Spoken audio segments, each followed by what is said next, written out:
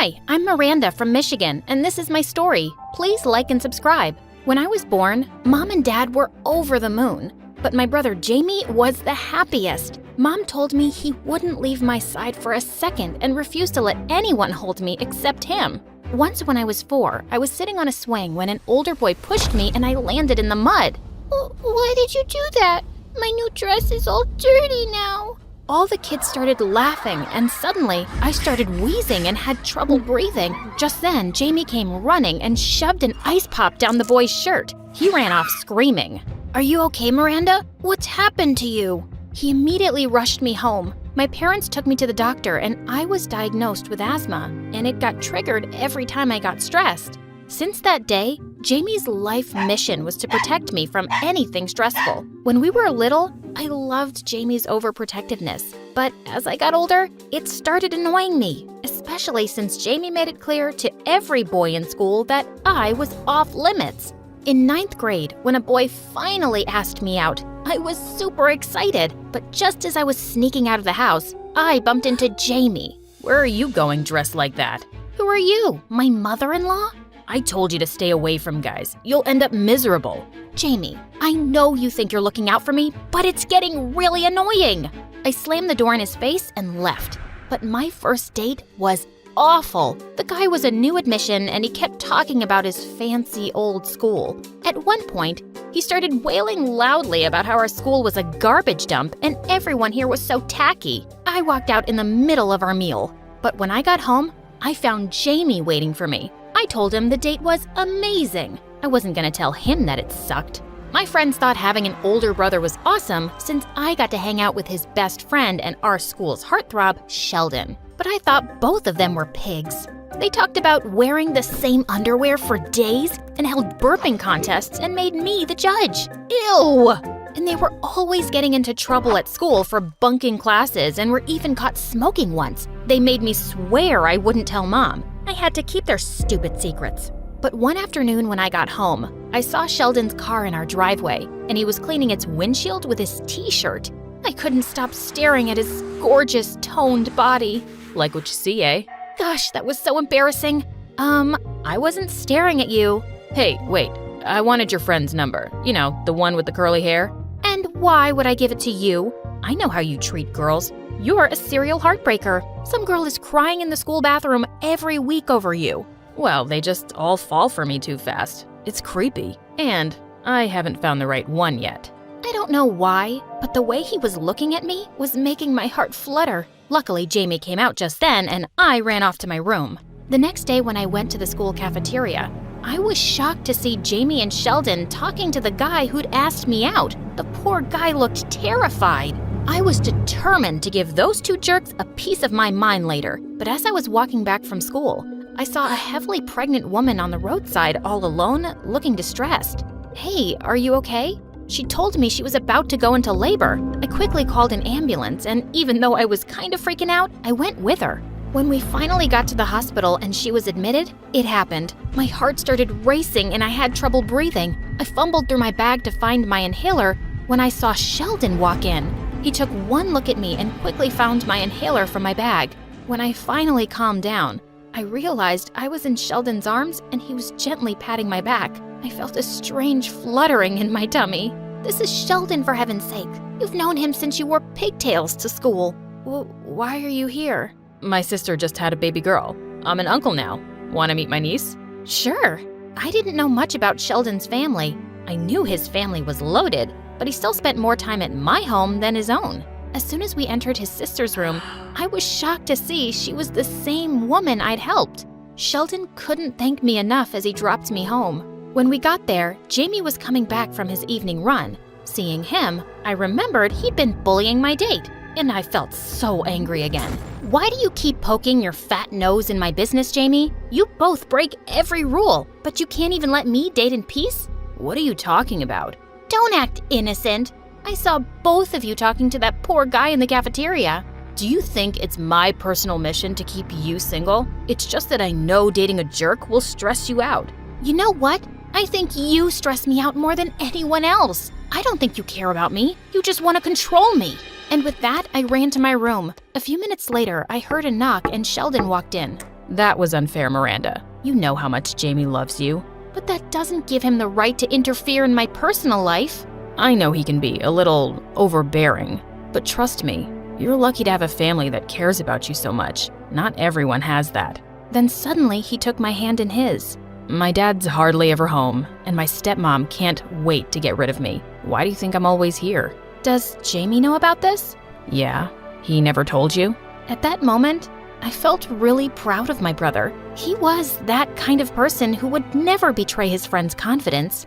Just then, I realized my hand was still in Sheldon's. Are you really into that cafeteria guy? No, he's a complete moron. Thank God. You know that rock band you love? They're having a concert this weekend. Jamie isn't interested, so would you like to go with me? I'd love that. When I told Jamie about our plan, he didn't think too much about it since Sheldon was practically family. And I made an extra effort to get dressed that day. It didn't go unnoticed. When Sheldon came to pick me up, he gave a low whistle. Don't be a jerk, I'm not your girlfriend. Yeah, and that's a shame.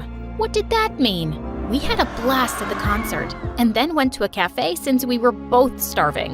Whoa, slow down, Tiger. Jamie would kill me if you choked on that burger. Wait, you've got mustard just there. Oh, I can be messy. Cute's more like it. You're nothing like the girls I've dated. Because I don't wear makeup or because I'm eating too much? I don't know. You're just different. When we were going back home, Sheldon asked me if we could make a small stop on the way. And I was really surprised when we ended up in a nursing home. I followed him into a room where a weak-looking woman was lying in bed, but her face instantly lit up when she saw Sheldon. Sheldon stroked her hair and read to her until she dozed off. Then we gently tiptoed out of the room. Sheldon, was that your mom? Yeah, but she doesn't actually recognize me as her son now. She's been unwell for a long time and lost her memories. I'm just a friend who comes to visit. It makes her happy. I felt a lump in my throat thinking about how much Sheldon had to go through. When he dropped me at home, I was about to get out of the car when he stopped me. Miranda, I have a small gift for you. He took out a silver bracelet from his pocket with hearts hanging from it. This was my mom's. I want you to have it now. What? No, I can't take this. Please, I insist. I know you're my best friend's little sister, but lately, I'm seeing you as so much more. You know what I mean? Yes. I think I like you too, that way. But there's one problem. Jamie? Yeah, he'd kill me if he gets to know about us. Don't worry. He doesn't want me to date random guys, but I know he trusts you. We'll tell him when the time is right. With that, I leaned in and kissed Sheldon on his cheek. But when I entered the house, I found Jamie glaring at me like an angry bull. I just saw you kissing that backstabber in the car. What? He's your best friend. And yeah, we have feelings for each other. I thought because you know him so well, you'd actually be happy. That's the problem, Miranda. I know Sheldon too well. He's never serious about any girl. I'm telling you, he's bad news. He's a fantastic friend, but a hardcore playboy. But what we have is special, Jamie. He even gave me his mom's bracelet today. The one with the hearts? Suddenly, my heart sank. Yeah, he gives them to all of his girlfriends. Don't be stupid, Miranda, and trust me on this. Sheldon will let you down. With that, Jamie stormed off. But I knew he was wrong about this. Sheldon really cared for me. Jamie started avoiding me and Sheldon completely after that day. And anytime Sheldon tried to talk to him, he walked off angrily without listening to a word. Gosh, he's being so awful. But I really do hate seeing you two fight. Don't worry about it. He has to come around. I know he will. Being with Sheldon was amazing. But some weeks later, I was getting to see less and less of him because he always had football practice after school. And then one day, I walked into the school hallway to find Sheldon by the lockers talking to a blonde girl. He whispered something in her ear, and then he slid a bracelet on her wrist. What are you doing? Sheldon turned to me with a completely indifferent expression. I was gonna tell you, I just didn't find the right time. I met Casey here at football practice. She's a cheerleader. I think we work better together. You didn't find the right time to tell me? Come on, Miranda. You know my history. I just think you like me more than I like you. Can you please not have an asthma attack right now? It's so melodramatic. He stepped forward to take my inhaler out of my bag, and I slapped him hard. You're such a jerk. Don't come near me. I pulled out my inhaler as I ran to the bathroom in angry tears. How could I have been so wrong about Sheldon? And later at home, as I cried in my room, Jamie came and sat on my bed. I guess you heard. Please, just whatever you say right now, don't say I told you so. Because I just can't deal with... Sheldon and I got into a huge fight, and I told him to never come near you again. I'm sorry you're going through this. No, I'm sorry for not listening to you. I should have believed you. A week later, things were back to normal between me and Jamie, but I missed Sheldon. As pathetic as that sounded, I missed his silly banters with Jamie and his goofy smile. Heck, I was still wearing that stupid bracelet he gave me. That weekend, I was watching MSA videos and sulking in my room when Jamie walked in. You're still crying over Sheldon? Yes, I am, and it's your fault. You always treated me like some porcelain doll when you should have been my friend. Look at me now. I'm so bad at judging guys, and I dated 2 jerks. But I told you to stay away from both. And why would I listen when you're always telling me what I can do? And now, I don't think I'll ever fall in love again. Wait, you loved Sheldon? Of course I did, but he turned out to be a lying jerk. I hate myself for being stupid, and I hate you more for not letting me grow up. I was so mad that I threw the bracelet Sheldon gave me. Jamie picked it up, and suddenly looked like he'd seen a ghost. Oh my God, Miranda, I messed up, big time. Sheldon told me the bracelet he gave you was really his mom's. He said something about her initials engraved inside. Wait, I thought you two weren't talking. That's when Jamie told me that Sheldon had come to see him after the concert and had confessed his feelings for me. He didn't want to keep it a secret from Jamie. I was so pissed at the both of you that I told him to back off or lose me as his friend forever. I kept refusing to listen to him. Miranda, I think he hurt you on purpose, just so you'd fall out of love with him. He did this because of me. It all started making more sense now. You must hate me. Yeah, a bit, but not really, you doofus. You just have to stay out of my business now. I promise. Take me over to your stupid friend's place now. Jamie and I drove over as fast as we could to find Sheldon sitting outside in the garden by himself. I ran up to him, and before he could say anything, I punched his arm really hard. Ow! Are you here to beat me up now? Did you break up with me because you're just a big jerk, or because of Jamie? Because Jamie is okay with us being together, so tell me. What? He is? Of course that's why I broke up with you. And I'm so sorry. I just felt like I was making you two hate each other, and Jamie was hating me, so I needed you to not like me anymore. I'm not dating anyone, Miranda, because I only want to date you. I love you. I love you too, moron.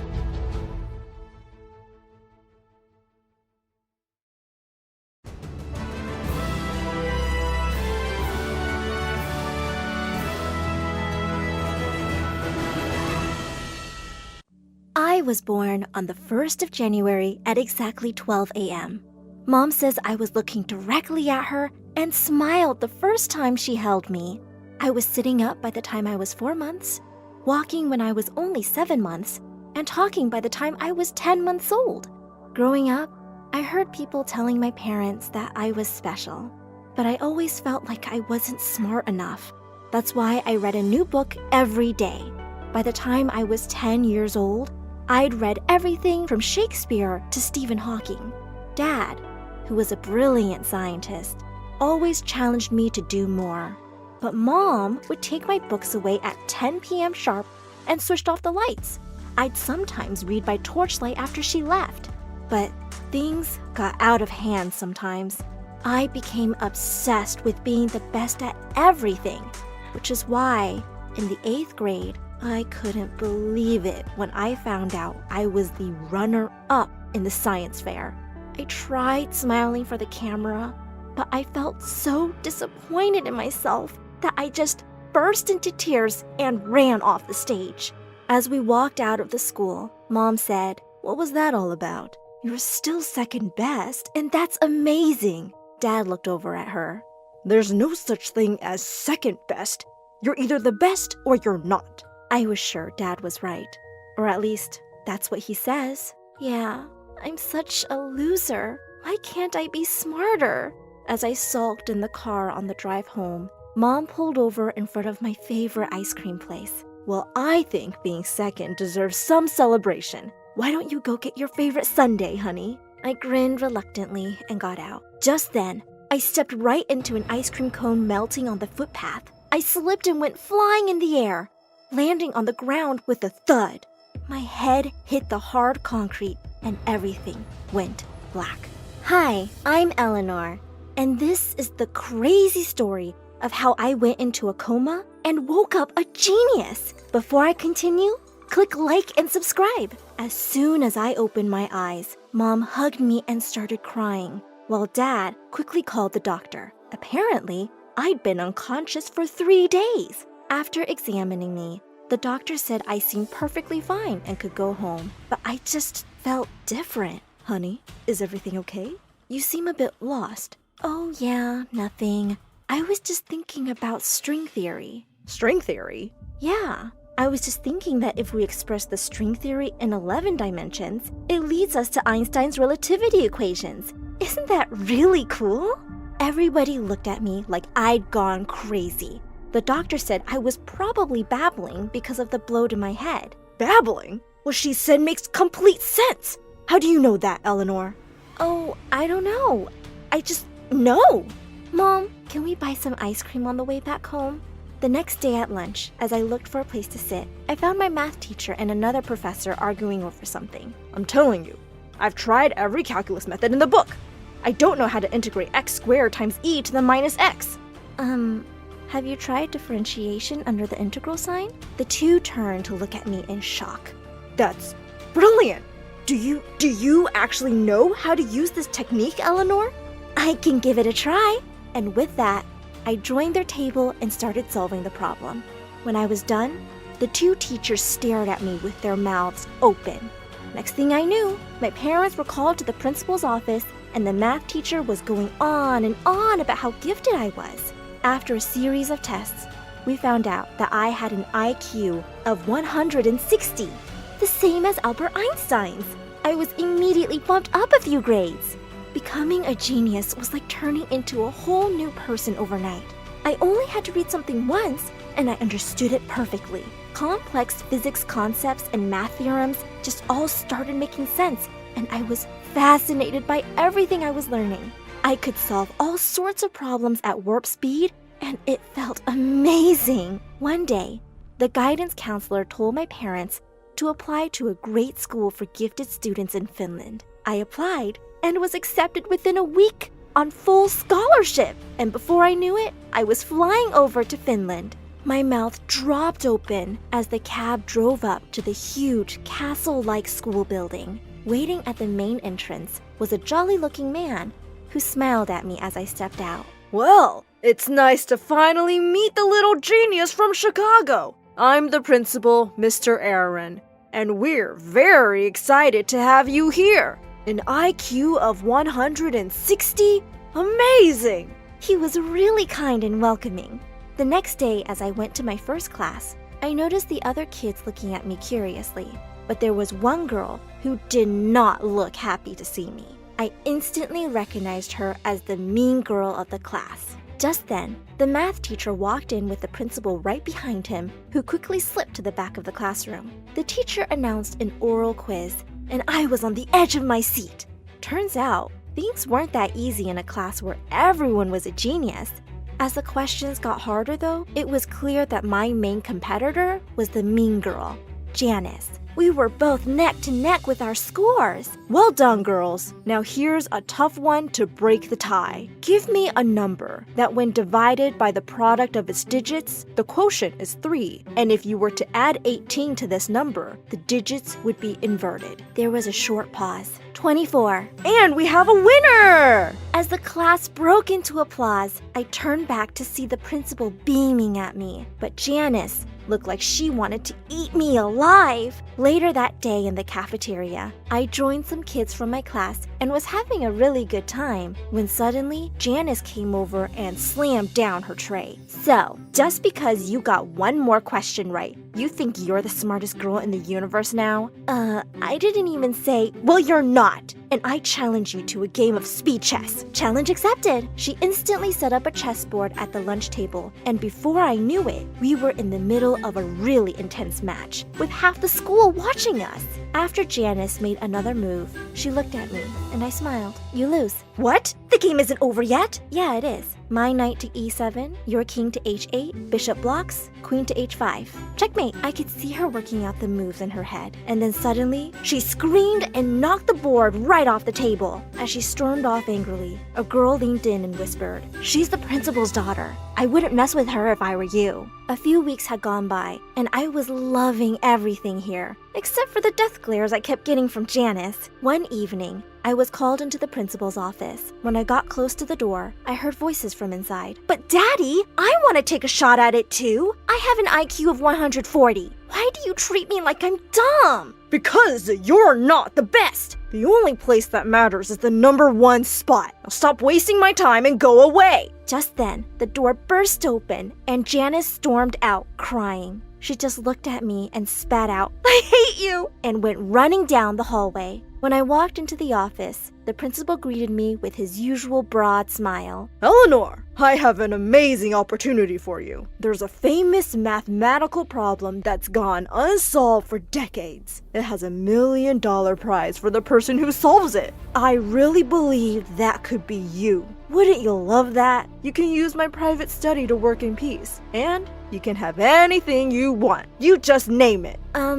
I'd really love some Doritos. "I have no idea what those are, but I will search all of Finland and get them for you. You just work on this and make us proud." I pored over the problem for days, barely leaving the study. I became obsessed. I started missing my classes, but the principal said I didn't have to worry about that right now. One night, I'd fallen asleep at the desk when I woke up with a start. Of course! I couldn't believe the answer had been in front of me all this time. The next morning, I was up early waiting for the principal outside his office. I think I solved it! He settled in his chair, and as his eyes scanned the pages, they grew wider. And 10 minutes later, he looked up at me in shock. "Unbelievable! I really think you've done it." Then suddenly, I saw an expression on his face I never seen before. "Now, get out of my office, please." Wait, what? Aren't we going to submit the solution, sir? "Oh yes, but not we. Just me. What does a little girl like you need $1 million and all that credit for?" "Oh my God! You're an evil jerk! You can't steal my work!" "I can! Watch me!" And with that, he shoved me out of the office and slammed the door in my face. I couldn't believe he'd made such a fool out of me with his nice guy act. That evening, as I paced my room furiously thinking about what to do, Janice suddenly walked in. "What do you want?" "I know what he did, Eleanor. I know what he's really like. We can't let him get away with this." For the first time, I realized we were a lot alike. We both just wanted to be the best, and our dads had always made us believe we just weren't smart enough. "I'm listening." A few days later, the principal was planning to make a presentation in front of his colleagues and board members. Janice and I snuck into the conference room as everyone gathered there. The principal stepped up in front of the mic. "Before I start, I just want to say that I'm so excited to present the solution to a problem that has baffled so many brilliant minds. This will do wonders for the reputation of our school." With that, he switched on the projector. Everybody stared at it, looking unamused, while Janice and I nearly burst out laughing. Mr. Aaron looked at the slide in horror and quickly shut the laptop off. "Clearly, there's been some mistake here. No matter. Let me distribute copies of my solution." As everyone opened up the pages, they stared at him angrily. "Is this some kind of joke, Mr. Aaron? Why are you wasting our time?" And with that, everyone got up and started leaving, looking really displeased. When the room was empty, we came out of our hiding place, and the principal turned purple. You stole my paper and changed the slides." "No, you stole my paper, and we just took it back. And it's already on its way to be reviewed by the country's mathematics board under my name." And he screamed in rage. Janice and I walked out arm in arm. At the door, Janice turned around. "Daddy, put a password on your laptop next time. I know your IQ is only 126, but that was kind of dumb, even for you." Fast forward a few weeks, and I was invited to a ceremony in Belgium to receive my prize for solving one of the greatest math problems of our times. Mr. Aaron quit and left, and no one knows where he is now. I'm graduating school next month and heading off to university soon. With the prize money, I have big plans to open a school where all sorts of kids feel valued. Janice and I have become really good friends, and I sometimes let her beat me at chess.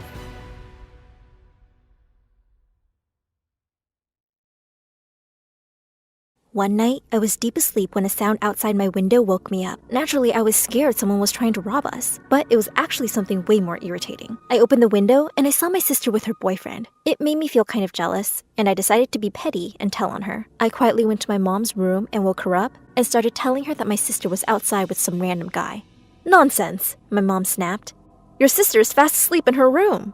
I insisted, and we ended up going to my sister's room and saw that the bed was empty. There was a sudden bang downstairs, and both of us ran to find the source of it. It came from the kitchen, and we found my sister in there. There was glass all over the floor. She said she dropped a glass while getting herself some water. My mom was furious and started shouting at her. "Do you know what time it is? You were out with your boyfriend, weren't you? Don't try to deny it either. Your sister saw you." My mom started calling her names and getting really mean.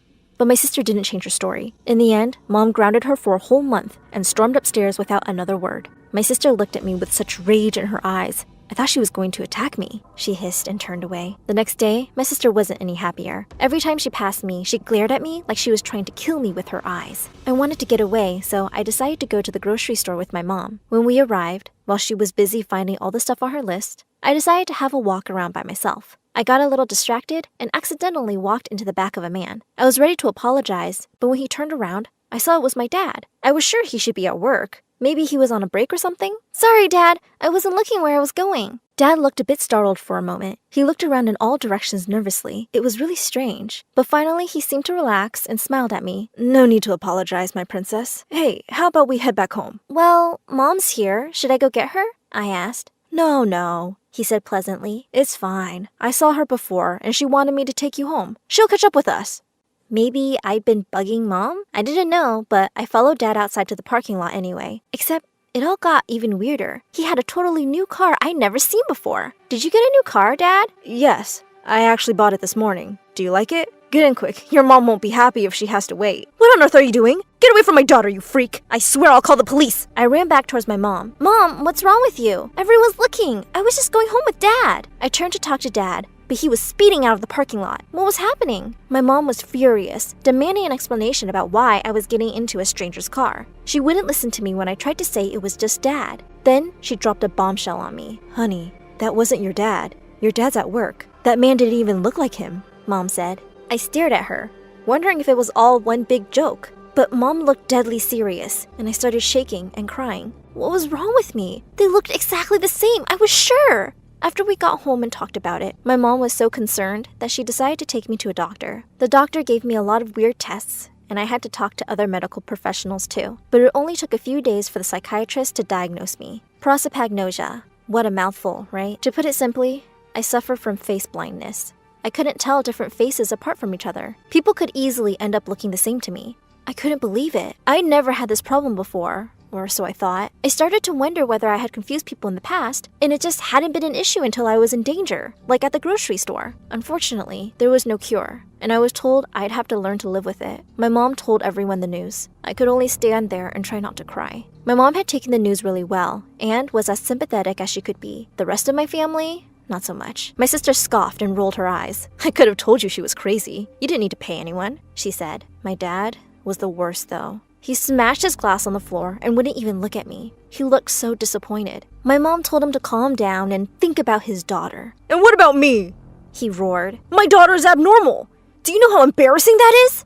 I ran off crying, but I could hear the entire fight from my room. My dad was yelling about how he never loved me and always knew there was something wrong with me. My mom told him to shut up and that I was just special, but he was too stupid to notice. My sister didn't say anything, but I could hear her laughing. At least someone was getting a kick out of this. In fact, she seemed pretty happy about the whole thing. At least I had my mom, or so I thought. My dad and sister quickly ganged up on me. My sister cut her hair like Mom and wore her clothes to confuse me. And it worked. The next day, she walked over to me in her mom costume with an evil smirk on her face. She came close and whispered in my ear, Hey, idiot. Guess what? I love your sister more than you. I started to cry hysterically and asked her why. You've just always been such a disappointment to me, she said. She started to laugh in a way that seemed oddly familiar, but I couldn't place it. Before I had time to really think, Dad walked in. I told Dad that I was sorry for everything, but he just rolled his eyes at me. It's fine, I guess. I always knew you'd be a problem, he said. By the way, since there are no secrets between us anymore, I guess it's time we told you about our open relationship. Pointing at my mom, he said, No need to tell her when other women are here. We all agreed to it. Not that you could tell your own mother apart from some random woman off the street. He and my sister both laughed before leaving the room. These people were stupidly evil. Shamefully, I really thought it was my mom who'd spoken to me like that, and I felt so betrayed and hurt that I didn't want to speak to her again. Every time my mom tried to approach me over the next few weeks, I avoided her. I couldn't take her insulting me again. Mom worked every night, so not seeing her wasn't particularly challenging. And from then on, every single night, my dad brought a new girl home. He made me stay in my room and told me my mom was totally fine with it all. Of course it was all a lie. My sister would even put on her mom disguise and tell me that she didn't mind the random girls in the house. I felt trapped in a nightmare. I just accepted things as they were. Even though I was angry at my mom back then, I still had guilt deep inside me. I knew something was wrong, but I couldn't quite figure it out. My mom had never been mean to me before, and I just couldn't fully believe she'd be okay with Dad bringing girls home. I needed to know the truth. I confronted my dad about it and told him he should stop. He got annoyed and told me I didn't understand. He asked me how I could even tell they were different girls since I was face blind. I can still tell voices apart, I said sadly. If you say so, he said before walking back to his room to go to bed. I felt defeated at first. But then something dawned on me. I may not be able to trust my eyes, but I could trust my ears. I just needed to listen to voices more carefully. With a little practice, I could be normal again. I was jumping for joy when I saw something that nearly broke my brain. Why are you jumping, honey? One of my moms asked. There were 2 moms in the room. I must have gone white as a sheet, as one of the moms told me I should go to bed and get some rest. Then she left. The mom who stayed behind started laughing. I see you just noticed my little haircut, you idiot. It was my sister. It was you the whole time? I shouted. Was it? Maybe sometimes. It's not like you can even tell the difference, my sister said. I was going to fix this whole mess. We all sat down and ate breakfast the next day, and no matter how hard I tried, I couldn't tell them apart. Their voices were different for sure, but I couldn't pin a voice to a person. My sister definitely had a distinct laugh, but her regular speaking voice wasn't much different from Mom's. And when I couldn't tell who was speaking, I couldn't train myself to know who was who. But then I thought, sure, their voices were similar, but their personalities weren't. That was it. My sister was rotten to the core, you see. And not just with people. My sister was also very mean to animals. She hated puppies and she hated kittens. Not like my mom and me. I decided to borrow the neighbor's puppy for a few hours. When I walked into my house, I could already tell my plan was working. One of my moms looked over with disgust and walked out. The other ran right up and started petting the dog. I took the next few hours to memorize my mom's voice as she played with the dog. The longer I listened, the more I could identify unique things in her voice.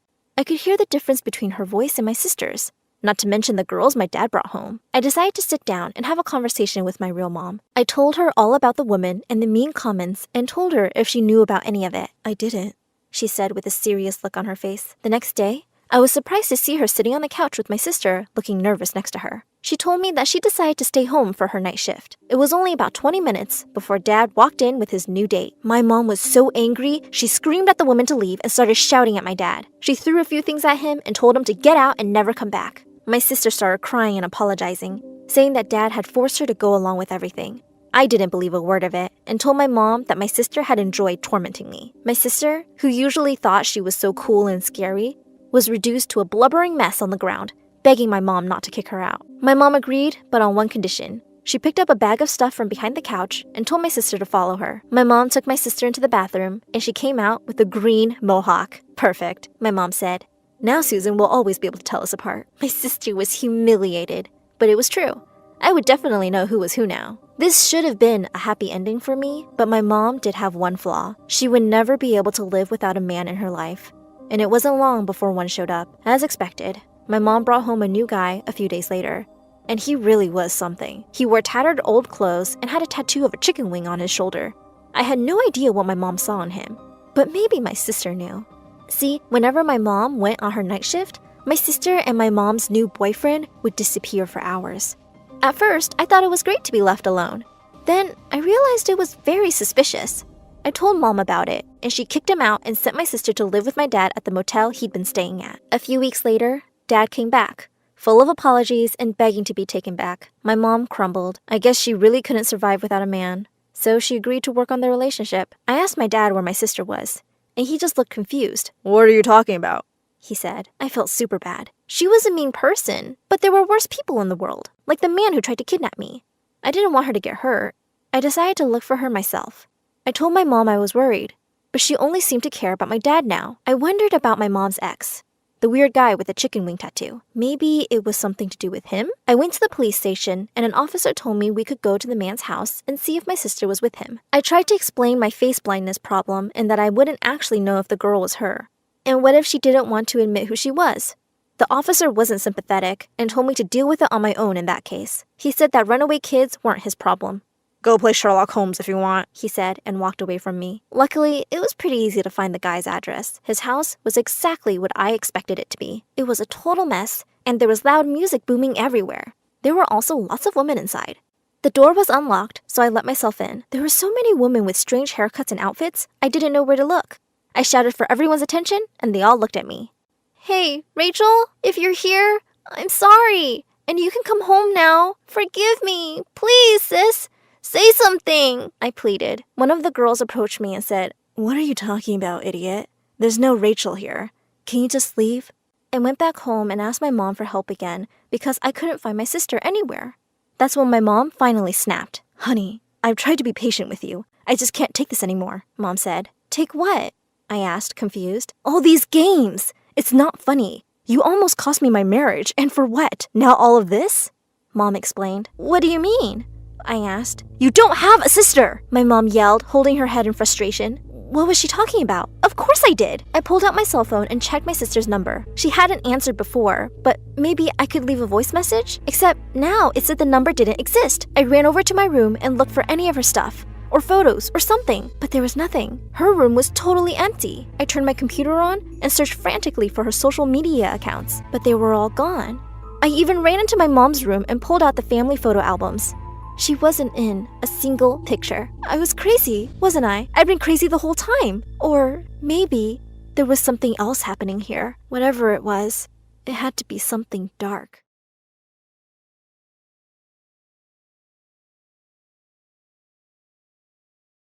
Hey everyone, my name is Tiana from France. Please don't forget to like and subscribe because MSA will give $2,000 to one lucky winner in the coming 7 days. The orphanage is the only home I've ever known. And honestly, it's not as bad as most people think, but I always dreamed of having a family, a real one. I had a big heart, but sometimes I'd say mean things without thinking. Once I saw a girl called Frida and said, You look ugly with this lettuce stuck in your teeth. Open your mouth now so I can take it out. But she didn't open it. So I grabbed her and made her open her mouth. I just wanted her to look pretty.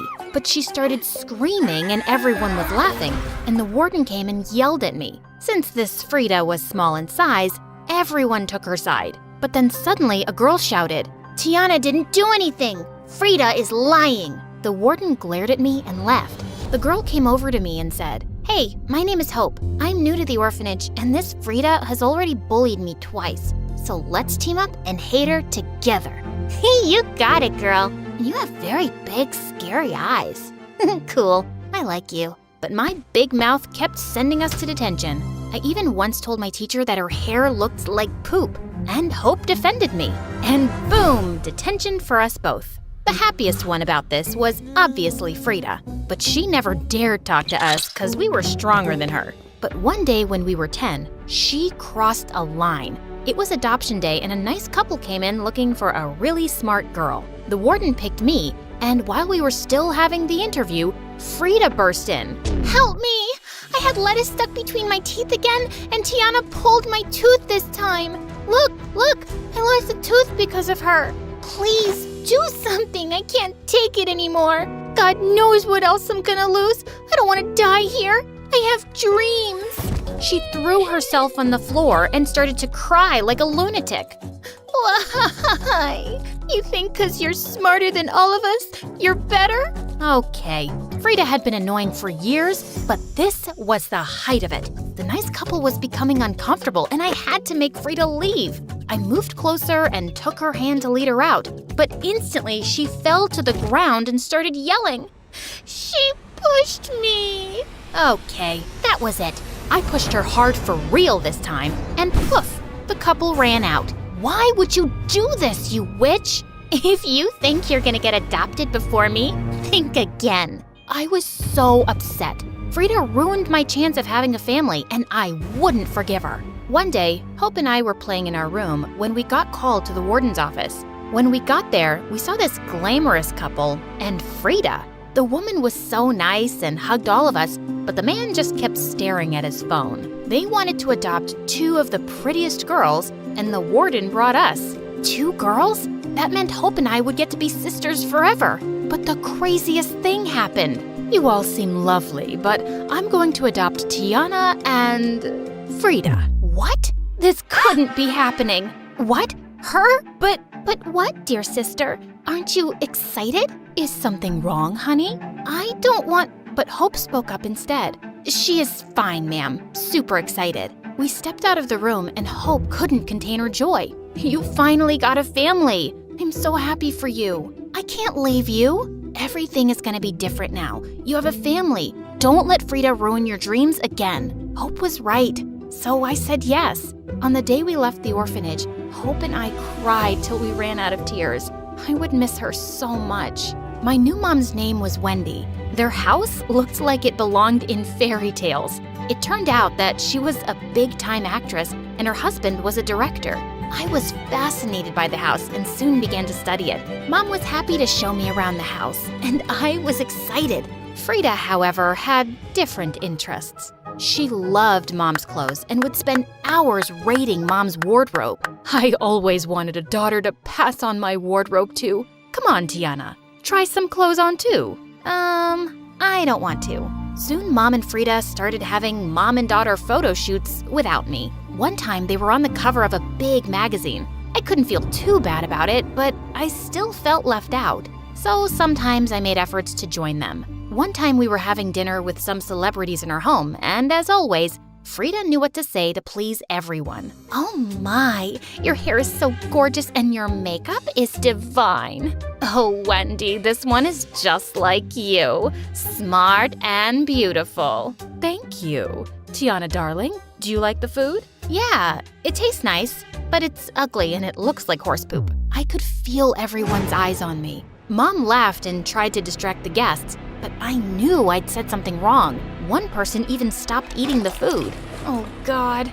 After that day, Mom hardly invited me to come out with them. Not that I blamed her, but Frida couldn't hide her joy at being the favorite. My new dad was never home, and when he was always locked up in his study. One day I was watching TV when I heard a loud argument from Mom's room. You don't even try to get to know them. They are your kids. I never wanted them. This was all your idea, and I'm supposed to love these kids I just met? They're annoying, and I can't deal with this. Not long after that, a huge moving truck came to take his things away. He had left us. Mom was sad for some time, but she had me and Frida, and soon returned to her cheerful self. Soon we joined school, and one day when Mom was away, Frida threw a party. I think this party is a bad idea. Not as bad as the idea Mom had when she adopted you. I spit at her and left. Our house was packed full and everything was so loud. I stayed in my room, and while I was reading a magazine, someone barged in. Oh, I am so sorry. I thought this was the bathroom. Hey, is that magazine about houses and construction? My dad has a lot of them and I read them all the time. Is this the one about the skyscrapers? Yeah, it is. His name was Tom. We had so much in common and ended up talking all night. A while later, someone kicked down the door. See, Mom? I told you. Tiana planned this dumb party just so she could spend time with her boyfriend. Boyfriend? That's not true. And why would I throw a party? I don't have friends. Then who is he and why is he in your room? We should be asking you. This is your party. Mom, look at her ugly, revealing clothes. These are the clothes of wannabe bimbos throwing parties and smoking all night. Ugh, how I wish I could burn all your clothes. You disgust me. Stop it. I'm so disappointed in you, bringing strange people in my house. And you, Mr. Boyfriend, get out and never come back. Told you, Mom. You shouldn't have adopted her. You're a successful actress. You need a pretty delicate daughter like me. For your image, Mommy. And to my shock, Mom said nothing to that. She just left. Frida had become a full-blown villain. She was always setting me up, and no matter how hard I tried, Mom always believed her because next to me, Frida looked like an ant and I was a giant. But Mom always forgave me in the end, and it drove Frida mad. And soon, she snapped. One day, I was watching TV with Mom when we heard Frida scream. We ran to her room and found her on the floor crying. It's all ruined. All of it. Next to her was a pile of clothes that had been cut up and stained with mud. I've done everything to make Tiana love me, but look what she did to my clothes. She said she'd ruin them the other day, Mom. You heard her. Yeah, but I'd have burnt them, not cut them and thrown mud at them. Ain't nobody got time for that, except you. Immediately, Frida pounced on me and we got into a catfight, till Mom stepped in and separated us. Okay, I am tired of all of this. If you both cannot live in this house in peace, then we need to change this up. I think you both need a break from each other. The next day when I got back from school, Mom had moved my things to a room all the way across the hall. I was happy to be away from Frida, but it meant I was far from Mom too. My fights with Frida stopped, but then bigger fights started between her and Mom. One day we were having dinner when Mom said, Tiana, your teacher called. Your college aptitude test score was amazing. So proud of you, honey. Thanks, Mom. And Frida, what about yours? Oh, I didn't write that. I figured that since I'm just going to be an actress, I don't need it. You're going to be a what? Just get one of your friends to cast me. It should be a movie that shows how pretty I am. No, I'm not doing that. I don't want that life for you. You will go to college, and when you are older, you can make better decisions. What? You don't get to tell me what to do. I will be an actress. Actually, I can tell you what to do. I am your mom. You adopted me just so you could be the boss of me? Frida, shut up. Mom is trying to help you. You shut up. My life would have been better if I didn't end up with a dumb sister and a failed actress as a mom. Before she could blink, I gave her a hard slap. How dare you? If it wasn't for Mom, I'm sure you would have ended up working as a waitress for the rest of your life, you ungrateful brat. Apologize now. I was ready to fight her, but instead, she moved to the mantel and threw down all our pictures. I hate you both. And after that, Frida got worse. She skipped school and was like a tiger ready to attack if anyone talked about it. She failed our last year in high school and wasn't going to graduate with me. What is wrong with you, Frida?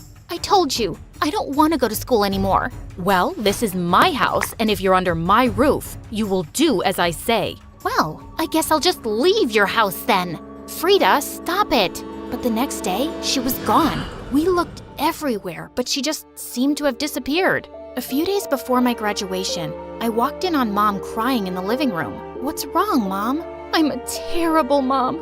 I think Frida was right. Your lives would have been so much better if I'd never adopted you. Oh no, don't say that. You're the best thing that happened to me. I'm sure of it. Funny how things work out, isn't it? I always favored Frida because she seemed more like me, and I found it easier to bond with her. I didn't make the effort to understand you better, and you've been nothing but amazing. I'm really sorry if I made you feel ignored. I should have tried harder. I did feel overlooked at times, and I wished we had a better bond, but I still love you, Mom. Well, let me start fixing things. Let's go get you a graduation dress. Whatever you want. On graduation day, Mom's smile was the widest in the room. I went off to college soon after and graduated top of my class to become an architect.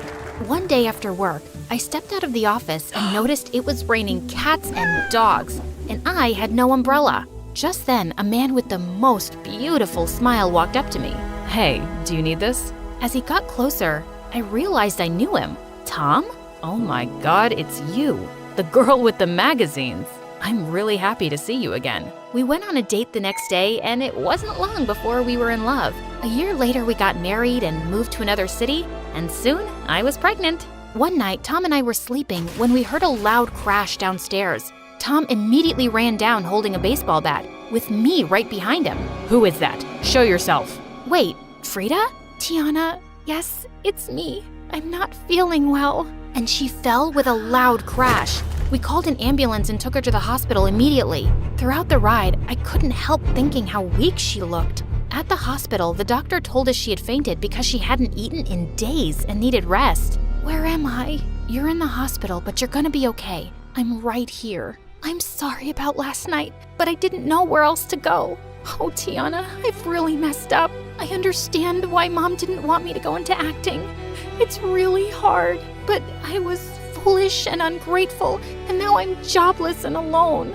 And believe me, I've really missed you and Mom. I'm so sorry. Will you give me a second chance, please? Will you beg Mom to forgive me? She must hate me so much. It's okay. Well, you're really messed up, but everything will be fine now. Of course I forgive you, and Mom could never hate you. I'm sure she'll be really happy to see you.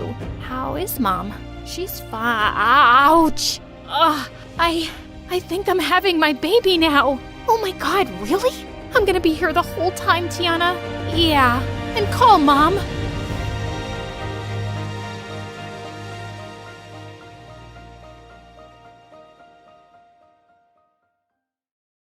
Hi, I'm Freya from England. Before you hear my story, like and subscribe to For Eve. I was born to super rich parents who were extremely competitive. They wanted to be the best at everything and would include me and my sister Olivia in the race to prove the world how great our family was. You're both learning to play the piano. Be ready by next week. The one who plays the best will go on a yacht while the other stays home. Got it? Yacht? It's boring. I'd rather stay home and write poems and stuff. Poems? Are you trying to give me a heart attack or something? Why can't you develop better taste like your sister? Perhaps focus a bit on playing chess? Or perhaps ballet if you want to go all artistic. Ugh, never mind. I'm sure Olivia's the one who's going to win the yacht trip anyway. Well, in my mom's eyes, I was never good at anything. My parents barely noticed me. But Olivia, oh, she was Miss Perfect and the most annoying. And for some reason, her life's mission was to always remind me that she was better than me. Come on, Mom.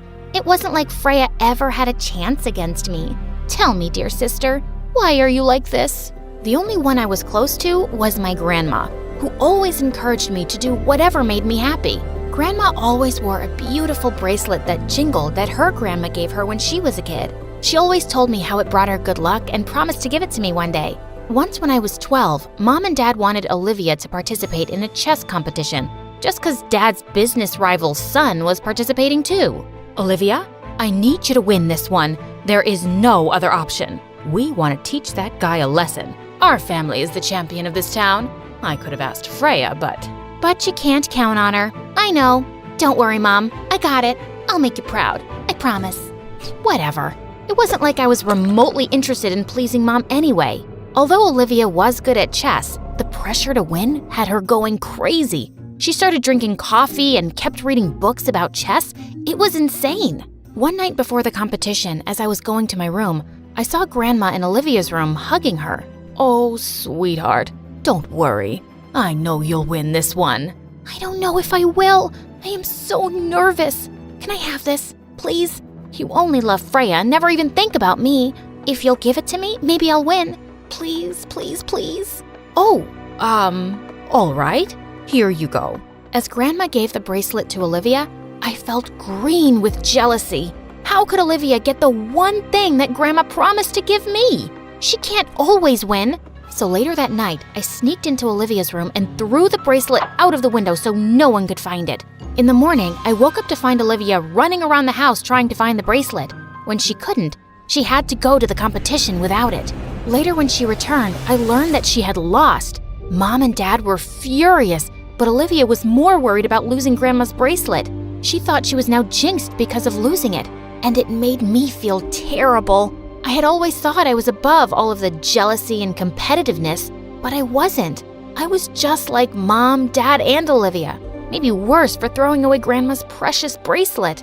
So I told my grandma the truth, and she looked so disappointed, but she eventually forgave me and told me there was nothing more precious than me. One time when I was 15, Mom and Dad took us out to a really fancy hotel, and there I heard people clapping. It was a show, and people were coming on stage and sharing their poetry. Gathering courage, I also went to the stage and took the mic. The moment I open my eyes, I know it's time to start the fight. I don't want to, but I have to. Can they never see that I don't want to? As I went on, people loved my poetry, and I knew I wanted to become a poet when I grew up. When I told Mom and Dad about it, they totally freaked out. But we wanted you to get into a good university and then become a doctor or something. No one is impressed by your sad poems.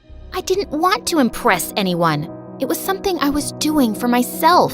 So I just started writing and would always participate with poetry groups and perform on the streets. One night, a boy stood in the crowd, and when I was done, he clapped the loudest. Every night I performed, I saw him. One night, he stayed when the rest left. You write the most beautiful words I've ever heard. And I should know. Why's that? Actually, my parents are in the music business too, and alright, I'm sort of a singer myself. But I'd die before asking my parents to launch me. Usually, talentless rich kids who want to be singers write their own lyrics, and it's always about breakups or how awesome their life is. But your stuff, it's deep. It's got soul. Thanks a lot. So tell me, since you watched my free show every day, when am I gonna hear you sing? I do owe you a song, but it does look like you're making some good money off your free show. Well, I have to make my own money. I can't take anything from my parents. Oh, I get it. Here you go. The guy's name was John, and I knew he thought I was poor, but it was better than telling him I was from a family that hated what I did. Soon, John and I started meeting every night. We both loved sitting together as we read the verses from my notebook. It was something I could do with him forever. But then one day, he told me he was leaving. I got accepted into this boarding school for artists in LA. They have awesome programs for musicians and poets too. Maybe you can apply next year. I'm sure your work can get you a scholarship. And I did. I was thrilled, but when I told Mom and Dad, they just rolled their eyes. Oh, God. Poets make pennies. Just take up fashion designing or something else. Why do you always have to be so difficult? But Mom, it's my passion. Some passion that won't pay the bills. Fine.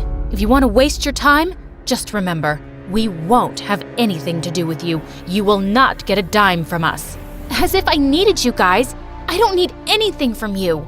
Freya, I have always supported you. But this is madness. As a hobby, it's fine. But going to another country for, of all things, poetry? What will people say? Daughter of the richest man in England is a street-performing poet? Oh, I didn't care what Mom had to say. But Grandma? I couldn't believe she'd taken their side. It was at that moment I just snapped. You too?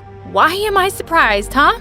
First, you gave the bracelet you promised me to Olivia. Now you want me to crush my dreams and be my parents' slave? I can't believe this. I have made my decision, and I'm not turning back. I had to leave school in a week, and no one was talking to me. But the night before my flight, Olivia came to my room and looked a little worried. I know I haven't been the best sister, but please don't go. Ever since I've been cursed, I can't seem to concentrate, and Mom and Dad are always angry at me. Cursed? Gosh, was she still hung up on that? Olivia, I can't live here. And you're not cursed or jinxed. I was the one who threw Grandma's bracelet away. What? How could you? Do you even know how much it affected me? The guilt of losing something so cherished by Grandma? I was just so jealous. I wanted you to lose. I didn't think it through. I am so sorry. I want to be better. Oh, shut up. You think you're so above us all. But the truth is, you're pathetic. Olivia, I knew what I did was terrible. She was right to hate me. So I packed my bags and quietly left for my new school. At the new school, John was 2 years my senior, and we went right back to where we left off. We even started dating. But in his last year, he had less and less time to spend with me. When his graduation came closer, we broke up. I have to move back to England. Mom and Dad need me to step up and handle the business. So, I guess... It's goodbye? I guess so. I'll really miss you, but I know you'll do great. It was so painful to see him go, so I unfollowed him from all my accounts and poured myself into my poetry. When I graduated, I was determined to make it big. I released a book of my poetry while I was waitressing at a nice restaurant.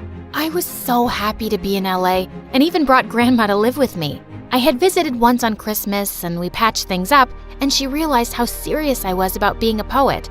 One day when I was at work, a blast from the past visited the restaurant. John, what are you doing here? Freya, this is crazy. You stayed here after graduating? I never knew that. Yeah, I think this city suits me. It sure does. After my shift ended, we sat and talked for hours. I even showed him my poetry book. He loved it and told me he could talk to some producers in LA and get me into the industry. There's a famous singer looking to open this weekend. You can perhaps open for her with your spoken word and poetry. Your words? Kid, they got soul. Here you go, an advance payment check. All the best. Outside the producer's office, I ran up to John and hugged him tight. I'm so sorry, I got carried away. No worries. I loved it. Saying that, he leaned in and kissed me, and I felt my heart somersault. A few days before the show, I got the most unexpected text ever from Olivia. Mom and Dad are driving me crazy. I want to meet you, sister. I'm in LA. Let's catch up. Olivia hadn't spoken to me since our fight, and even when I went to visit my family on holidays, she ignored me. Hearing from her was great. I invited her to the restaurant the very next day. I also called John and he was on his way. I really wanted him to meet my sister. I'm so happy you're here. Me too. So tell me, how did you get that show opening gig? I saw on Instagram that you're opening for a famous singer. How the heck did you pull that off? Huh? Oh, so that's what you think of me. Duh. Mom saw the post first and was somewhat happy. And it made me so angry. I learned some time ago from a friend that you were a waitress, so I just wanted to take some pics in this tacky outfit of yours and show it to Mom. Now I'll be her favorite again. Olivia, you are pathetic. I wanted to kick Olivia out of the restaurant, but right then John walked in and seeing us both, he looked shocked. Olivia, what are you doing here? My heart nearly stopped. John knew Olivia? But how? Oh, so you're playing for the other side now? Dating Dad's business rival's son? That's low.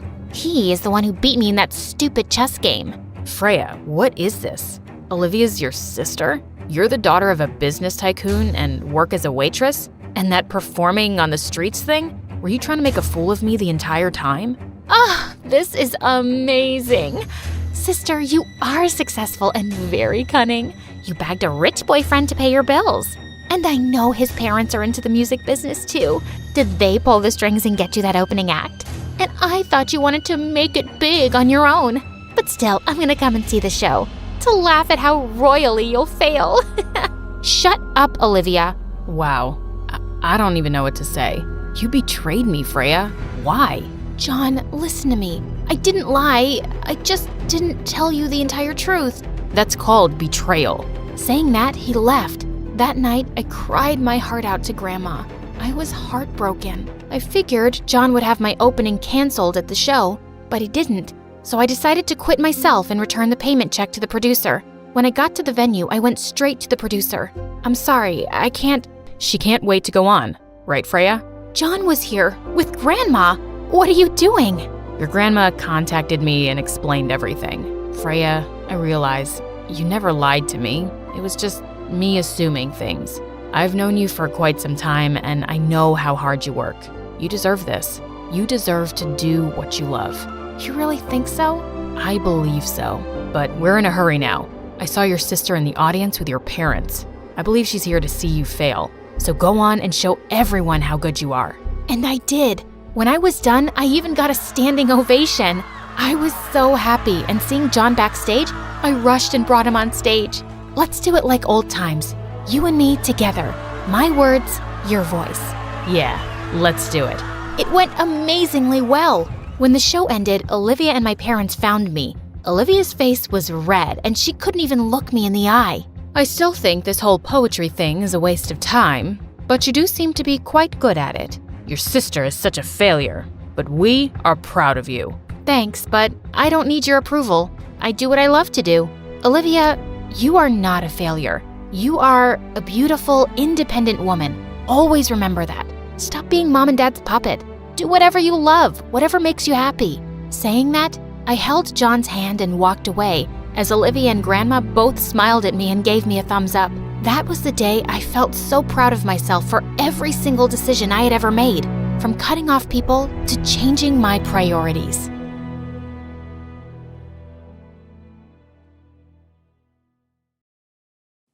Hi, My name is Sarah, and I'm about to tell you how working with My Story Animated was the worst decision of my life. Geez, this channel. So I'm not here to only talk about them. I have a story of my own, and it's not a very happy one. I'm the oldest child in a family of 5 girls, and all my sisters are my half-sisters. Each one of us has a different dad. Mom really loved having daughters, but she said men were annoying and she didn't want to live with any of them forever. But sadly, I was the ugly daughter. But I'm not ugly. It's just that I'm not as pretty as the rest of my sisters, who are pretty. Like real freaking models. Don't get me wrong, I love myself now, but when I was a kid, it really affected me. People would stop to laugh and talk with my sisters, and they completely ignored me. One day, Mom was reading something when she suddenly slapped her forehead. Oh, this book says that ugly people are usually smart. That explains your ugliness. God takes beauty and gives brains. This is how it works. Well, meet my mom. She's dumb, but I still love her. Why am I saying this? Because the year I started 2nd grade, it was my sister's first day of school, so Mom came with us. My teacher saw us all together and said, "Oh, you're Sarah's mom. But these can't be her sisters. They're very different. Oh, Sarah is adopted." Ugh, Mom was always like that, but she wasn't getting away with it this time. I immediately whipped out a copy of my birth certificate. "Look, I swear I'm her biological daughter, but she keeps telling everyone I'm adopted because she's too dumb to accept that I'm different." Mom glared at me, but I stepped on her foot. Accidentally, of course, and went to class. Well, let me tell you, anyone can pass the 1st and 2nd grade, but it's when I got to the 3rd grade and things got harder that I found out the worst possible thing. I wasn't even really smart. When Mom saw my report card, she cried out, "Ugh, ugly and stupid? So then what did God give you? It can't be charisma. I mean, look at you." "Maybe a good heart, Mom? Maybe I don't judge people based on their looks." Mom then started entering my sisters into beauty pageants, and they always won something. Once she came and said that since my sisters were like princesses, I should be the maid and serve everyone around. I glared at her. "You wish," and went to my room. 1 year later, we found out that my sisters weren't just beautiful, they were also really smart too. Like so much smarter than me that I started making my second half-sister, June, do my homework. And my grades started getting so much better. When Mom found out, she went insane and said that I should find a job to make myself useful. But I have to tell you guys, I'm one of the top 10 laziest people on earth. But Mom has another word to describe me. "You're just useless, Sarah!" I spent the next few years of my life doing nothing really meaningful. I'd mostly just stay in my room watching videos on YouTube and shows like Hannah Montana. Until one day, Mom told me that she was taking the older sisters to the salon, and I had to babysit the youngest toddlers. The minute she left, I went straight back to my room. The toddlers followed me and asked me to take them to the park. "Oh, yeah, sweeties, of course. Just after I take this nap." I was lying for sure, and I wasn't going to take them anywhere. Hours later, I woke up to my mom screaming and sobbing. The toddlers were missing. "Your sisters are lost because of you!" "Oh, no, they're too pretty. Someone could have kidnapped them and put them in a beauty pageant already." "Ugh, Mom, take a chill pill. They're at the park." But to my utter horror, they were not. And I just went crazy with guilt. I started looking for them everywhere. 2 weeks passed, and they were nowhere to be found. And for the first time in my life, I realized Mom was right. I was only an ugly, stupid, useless girl. After 3 weeks, we finally found them. A blind old man had found them and had been taking care of them. The social services said that Mom wasn't qualified to raise us because of my sister's incident, and they'd be taking all of us away from her. My sister started crying, and Mom looked at me hatefully. "I wish I'd never given birth to you." Mom paid almost everything she had to the lawyers until she won the case, and eventually we didn't have to leave her. But she never spoke to me again, and my sisters all resented me, except for June. June came to me one day and said, "Sarah, some people are just born unlucky, but there is no point crying over it, sis. Just find out what makes you happy." I was in 9th grade back then, and I decided to find a job after school. I applied for a job in a clothing store. When I got there, I saw a beautiful blonde girl waiting for the interview. Just then, the store owner came out and said, "Hey, you, pretty girl, you're hired." "But you didn't even interview me." "There's no need. You're, not very attractive for this job. But you look like a smart person. I'm sure you belong in a lab or something." "But I need this job so badly. Mom paid a lot of money for the lawyers after my sisters." Hey, where do you think you are? The Oprah Winfrey Show? I don't care about your stupid problems. You're not pretty. Like, at all. So leave. What a total jerk. I got really mad, so I spat at his face. To my surprise, the pretty girl walked up to him and spat at his face too. And then we both left. I never found a job, but I found a boy.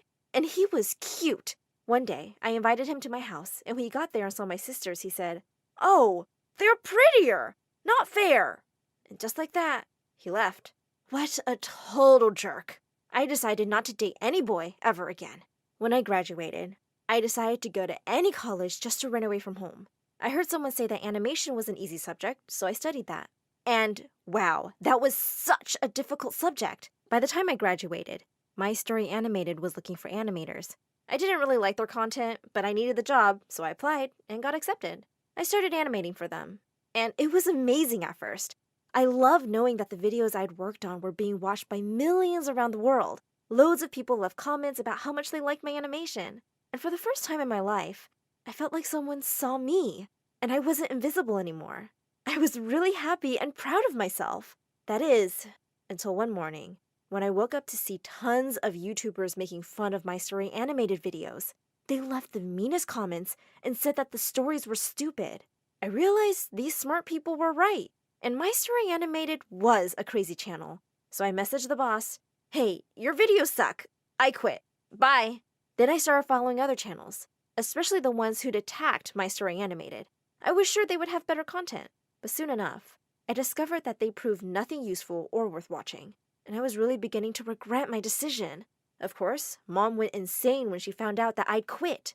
At least My Story Animated entertains people, and their content changes people's lives in some way.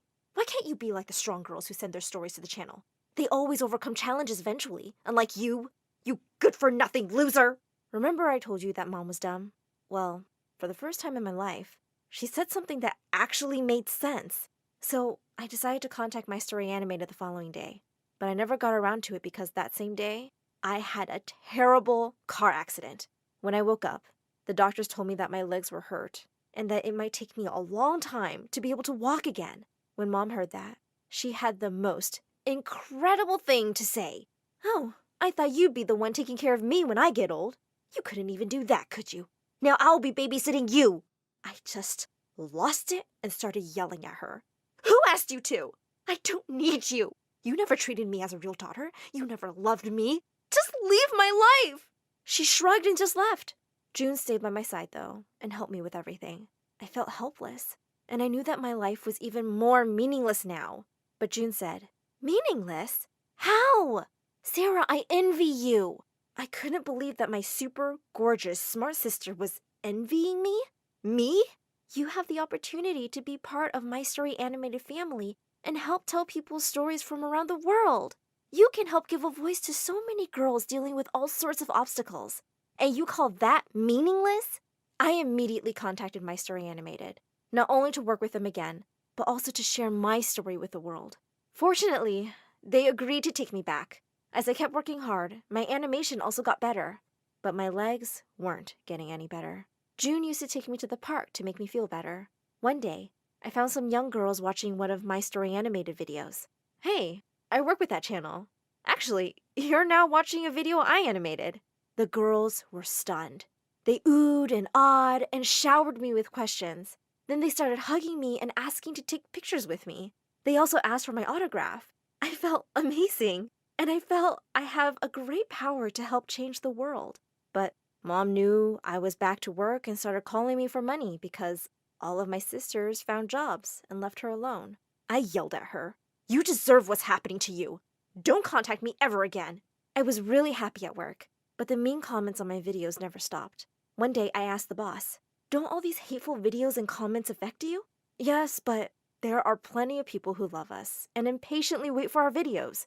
Haters are just very judgmental people who see the world as black and white and think they are right about everything. And when they don't understand something, they just call it stupid or bad or ugly. And that is just bullying."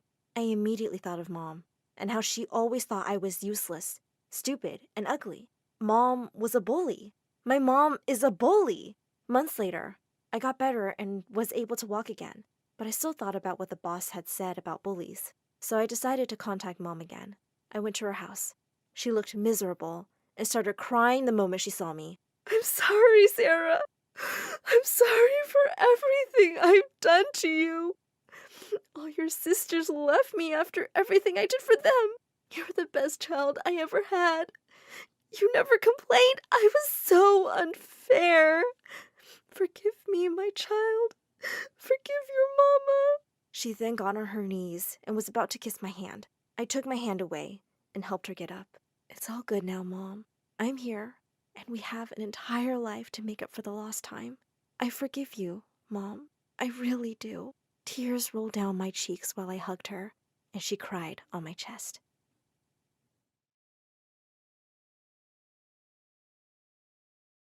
Hello, my name is Lily, and I live in a hidden village high up in the mountains. My father was from a long line of wealthy traders who built these castles themselves. They built a huge wall around the town to keep us safe, and the kids were forbidden from going outside. Obviously, that meant we tried to leave all the time. We would dare each other to get past the gates, but there were 100 guards ready to stop us. The others laughed it off, but I was mad. My father went out for trades all the time. Why couldn't I? When I was 10, I sneaked into his bags before a trip, and I jumped out once the carriage left town. Woohoo! I'm outside with you, Papa. He screamed, and his guards almost jumped on me. Father made the carriage turn back, but he made a stop on the way and showed me a dark, chilly forest. This is the outside world, Lily. It's full of horrible monsters and bad people. As the future chiefess of our town, you have to be inside to be safe. I believed my father completely, and I raced back into the carriage. When I reached home, I told everyone who would listen all about it. Father said there are monsters with giant teeth who chase you, and it's always dark and cold. I'm never going outside again. Suddenly, I heard someone laughing at me. It was Arthur, the boy who delivered milk to the town every day. There are no such things as monsters. The chief is a liar. How dare you? Take that back. Nuh-uh. I live outside and I have never seen any monsters. And it's sunny all the time. You're a fool. Everyone laughed at me, and I turned red with embarrassment. People started asking Arthur what he had seen, and he said there were towns way bigger than ours. There was even something called a school where hundreds of children got together to play games and learn skills. Hundreds of children? Our entire village had 30 kids. I couldn't believe Father lied to me. I demanded that he tell me the truth and let me out, but he refused. You are my princess. This is the only place I can keep you safe. His control over me changed everything. Over the next few years, I stopped being the sweet Lily he used to know. I turned into a total troublemaker. I broke expensive vases he got from his travels and tore up tapestries he dearly loved. One time he had an important meeting with big traders, and I let all of our goats run free into the room. It was so funny to watch all the men screaming. Father was furious at my antics, and one night I overheard him talking to my mom about setting my engagement. If we get her married, I can officially make her the chiefess. Then she can stay here forever. Be here?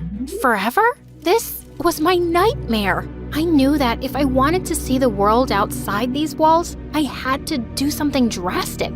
The only person I could think of was Arthur, the milk boy. He rode into our town in a carriage every day, so I packed up some gold and clothes and sneaked inside. I held my breath as Arthur rode out of town, but when we were away from the walls, I couldn't help but scream. Yes, I made it out! Ah! What are you doing here? I needed to get out of there. You can take me to a new town, right? Are you joking? Your father will end me. Just then, loud bells started ringing through the village. Alarms. They must know you're missing. I'm taking you back.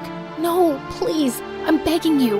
If I go back, my father will get me married to some stranger, and I'll be locked in there forever. Not my problem. I'll give you all the gold I have on me. I showed him the contents of my purse, and he agreed to help me right away. Yes! Arthur's carriage raced away from my village, and I finally got to see the outside world for real.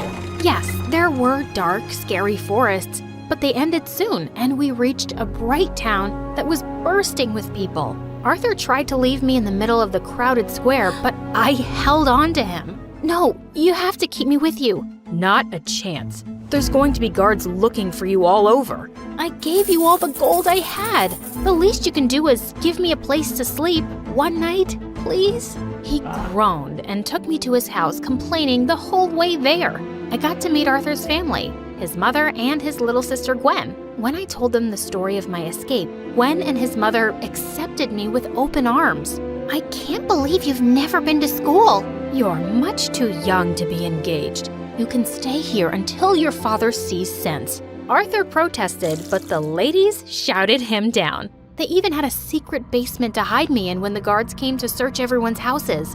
Even though they wanted to help me, living here was not easy. Even though I wore an elaborate disguise, Arthur's neighbors noticed I was new, and they were so nosy. One evening, all of them streamed into the house to ask who I was. Is she the lost girl? The one all the soldiers are searching for? No, I'm Arthur's cousin. Arthur doesn't have any cousins. We've known him our whole life. Who are you really? I thought I was done for, but Arthur stepped in and said, She's my fiancée. Everyone gasped and my jaw was on the floor. She's from another village. She's visiting to see her future home. She's really shy, so please stop staring at her. People walked away, whispering to each other, and I threw my arms around Arthur. Thank you. Now that everyone thought I was his fiancé, I was free to roam around town, and Gwen even took me to school. I got to play games I'd never even heard of, with more children than I'd ever seen in my life.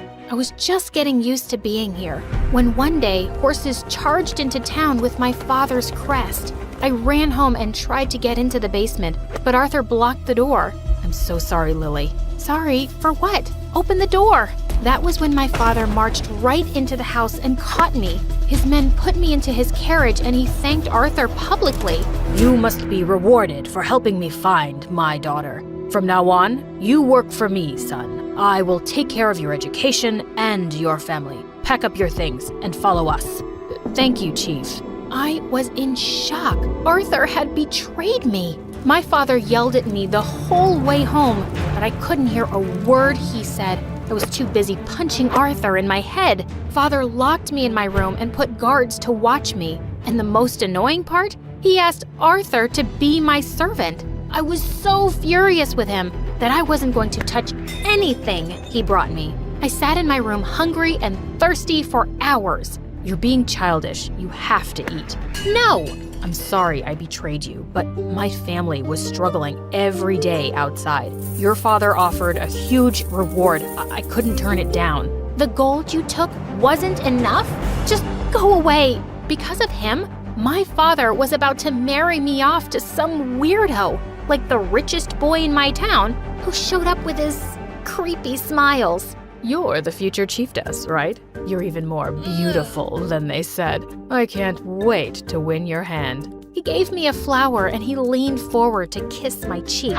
Arthur pushed him away. Who kisses a lady like that? The guy who's going to marry her. No way was I going to marry this idiot. But my father actually agreed to his offer. He didn't even care when I said no. He has enough castles to amuse you your whole life, Lily. You'll love it. The day of my wedding was fixed, and I knew I had to run away somehow, but the days kept passing and I could never get around the guards. There was no way out, and suddenly my wedding day was here. An hour before the ceremony, Arthur ran into my chambers. You look incredible. What do you want? I'm freaking out. You want to run away, right?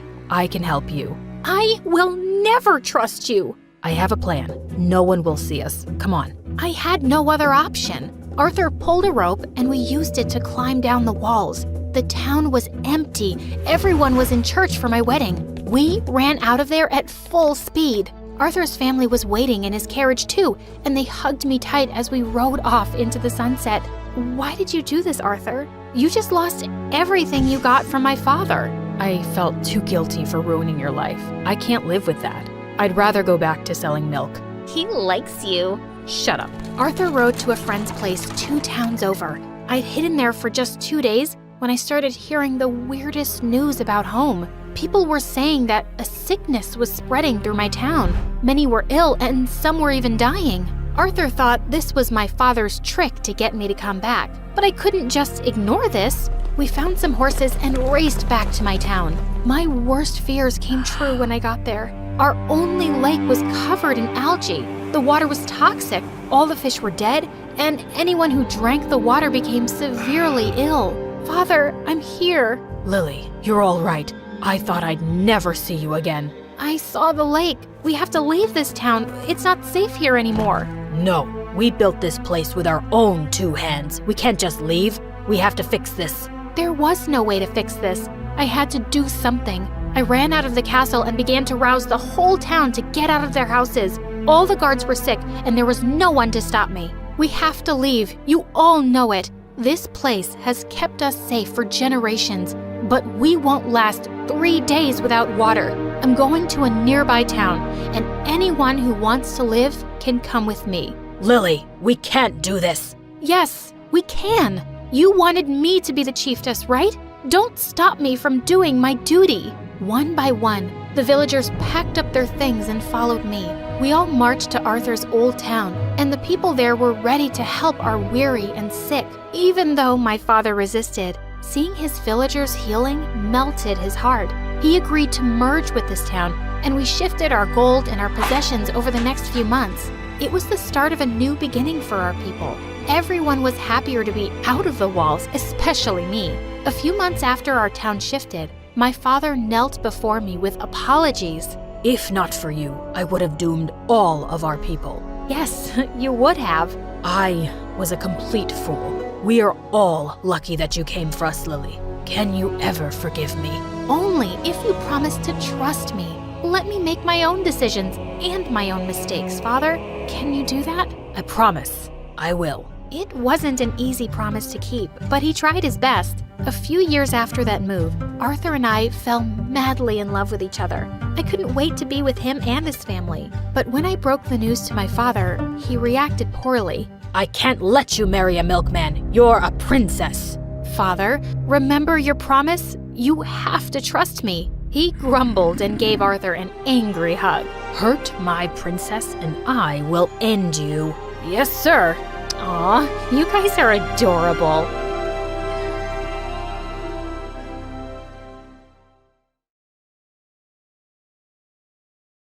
Hi, I'm Nancy, and this is the crazy story of my life events that turned me upside down from being a poor maid to becoming the Prince Charming's girl. I was just a baby when my parents died in a car accident. My aunt took me in, and even though she was a poor single maid with not much to get by, she loved me like I was her own.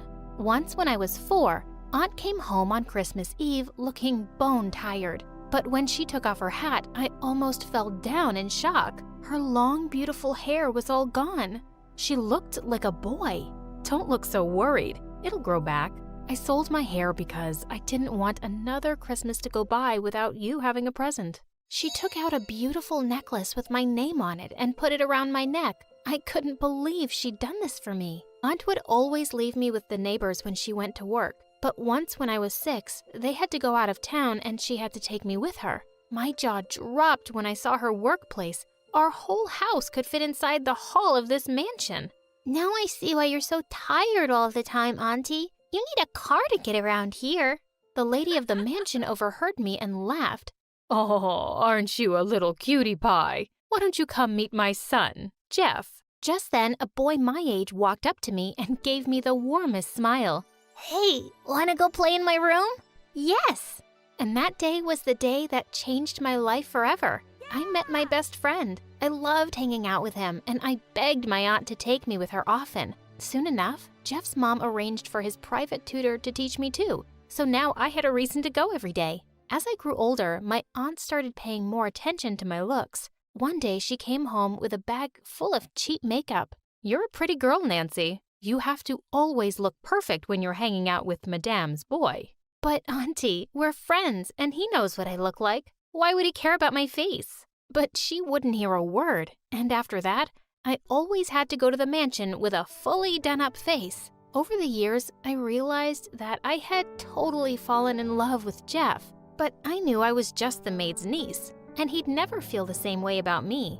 Once when I was 14, I fell really sick and couldn't go to the mansion for a week. But when I was alone at home one day, someone rang the doorbell and I was shocked to see that it was Jeff. Nancy, I was really worried about you. And with that, he suddenly hugged me. I totally panicked. I pushed him aside and ran to my room. Gosh, I looked so pale and terrible. I quickly applied makeup to my face and hurried downstairs. Why are you wearing makeup? Because I'm not pretty enough without it. Nancy, please go and wash your face. Can you do that for me? Okay, but will you promise to be nice? I promise. When I came back with my washed face, Jeff put his hand on my chin and held my face up. Nancy, you're so beautiful. As he pulled me closer, I saw his eyes were tearing up. We kissed and there were fireworks exploding in my head. He told me to take care of myself and left. I was excited and nervous about seeing him the next day. But when we got to the mansion, I saw his mom was busy supervising some men as they were taking out furniture from the house. She called me and handed me an envelope. This is your aunt's salary. A little something for you too. I'll miss watching you grow up, Nancy. What's happening, ma'am? Where's Jeff? He left last night because he transferred to a high school in Paris, and I'm going there too. Maybe we'll see each other again someday. She pulled me into a warm hug and then walked away. I was so scared, thinking I'd never get to talk to Jeff again. But he emailed me a week later, and we wrote to each other every single day. His life in Paris seemed amazing. But soon, the emails got less and less frequent, till they just stopped altogether. He seemed to be really busy with his new life, and I figured it was time for me to move on with my own. By the time I graduated from high school, I was working 2 jobs, as a cleaner at the mall and a librarian's assistant. One day when I got home, I found out that my aunt had broken her foot. I slipped at work and the doctor said I can't work for weeks. I can't afford to lose that job, Nancy. You won't, okay? I'll go instead. The next day, when I was cleaning one of the guest rooms, I came across a portrait of Jeff. As I touched it gently, a high-pitched voice suddenly made me jump out of my skin. Are you drooling over that dork? Well, you're just the maid, so I guess you don't have any standards. That's my stepbrother, and I have yet to meet a bigger loser than him. Jeff had a stepsister? No, I was just cleaning. I was still talking? Don't interrupt me. I'm Linda. That's Miss Linda for you. And now my mom and I live here, so I don't know why his ugly portrait is still around. You can throw it in the trash on your way out. I didn't have the heart to throw it away, so I snuck it into the dusty old attic and prayed she'd never go there. One evening, just as I was heading out of the mansion for work, Linda popped out of nowhere. Ninny, come with me. It's an emergency. I followed her to her room to see piles of dresses on the bed. I'm hosting a party tonight and I have to look amazing. You have to take pictures of me in every outfit so I can let my followers on Instagram decide. Miss Linda, I'm sorry, but I have plans with a friend and... Friend? Where does a maid even make friends? Is there a maid school you went to? No, just a regular high school. Listen, I don't have time for this. Cancel your stupid plans because you're supposed to help with the party. Didn't Mom tell you? Now, chop chop, start my photo session. As if all this wasn't bad enough, I accidentally dropped a glass of juice on one of her friends and she went ballistic. OMG, this is literally the easiest job on the planet. First, your dumb aunt slips and breaks her foot, and now you're being such an idiot. Does stupidity run in the family? I turned around, grabbed my stuff, and ran out the front door. I was never coming back here. Just as I stepped out, I bumped into someone. Jeff? His adorable smile lit up his face, and he pulled me close. But suddenly, I pushed him away. No, you just cut me out of your life. And now you decide to walk back into mine and expect me to welcome you? I know you're mad. And I'll understand if you don't want to forgive me. But Nancy, I've missed you so much. So, why didn't you stay in touch? I tried, but I had Dad watching me like a hawk. He did his best to make sure I wouldn't contact you because he felt you were distracting me. I'm so sorry. I looked at his face and I knew he was being honest. Can you please just hug me now? We hugged. He whisked me away to a beautiful viewing point on a cliff. with the whole city glittering beneath us and the stars above us. He gently drew me close and kissed me, and in that moment, it felt like everything was just right. The next day, I really didn't want to go back to work, but I did for Aunt's sake. When I got there, Linda was already screaming at some maids. The minute she spotted me, she went off on me. Here comes another idiot. Did you think elves and fairies were going to come at night and clean this mess? It's still waiting for you. Get to it. Now! Before I could speak, I heard Jeff behind me. Knock it off, Linda. You can't talk to Nancy like that. Oh, I see. You're in love with this maid. Well, history really does repeat itself. Our dad also married way below his league when he chose your mom. Now it's your turn. Don't you dare say anything about my mom or Nancy, and you can't treat her this way. Oh yeah? Watch me. And with that, she walked up to me and slapped me, and I just snapped. I pushed her to the ground, and just as I was about to punch her stupid face, Jeff pulled me away. Linda's mom came running at the commotion, and she fired me on the spot. I don't want you or your aunt to ever set foot in this house again. When I went home and told everything to Aunt, she burst into tears. Please don't be upset. I promise I'll find another job. But just then, Jeff spoke up. You don't have to. Please, let me help you. I love Nancy, and you worked for us for so many years. It's the least I can do. I tried to refuse, but Jeff just wouldn't take no for an answer, so I accepted his offer till I found some work. Soon after, I got into college and also started a part-time job. As much as I wanted him to stay, I knew Jeff had to go finish his studies in Paris. We kept in touch as much as possible, and some days I missed him enough to cry. On the day of my graduation, he didn't show up because he said his flight was delayed, and I felt really sad. But when I got home, I saw a brand new car outside, and Jeff hopped out of it. Suddenly, fireworks erupted in the sky, and Jeff took out a box from his pocket. Wait, what? He was going to propose? But when I opened it, I saw car keys inside. It's for you, babe. And here, this too. He handed me a letter, which was an offer to work at his dad's company. I squealed with joy and kissed him. Just a few weeks after I'd started working, I landed a big client for the company. Everyone gathered around in the conference room to congratulate me, and I rose from my seat. All those years when I was a maid, I could only dream of working in a place like this one. Some dreams really do come true, and I'm so grateful. Snap out of it, you idiot, because you don't belong here. Unless you're carrying a mop and cleaning the floors. We all turned around to see Linda, who looked mental. But just then, Jeff raised a toast to me, and so did everyone else, completely ignoring her. After working for a few months, I started noticing errors in the accounts, and I discovered that Linda had been embezzling a huge sum of money from the company. When I went to Jeff with all the proof, both Linda and her mom were immediately kicked off the board of directors. Jeff and his dad thanked me profusely, and soon after, he moved me and my aunt to his mansion. A year later, I was feeling really nauseous for a few days, and it turned out that I was pregnant. Jeff's family was overjoyed, and 9 months later, we welcomed our daughter, Natasha. Unlike other kids, she couldn't complain about not being invited to our wedding. Natasha was the flower girl at the ceremony, and Jeff and I had the most beautiful wedding day ever. I never knew why, but I always seemed to annoy my parents. It wasn't as if they didn't like kids. They absolutely adored my brother John. He was always being showered with expensive gifts. In my case, they never even remembered my birthday. On my 10th birthday, I came downstairs and saw a tiny wrap box on the kitchen table. I ripped it open, only to have Mom walk in and snatch it away from me. "That's not for you. Look, she's torn the wrapping." Just then, John walked in, and they were all smiles. They handed the box to him, and inside was a key to a Porsche. He screamed in delight and followed them outside. He jumped into his new car. "Mom, Dad, let me take you around the block with this baby." And they were all off together.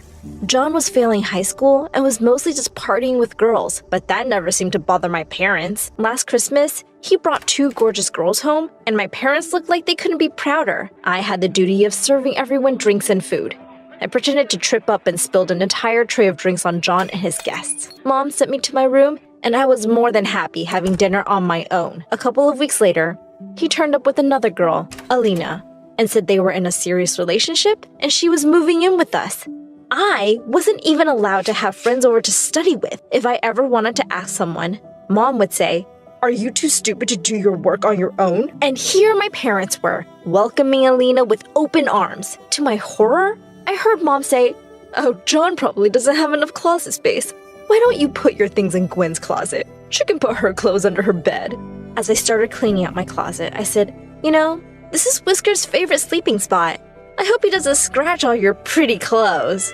Alina shrieked, picked up all her dresses, and ran off. Later that year, my brother and his dumb girlfriend became proud parents to little Mike. My parents practically sobbed with joy at being grandparents, and I became the official babysitter.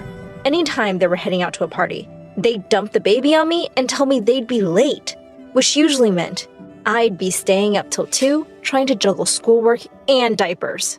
To make matters worse, Alina was a mess. Mom ordered me to do everything she asked, and she had me running around constantly because, as she said, taking care of little Mikey is so exhausting. One time, she sent me to get her favorite Chinese takeout, and suddenly the paper bag ripped and all the food boxes fell out. I stood there staring at the mess for a minute, and then I just scooped up the noodles from the pavement and put them right back in the box. She didn't have to know. She popped into my room one day to try on one of her designer dresses, and she started crying when she couldn't get the zipper up because she'd gotten so fat. I helped her out of it, but inside, I felt so happy. Served her right for stuffing her face all day. One day, while Alina was taking one of her many naps, I was watching over Mike, and he just wouldn't stop crying. John barged into my room and snatched him from me. "Seriously, why are you so useless? You can't even get a baby to be quiet." That was it. I was done with the thankless job and these selfish people. I decided that things had to change now. Anytime they tried to leave Mike with me, I would say I was too busy with exams and projects and lock myself in my room. I started having my friends over too. One time, while a friend called Stella and I were working on a project, Mom walked in and said rudely, "It's getting late. It's time for Stella to go home." I took Stella's hand and walked up to my room, slammed the door, and started playing loud music. And guess what? My parents said they'd had enough of me.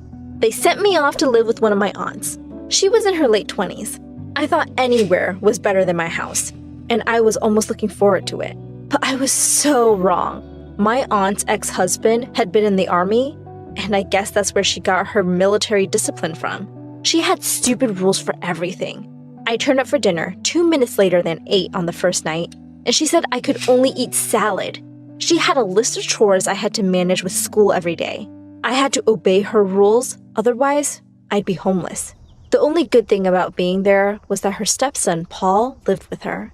He was just a couple of years older than me, and boy was he handsome.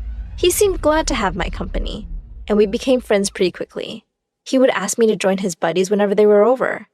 I totally wanted us to be more than just friends, of course, and it was so exciting to live in the room next to my crush. Stella was over at my place one day, and I told her I'd written a song for Paul. I sang it for her, and she absolutely loved it. Well, at least someone got to hear it. The next day at school, people seemed to be looking at me a lot more than usual. A girl from my class said, "Wow, I had no idea you had such an amazing voice." Another said, "Oh my god, why haven't you auditioned for American Idol already?" Wait, what?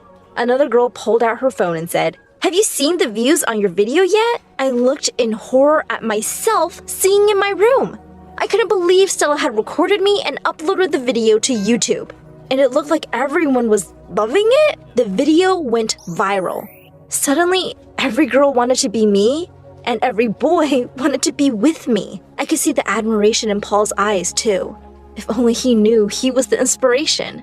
Jacob, one of the most popular jocks in school, came up to me one lunch. He leaned on the table and said, "Want to go out with me sometime?"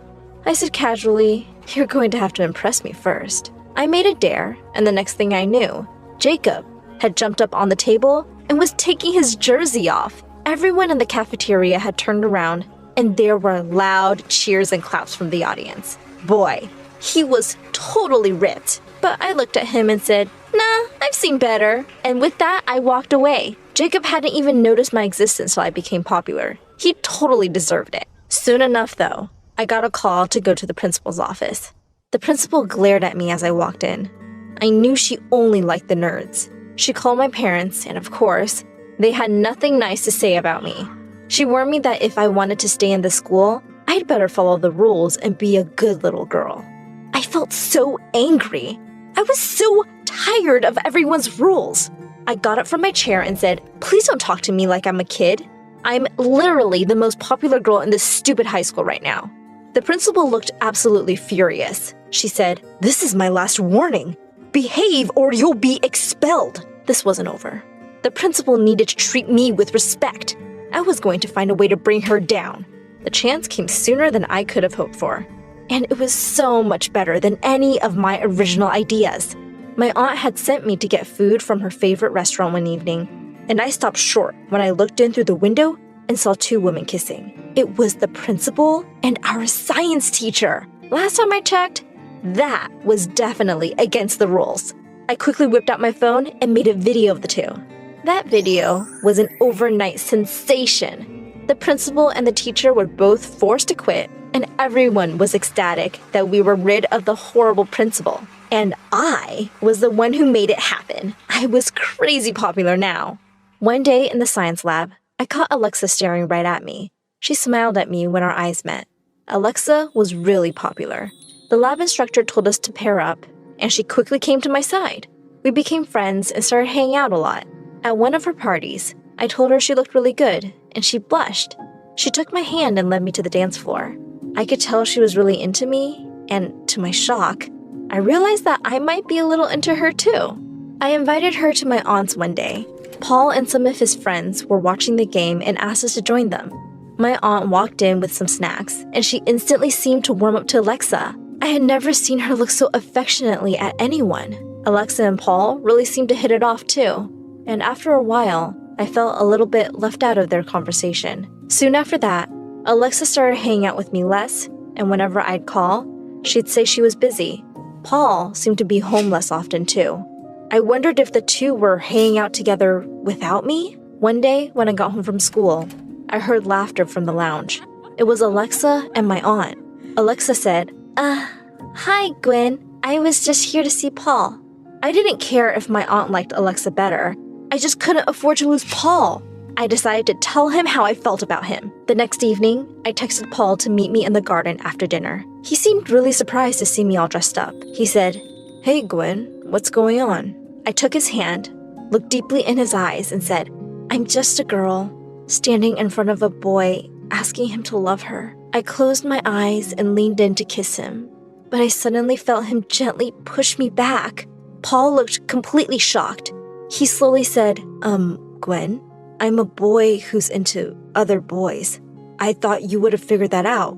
I have a boyfriend, actually." I ran away from the scene as fast as I could. High school was about to end, and I didn't want to live with my aunt anymore. Things were really awkward with Paul since that night. And besides, I was making enough from my YouTube singing videos to afford a small apartment on my own. One afternoon, the doorbell rang, and I was really surprised to see that it was Alina. She'd lost a ton of weight and looked fab. She said she needed my help, so I reluctantly let her in. She said, "Your jerk brother cheated on me." She and John had broken up, and my parents had sent him away to join the army. They were taking care of Mike. Since Alina's parents had stopped talking to her after she got pregnant, she had nowhere to go. She begged me to let her crash at my place till she could figure something out. I could hardly say no to that beautiful face, so I agreed. I thought I'd hate having her around, but I guess not being with my brother made her less of a jerk. In fact, she was going out of her way to cook my favorite meals and kept the house clean. I realized she was really good company. She was great at styling and helped me look amazing for my videos. One evening, I came home to a candlelit dinner for two. Alina looked stunning. Suddenly, she pulled me in for a kiss, and I kissed her back. We were super happy together. Our video series became more and more popular, and we were now a famous YouTube couple. We were making really good money, and we moved into a bigger house. Alina asked me one day if I'd have dinner with her sister. I knew she really missed her family, so I happily agreed. When her sister arrived at our table, I almost fell off my chair. It was Alexa, and she was with someone. It was my aunt. Needless to say, that was one awkward dinner. I just wanted to put the past and these people behind me already. I spoke too soon. Just a few days later, I got a text from my brother saying he wanted to come see us. I was curious about what he wanted, so I invited him over. The next day when he turned up, he looked around the house and said, "Wow, Gwenny, you've done really well for yourself." Just then, Alina walked in and sat down next to me. John looked a bit angry. I said, "Yes, as you can see, I have a much better life than you. I have everything you could possibly want." He forced a smile and said, "Well, yes. So here's the thing. I have a great business plan. I need $100,000 for it, though. Can you lend me the money?" Why was I not surprised? I said, "I'd rather throw the money in the gutter than give it to someone as selfish as you." That seemed to be too much for him. He jumped to his feet and shouted, "No matter how rich or famous you get, Mom and Dad will always like me more. You will always be alone, no matter what you do." With that, he stormed out. I smiled at Alina and pointed to the camera that had been running the whole time. I uploaded the video to my channel and told my viewers all about how my family had mistreated me. A few weeks later, my parents showed up with Mike. Turned out, John had sunk all their money in a stupid business investment and had come to ask me for money to pay his debts. He couldn't get a loan from anywhere, and they had to sell their house. They cut ties with him completely now and begged me to help them. I couldn't forget how they treated me, but I was better than them. Plus, they had looked after Mike all these years. I forgave them, and Alina and I moved them into a separate wing of our mansion. At our grand New Year's party, Alexa came by looking absolutely stunning. Apparently, she was no longer with my aunt. She kept flirting with me all evening and was conveniently by my side when it struck 12. She said, "I guess I'll have to kiss you now." I pushed her aside and walked off. I joined Alina on the balcony and took her hand. I said, "The best thing to happen to me is you." She smiled and said, "My life with you is just perfect." And we kissed under the stars.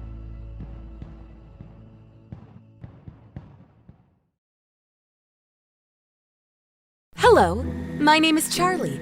I'm a famous filmmaker and director, but you know me already, don't you? Oh, well, it hasn't always been like this anyway. So sit down, grab some popcorn, and let me tell you my story. But before we start, please hit the like button and subscribe. This is me, Charlie, and this is my best friend, Rose. Me and Rose grew up together since we were only babies. We played together, we went to school together, we did everything together. We were like autumn and colds, unavoidable. Like rain and thunder, indivisible. Rose was the sister I never had. I was to her the brother she never... Well, you got the point. She was blonde while I was black. She was shy while I was sunny. She had a big brain while I had a big butt. We fit perfectly together. Most of all, we had one dream in common. One day, we would become filmmakers and make movies about witches. Yes, that was our dream at the time, our common goal in life. And we were all ready to get it realized. But what a tragic fate awaited us. Well, I'm being a bit overly dramatic here, but please, let me explain. It was our last year in high school and a few weeks before Halloween. I was reaching my classroom like every morning when Rose came running toward me. Charlie! Charlie! Rose, what? Charlie! Rose! Charlie! Rose! Charlie! Barely breathing, Rose managed to announce to me that the school had opened a cinematographic contest where the winners would be enrolled in the best movie school in the country. We started screaming. At that point, me and Rose already had tins of scripts ready. We simply chose one and brought it in the next morning to our art professor to have it approved. But instead, there stood Mona, high like a giraffe, dressed like a rock star, and loud like a tempest. Who is Mona, you ask? She's the daughter of a famous celebrity couple, a movie producer dad, and a 5-star actress mom. She had the best connections, the best grades, and the best face. A cloud of desperation came upon us when we saw her just talking to the teacher, explaining her project for her script. We felt lost. When our turn came, I spoke for both of us because Rose was too shy to speak, and the sight of Mona shook her too much. Hey, Charlie. Nice job there. What? What? Mona was approaching me, willing to talk. Had I stumbled, hit my head, and fallen into a dream without noticing? Sorry, I couldn't help but listen to your script while you were explaining. It seems like some hot stuff there. Did you come up with it all by yourself? Well, me and Rose, yes. It seems you have a promising future in the business, baby. Would you mind joining me tonight at my party?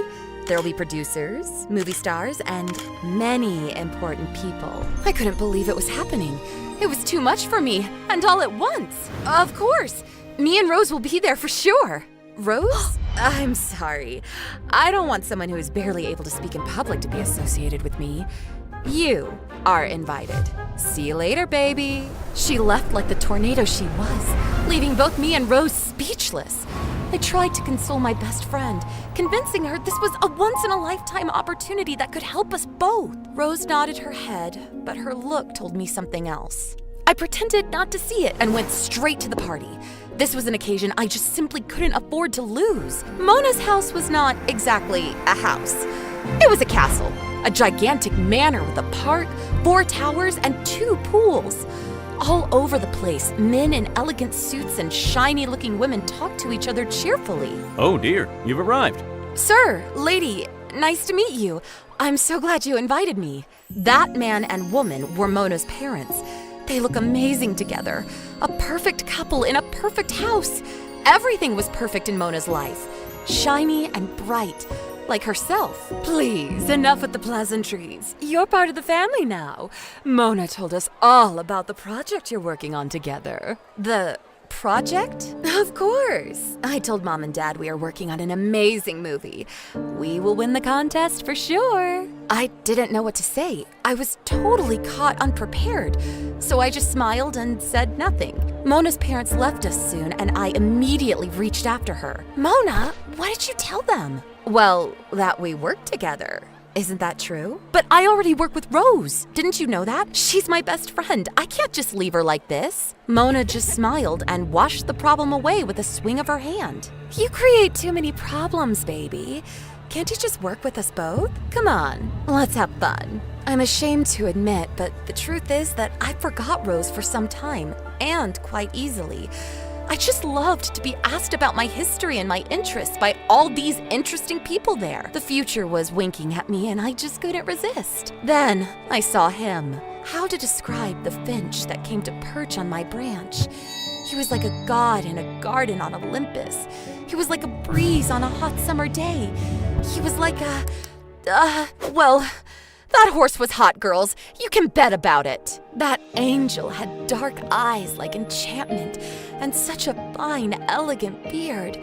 I was totally captured. He must have noticed my dumb expression because he started smiling at me as if trying to help me retrieve some of my dignity.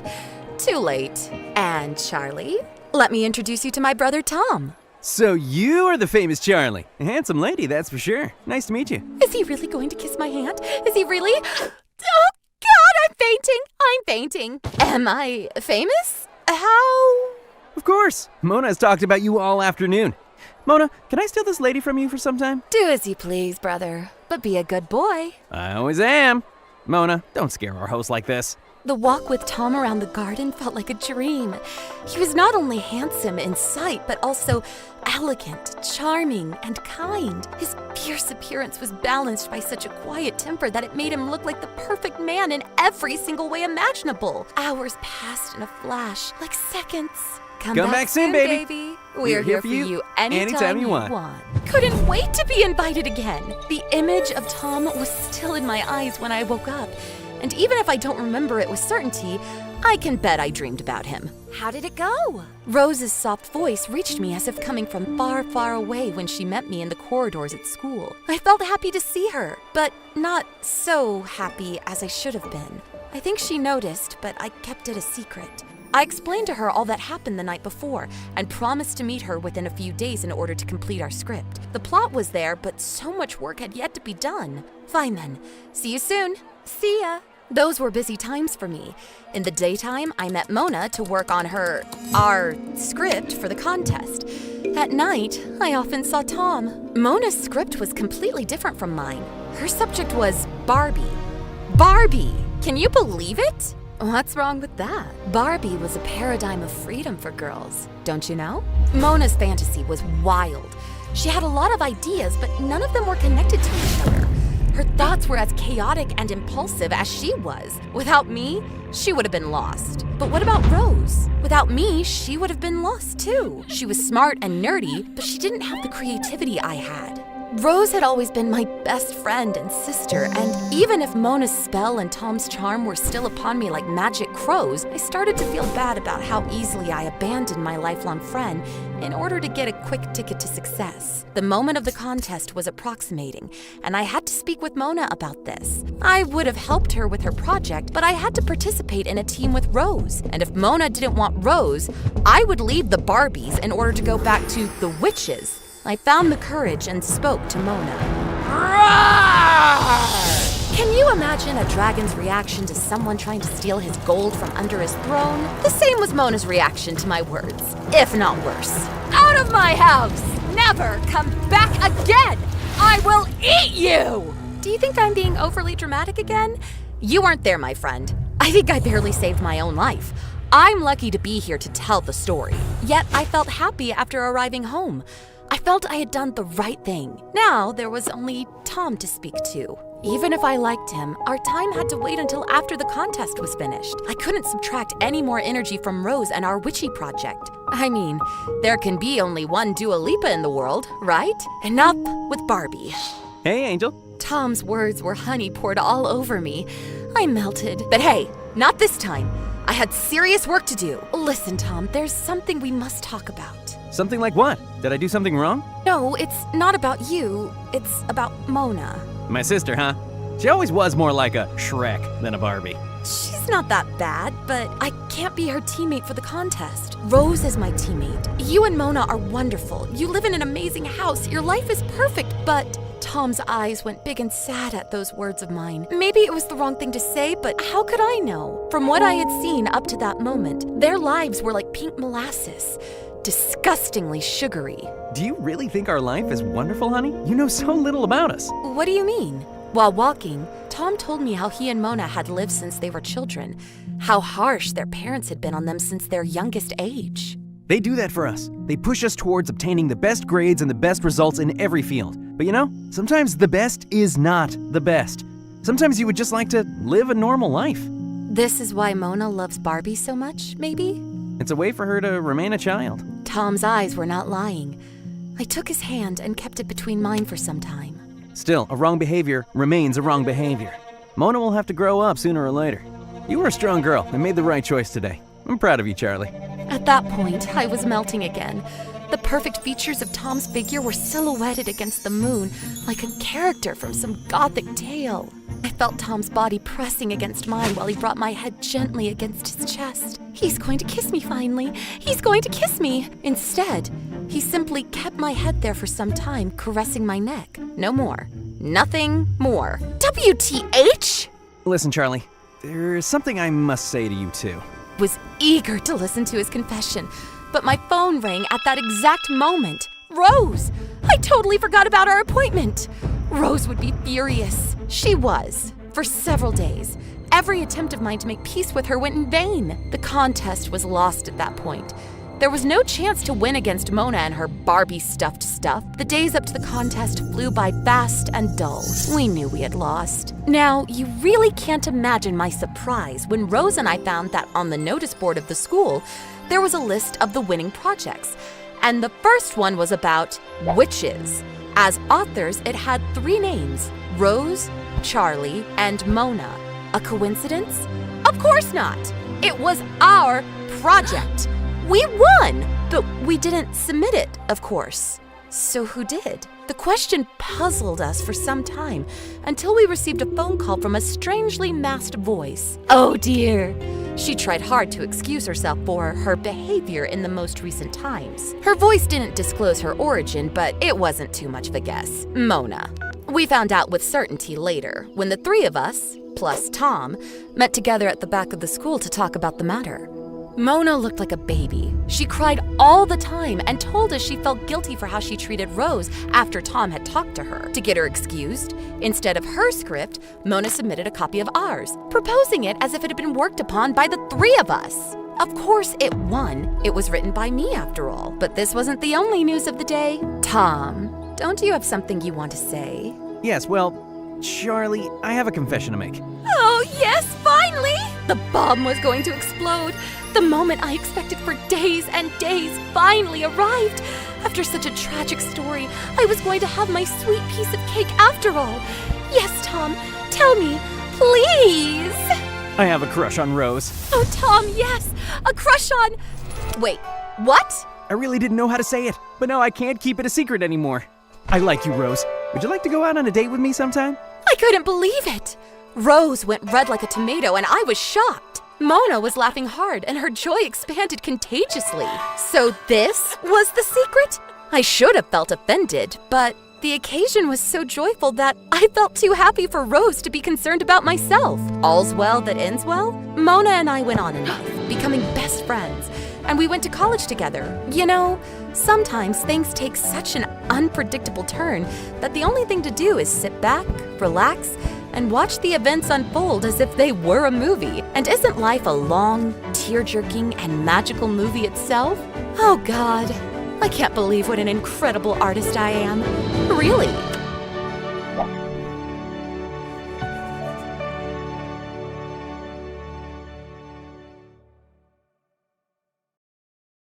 Hi, I'm Princess Leia from Liechtenstein. Before I continue, please hit like and subscribe. The moment my mom gave birth to me, everyone in the village instantly fell in love with me.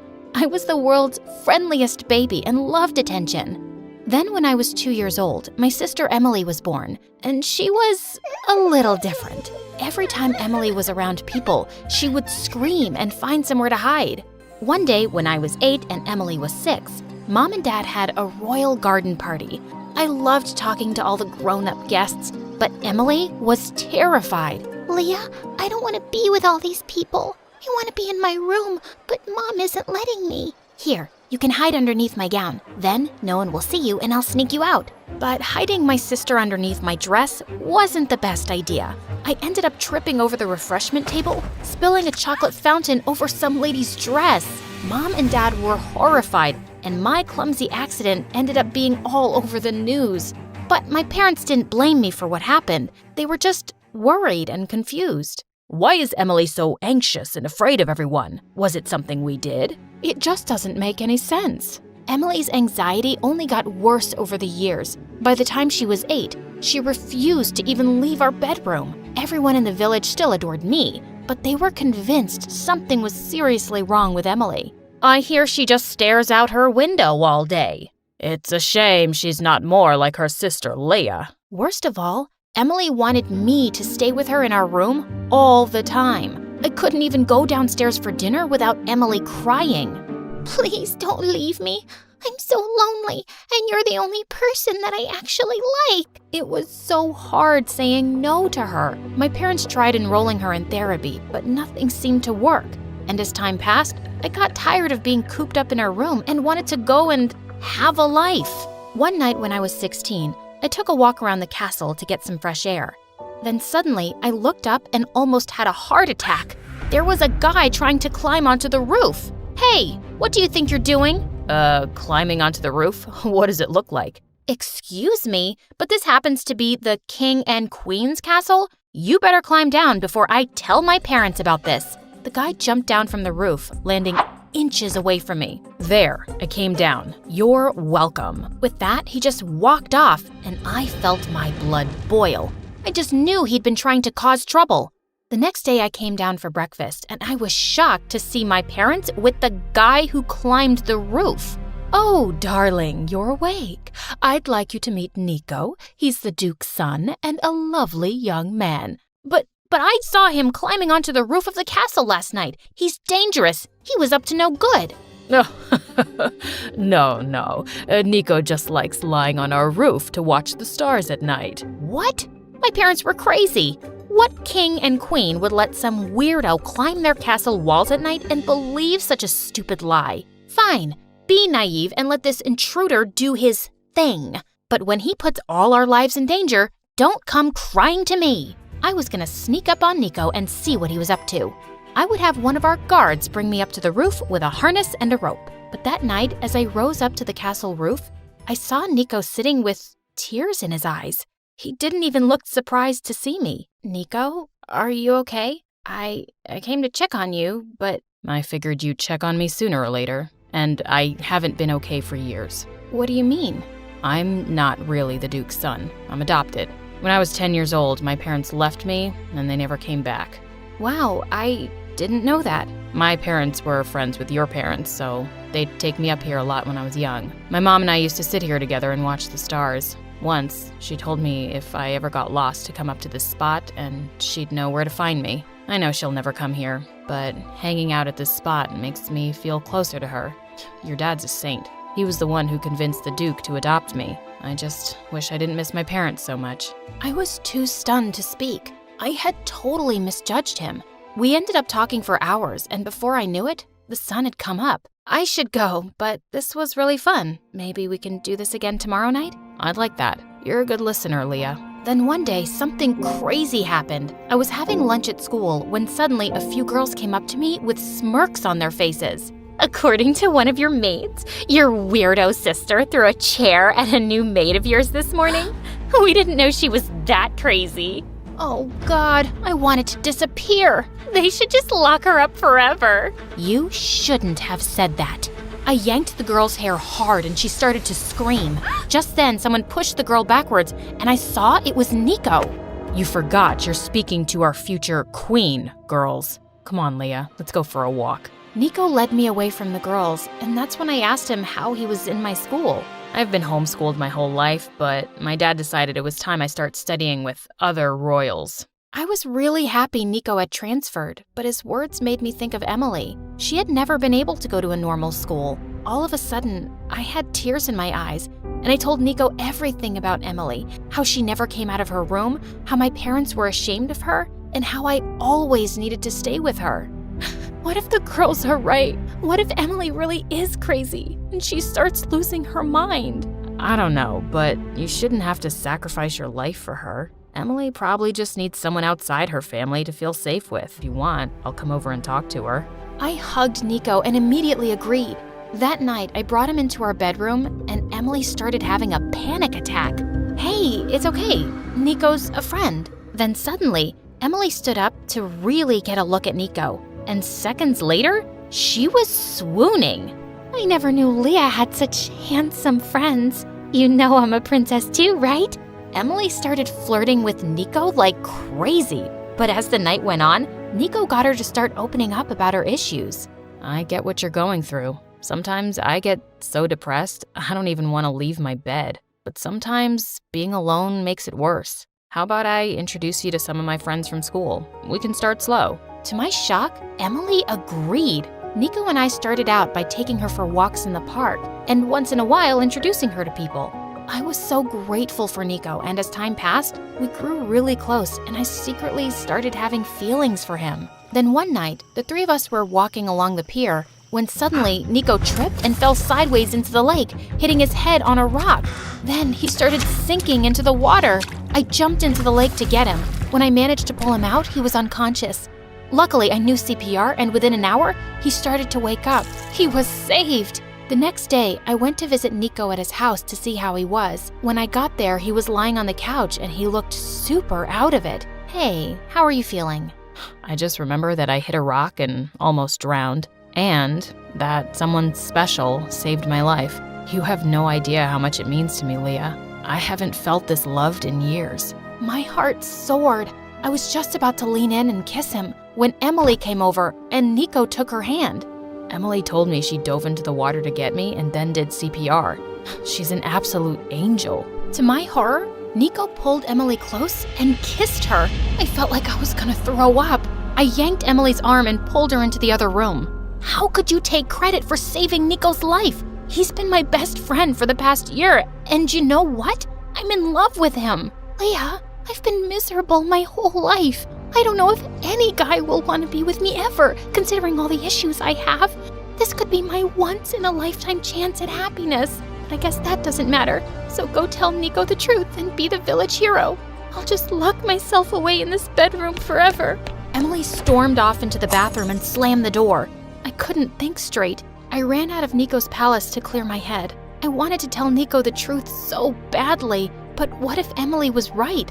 What if this was her one chance at a normal life? In the end, I decided to let Emily take the credit. It probably wouldn't be a big deal. She'd get to be the village hero for once. Plus, it wasn't like she and Nico were gonna get married overnight. I had time to think things over.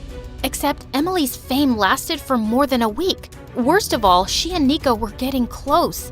The two of them even went out together. He comforted her every time she had a panic attack and congratulated her every time she left the castle. God, was he her boyfriend or her babysitter? Then one night, my parents invited Nico over for dinner, and Dad made an announcement that sent me over the edge.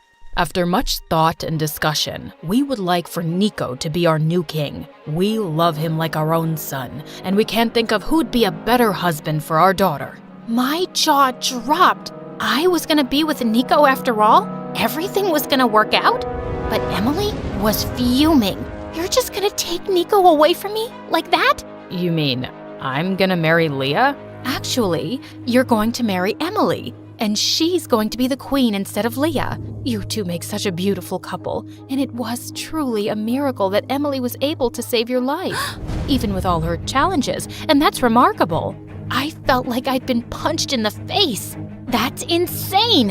I'm the eldest daughter. I've been preparing to be queen my whole life. And you know what? I'm the one who saved Nico.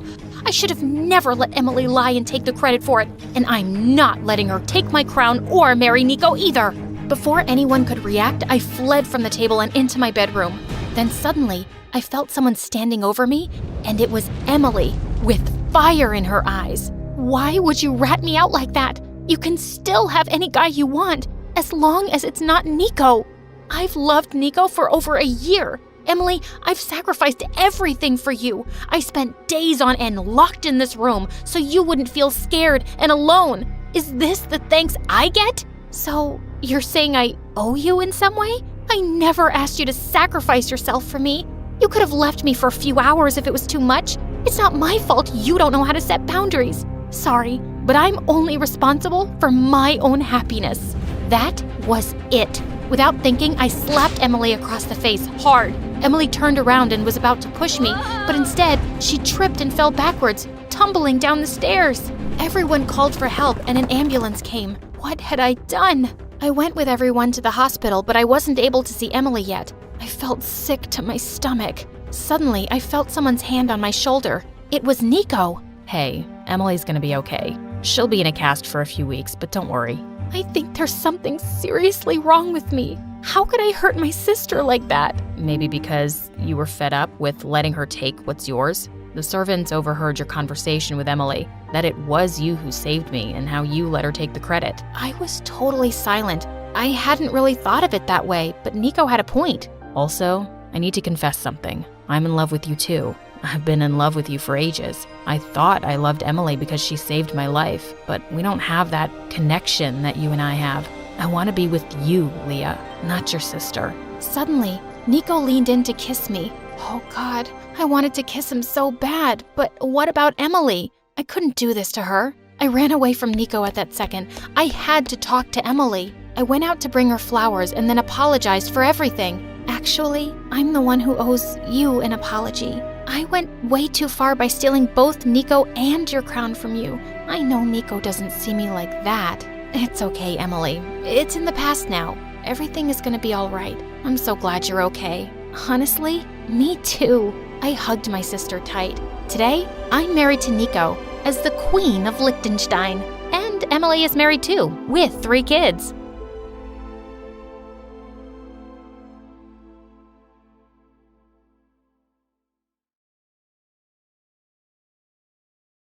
Hey friends, I'm January from Seoul, and I'm a huge K-pop fan. I mean, who isn't? But I'm a super fan. Now, before I tell you my story, please like and subscribe. My parents were super cool lawyers, but they weren't the coolest parents. They were so overprotective about me, just because I was born premature. Like I was fine now, get over it.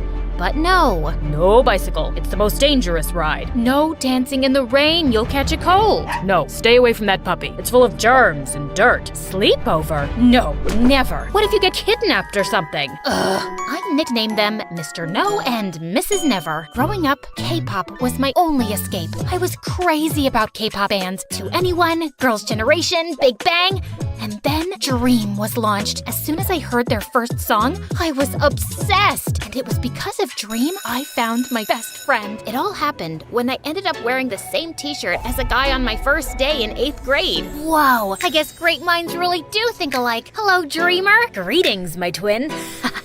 Ashton and I instantly bonded. We even built a fan page for Dream, which exploded faster than a popcorn kernel in a microwave, pulling in thousands of fans. One time in our senior year, some bully started making fun of the K-pop posters on our lockers. Are you two still in middle school, obsessing over K-pop groups?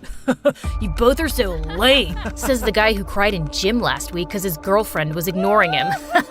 You little, I told you to keep your mouth shut. Now look what you made me do. With that, the bully ripped down the posters, and I lost it. I tackled him to the ground and pulled his hair hard. Right then, the gym teacher saw us and took us to the principal, and I got suspended. My parents were furious and blamed my obsession with Dream for it. You're not allowed to listen to the band's songs anymore. The lead singer, Tanya, she's a bad role model for kids. Just last week, I saw on the news how she slapped one of her bandmates during a concert. What does that have to do with me being suspended? You get so crazy over these K-pop bands. We've decided that after your behavior, we can't allow you to go to the Dream concert happening this weekend. We weren't too keen to send you in such a crazy crowd anyway. You're grounded. And then, Mom tore up my concert tickets. No.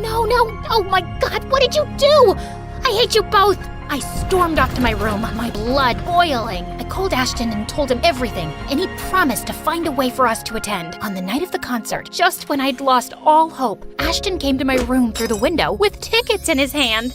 OMG, how did you manage to get them last minute? They must have cost a lot. Don't tell me you took the money from that piggy bank, the one you started back in kindergarten? Desperate times call for desperate measures. Plus, it's totally worth it. I got us special meet and greet tickets too. I'm so excited. Me too. My heart raced as we sneaked out and ran to the venue. But at the concert, the band's performance seemed really off. They weren't harmonizing and even kept bumping into each other. And then suddenly, Tanya smashed her guitar on stage, and her bandmates looked really frustrated. She can be such a drama queen. Hey, you know I adore Tanya, but that's the truth. After the concert, Ashton and I went for the meet and greet, but it turned out the band had canceled it. And suddenly, the fans got angry and went wild. They started running backstage, demanding to see the band members they had paid to meet. Chaos erupted, and fans, including Ashton, were grabbed by the guards. I ran and sneaked into a nearby van and hid under the seat. If they caught me and made me call my parents, it would be catastrophic. Moments later, the van door swung open, revealing a fuming Tanya. The show was a mess. The bands turned against me. They were so rude. As Tanya was climbing into the back of the van, I began to creep out from under the seat to escape, but Tanya saw me. Aha! Caught you. I'm calling security. No, please, look, I was part of the fans lined up for the meet and greet before things got crazy. I didn't want to cancel that. The band messed up. It's okay. I gotta go. No, nothing is okay. You know how tiring my life is? I'm exhausted with all these contracts, producers, and shows.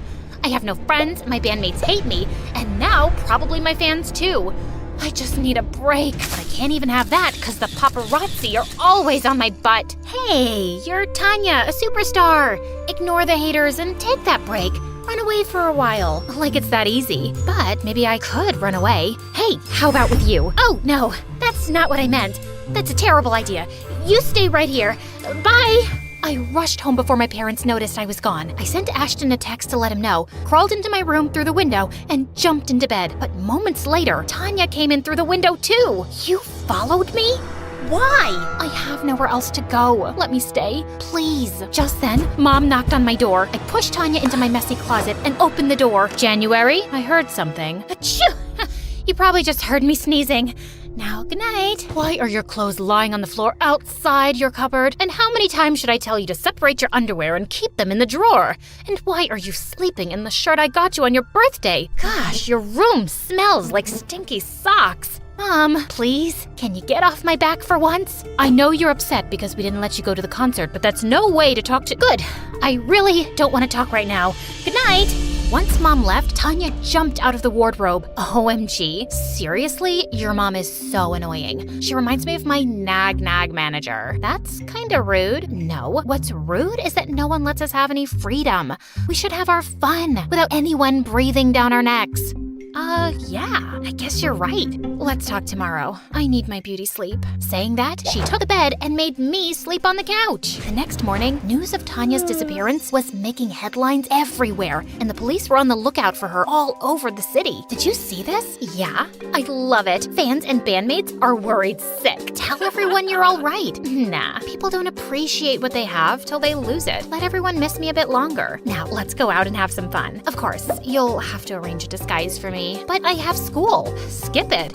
Well, I did have a K-pop star asking me to spend a day with her, so yeah. I skipped school, made sure Tanya was unrecognizable, and then we went to the mall. While we were window shopping, we passed by a kid who was about to eat his ice cream, and Tanya stopped short. I want that. Okay, I can buy you some. No. I want that. His ice cream. It's the perfect ratio of chocolate to vanilla with my favorite toppings and sprinkles. Now here, boy, gimme it. I'm Tanya, the superstar. The boy refused to part with his ice cream and started yelling. Then Tanya knocked it out of his hand to the ground, grabbed me, and told me to run. What the heck was that? And are you trying to get attention by telling people who you are? Who would believe some stupid kid? Come on, let's check out some makeup. At Sephora, a sales girl was a bit rude to me, so Tanya messed up the arrangement of all the products on the shelves while the sales girl wasn't looking, then casually walked out. We both snickered as we saw her from outside, looking angry and confused at the mess.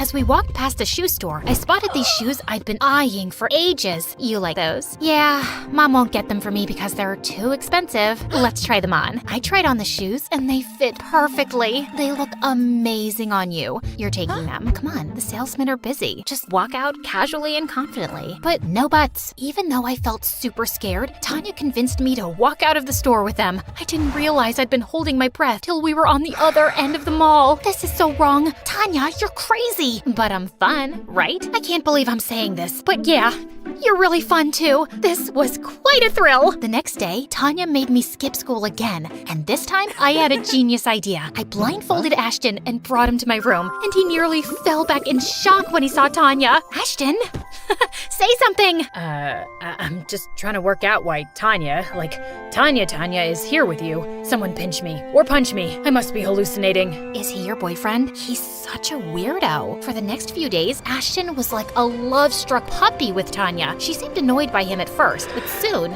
she seemed to be enjoying his endless compliments and warmed up to him. And together, the three of us had the best week. But then, my parents got a letter from school about my week-long absence. What is this? Where have you been going, January? Are you in some kind of trouble? Mixing with the wrong kind of crowd? Are you on drugs? You guys are always expecting the worst from me. I feel like I'm trapped with you both. Just let me live my life. I ran to my room and closed the door, and Tanya and Ashton were already there through the window. As I cried, Ashton hugged me tight. I know they can be harsh, but they're probably just worried. Worried? Are you kidding me? They're just control freaks. Some people just love to boss around others. No, they care about her. She's right.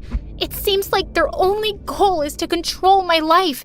And if you want to defend them, Ashton, I don't want to hear it. You're supposed to be 100% on my side. Of course I am, but just go, please. After Ashton left, Tanya listened sympathetically as I let out all my frustrations. Then we both decided to forget all about being good girls. I was almost 18. It was time to act my age. The next day, my folks dropped me off at school, clueless about my plan. I ditched classes and hit the local tattoo parlor with Tanya. But once we got there, I felt scared. It looks painful. Oh, come on. Nothing screams, I don't care more than a tattoo. I'm not sure about this. Scaredy cat. Fine. How about a piercing then? I thought I was getting my ears pierced, but Tanya dared me to get a belly button piercing. I didn't want her to brand me a coward again, so I agreed. To my surprise, I kinda loved it. That's my girl, taking control of your life. Hell yeah! Tanya kept extending her stay, and I was happy about it. We were having a blast together, and I really wished Ashton was still hanging out with us, but he never replied to any of my texts and even blocked me on social media. One day, as Tanya and I were out at the mall, she went to the bathroom. I was sitting alone when I heard a familiar voice. Can I sit here? What do you want? I've really missed you these past few days. Have you? You didn't try to call me or message me, and even blocked me on social media. So petty.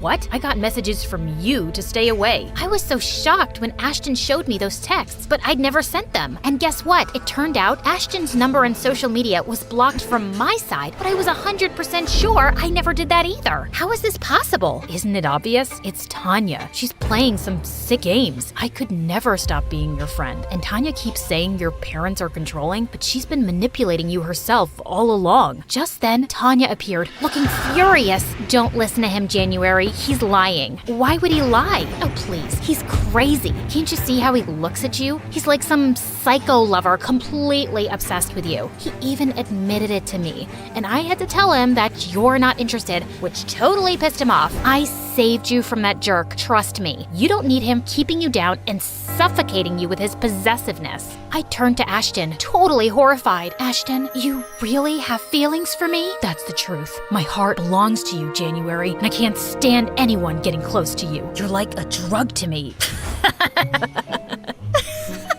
Okay, I can't do this. This is ridiculous. Huh? What's so ridiculous? Look, Tanya, I'm a big fan, but Ashton being obsessed with me is stupid. I know my BFF inside out, and you tried to come between us. You are no longer welcome in my house, so please leave today. And I hope your band members do kick you out, because really, you are not a very nice person. Tanya stared at us, screamed in frustration, and stormed off. Ashton and I just high-fived and hugged. We walked back home. But there, we were in for a surprise. There were cops everywhere. January, Ashton, you're under arrest for kidnapping Tanya. What the what? My parents weren't home, and Ashton had no choice but to let ourselves be taken away in the police car. Oh gosh, they were gonna kill me when they found out everything. I was ready for the shouting of a lifetime when Mom and Dad reached the station, but they turned angrily to the police instead. How dare you arrest our daughter and her friend? Seriously? You have them behind bars without evidence? My parents were pretty good at being lawyers, and in no time, we were out of there. I told my parents everything, and they both hugged me. Mom, Dad, I should have come to you and told you Tanya was hiding out in my room. No, I think this is our fault. We've always been so strict with you, you probably didn't feel comfortable coming to us and talking about it. But we promise you, from now on, we won't be so strict. We will let you learn from your own experiences. It's how you become a better judge of character, too. And no matter what, we'll always have your back. The next day, there was a media frenzy outside my house. Turns out, Tanya had given an interview to TMZ about how she was kidnapped by psycho fans, and now the public wanted a piece of us. I knew I just had to confront that two-faced diva once. A couple of days later, Ashton and I found out from Tanya's Instagram stories that she was at a salon getting a manicure, so we rushed there and surrounded her. I treated you like a friend, gave you a place to stay, and this is how you repay me? By telling everyone I kidnapped you? Why would you lie, Tanya? Why do you think so? I needed to be the center of attention. Sweetie, no publicity is bad publicity. I'm all over the news these days. I have public sympathy because I was the victim of a fan kidnapping. Plus, it was awesome manipulating you. It took my mind off of other things, like you were literally a puppet in my hand. Anyway, now my stupid bandmates wouldn't dare kick me out either since I've already gone through so much. Go away now and let me enjoy my manicure in peace. I'll make you pay, Tanya. Yeah, like people will believe you over me. Don't embarrass yourself, January. Just leave, or I'll spin some other lie and get you both arrested for good. Right then, Ashton and I started giggling, and he showed her his phone. Oh yeah, say hi to your fans, Tanya. We've been live for quite some time on your fan page. Just like that, everything was over for Tanya. Once the media found out the truth, she got kicked out of the band, and her fans turned against her. Next, she was canceled on Twitter. Then, my parents sued her for defamation and won the case too. The brat deserved it. Dream found an amazing new lead singer, and Ashton and I are still diehard fans.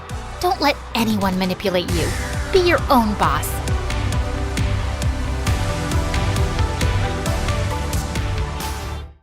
Hi, I'm Kanya. And yes, this is me on top of a skyscraper in Chicago. And that is a massive storm coming in my direction. I was born in Thailand, and my parents divorced when I was just a few months old. Mom left, and Dad raised me on his own. He worked at a very fancy international hotel as part of the waitstaff, and it was a super fun place for a small kid to hang out. I spent days playing in the pool, learning to say hello in a million different languages, and every time I was hungry, I just had to turn my puppy eyes to the cook. Here, the clients didn't even touch it. They said the salad was too green. When it was too warm, Dad and I would go to the roof, eat khao lam, and watch the stars. Wow, they're still bright. It almost looks like it's day. But the brightest star is sitting beside me. Aw, Dad. You'd think I'd miss Mom, but Dad was extra caring. Every morning, Dad made pancakes and braided my hair. He also fought Cook to have first dibs on the hotel's lost and found box. And if there was something super nice, like that shiny pink bag both Cook and I wanted, they ended up pulling each other's hair. I wanted to do something nice for Dad, so when his birthday came up, I broke my piggy bank to get him a present. But I barely had anything. Well, just enough to buy a cheap lottery ticket. It's okay if I don't win. It's the thought that counts. But as the announcer read the lottery numbers, Dad's eyes grew bigger and bigger, and then he let out a loud scream. We had actually won the freaking lottery! Dad knew his greedy relatives would come after him like bees to honey when they found out about his new wealth. So he decided to move to the US with me, and we settled in Chicago. I was 12, and my life had turned upside down overnight. America was cold, and I wasn't used to Western customs. The first time he took me to a fancy restaurant, there were so many knives, forks, and spoons. What do you mean I can't eat spaghetti with chopsticks? They're noodles! But the biggest change was my dad. He invested the money in very successful startups, and we went from being really rich to filthy rich, and we moved into a massive mansion. Anything you want, you let Sebastian know, and he'll get it for you. Sebastian was Dad's personal assistant, and he was glued to his side. Every time I wanted to spend time with Dad, Sebastian was there too, tall and serious like a scarecrow in an expensive suit. He even went with us to the amusement park and followed us on the roller coaster. Does he really have to be here? Yes, I need him to hold my tie down so it doesn't flap in the pictures. Gosh, just buy a tie clip. I wanted Sebastian gone. I started giving him impossible tasks, so when he failed, Dad would get rid of him. Sebastian, I want a copy of the next BTS album, the unpublished one. Sebastian, I want croissants every morning, fresh from Paris. But Sebastian always delivered. One day, I was stuffing down a box of fried chicken and plotting my next request, when suddenly I started choking on a chicken bone. Sebastian was immediately by my side, performing the Heimlich maneuver till I spat it out. Oh my God, you saved my life. Just doing my duty, miss. After that incident, I started warming up to Sebastian, thinking of him as my grumpy guardian angel / fairy godmother. When I started high school, I was nervous about whether my new classmates would like me or make fun of my accent. I'd heard American high schools were brutal. But then I met Diana, a total firecracker. Oh, you're from Thailand? I've always wanted to see the Festival of Lights. Yes, it's pretty amazing. We should totally organize one for our school, right? Everyone loved the idea. And while building lanterns with my classmates, I also got to make new friends quickly. As we watched the lanterns float into the sky, I was so happy to bring a piece of my culture to my new home. Diana became my partner in crime. She introduced me to a world of karaoke nights, greasy hamburgers, baseball games, and sleepovers. We spilled secrets about our crushes and talked about my upcoming 16th birthday. You know your dad is planning a massive Sweet 16 party, right? To be honest, I don't really care about a big party. I'd rather do something meaningful, you know? Sebastian helped me organize a day of volunteering with my friends at the local animal shelter. Dad, however, couldn't help going overboard. He donated a new building to the animal charity, complete with VIP grooming stations. I guess even the three-legged half-blind cats deserve a blowout. And they look great on my TikTok. Here, let's grab a selfie. At the end of the day, Dad rolled in the biggest cake I'd ever seen. But suddenly, he tripped and fell face forward into the cake. After a moment of horrified silence, I started laughing. I guess now everyone knows how sweet you are, Dad. He laughed too, and I hugged him, getting frosting all over myself. Best birthday ever! But the very next day, Dad was dropping me off at school when our limo got surrounded by police cars. An officer handcuffed my dad as half the school watched and recorded videos. You're under arrest for fraud. What? That's impossible. As the police took him away, I frantically called Sebastian, but I couldn't get through. Please, pick up, Sebastian. You're the only one who can fix this. Pick up, pick up. When the police released Dad without charges and without money, he told me Sebastian had transferred everything into offshore accounts, disappeared, and left us with a mountain of debts. We weren't the first family he'd stolen from. He was a con man wanted in 17 countries. This is all my fault. I should have never trusted him. I have a lot of friends. They'll help us out, Dad. But I was so wrong. And I discovered that at Diana's doorstep. Wow, you really have some nerve showing up here. What? Oh, you thought we could still be friends? Your dad's a criminal. And who knows what you've been up to? Before, you were rich and exotic. Now, you're poor and toxic. So scram. She tried to slam the door shut, but I pushed her in so hard that she fell on her butt. My dad's not a criminal. Then he's an idiot who got scammed by a butler. I left before I ended up punching her stupid face. I couldn't believe I ever thought of that snake as a friend. Luckily, not all of my friends were as horrible. One helped Dad find a job as a night guard, and another let us stay in her uncle's apartment. I moved to a public school, and things were not so bad. Except for one thing. The debt collectors. They hounded Dad and even followed me everywhere. One even pretended to be a teacher to get into the school and took my bag. Hey, give me back my bag. You mean my bag? Where's the money, girl? Are you stupid enough to think I carry it around in my school bag? Sebastian took everything, and we're broke, you moron! I don't believe you. Tell your dad to return our money soon, or things are gonna get a lot worse. Of course, I didn't tell Dad. He was already crushed and looked worried all the time. The only time I saw him smiling was when I sent him a selfie I'd taken of us on our old hotel roof. We didn't have much in Thailand, but we were happy. I just had to remind him that happiness was possible here too, but I didn't know how to do that. But then a few months later, I was working part-time at a coffee shop when I overheard two customers chatting about an upcoming meteorite shower. That's it! Dad loved the stars. If I took a picture of the falling stars, it would remind him of us on the rooftop of the hotel in Thailand. It would cheer him up for sure.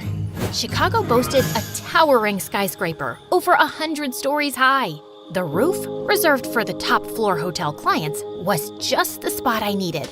On the night of the meteorite shower, I sneaked into the hotel's kitchen wearing a borrowed chef's uniform from work, then went to the Lost and Found. Bingo! I found a perfect fake fur coat and hat. I channeled my inner Paris Hilton and got to the elevators, where a bellhop boy was stationed. He stared at me suspiciously all the way up. You look familiar. Do I know you from somewhere? Unlikely. I don't really mingle with the bellhop crowd. Why? What's wrong with the bellhop crowd? Oh, nothing at all. I'm sure your family's very proud of you. Your mother must have dreamed of a future for you where you press buttons for a living. He turned away silently, and I hopped out of the elevator as we reached the top. I felt bad that I'd offended him, but I was just selling my rich brat role. The view from the top was amazing, but the wind was incredibly strong. As time passed, it intensified, and a thunderstorm loomed on the horizon. Just as I was about to give up, a multitude of shooting stars lit up the sky. I took countless pictures before running back home, and I burst through the front door. Dad, look! Dad! I stopped short when I saw the whole place had been trashed. I ran into the kitchen where I found a strange woman looking anxious. Who are you? What happened here? And where's my dad? Oh, thank God you're here. Kanya, I'm your mother. What the what now? I didn't even know she was American. I know you don't remember me, but your dad asked me if I could take care of you, so here I am. Excuse me? You're about 16 years too late. I'm sorry. I was so young when you were born, and your dad and I didn't really work out, so I thought leaving was the best solution. I knew he'd take good care of you. You're right. He did a great job, and I want him back. I ran out and called my dad crying. I'm sorry it has to be this way, sweetie. The debt collectors are getting too dangerous, and I need to draw them away from you, so I'm leaving for good. I love you, and I'll miss you terribly. You have to leave this house immediately and go stay with your mom. And you have to do what she tells you. I may not be able to call or text you again. No, Dad, wait! But he had already hung up. Dad was gone. And now I had to leave my house and my school and go live with this stranger at the other end of the city. And she forced me to wear a wig and contact lenses to make myself unrecognizable. I did what she said. but I just wasn't ready to accept her as my parent. I made it my life's mission to find Sebastian and make him return our money so Dad could pay off his debts and come home. I started visiting police stations every day, but no officer wanted to help me until I bumped into… Hey, it's you. Bellhop boy? You recognize me? Yeah, your disguise isn't that great. Also, my name's Enzo, and you owe me a tip. I'm so sorry about that encounter. How about I buy you an apology coffee? Better make it an extra large. It turned out that Enzo had started a new job at the police station as an IT assistant, and he recognized me from the viral video about my dad's arrest. So now you want to catch this Sebastian guy?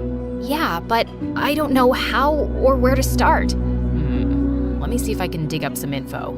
You'll really help me? Let's say I'm tired of asking. Have you tried switching it off and on again every time something doesn't work around here?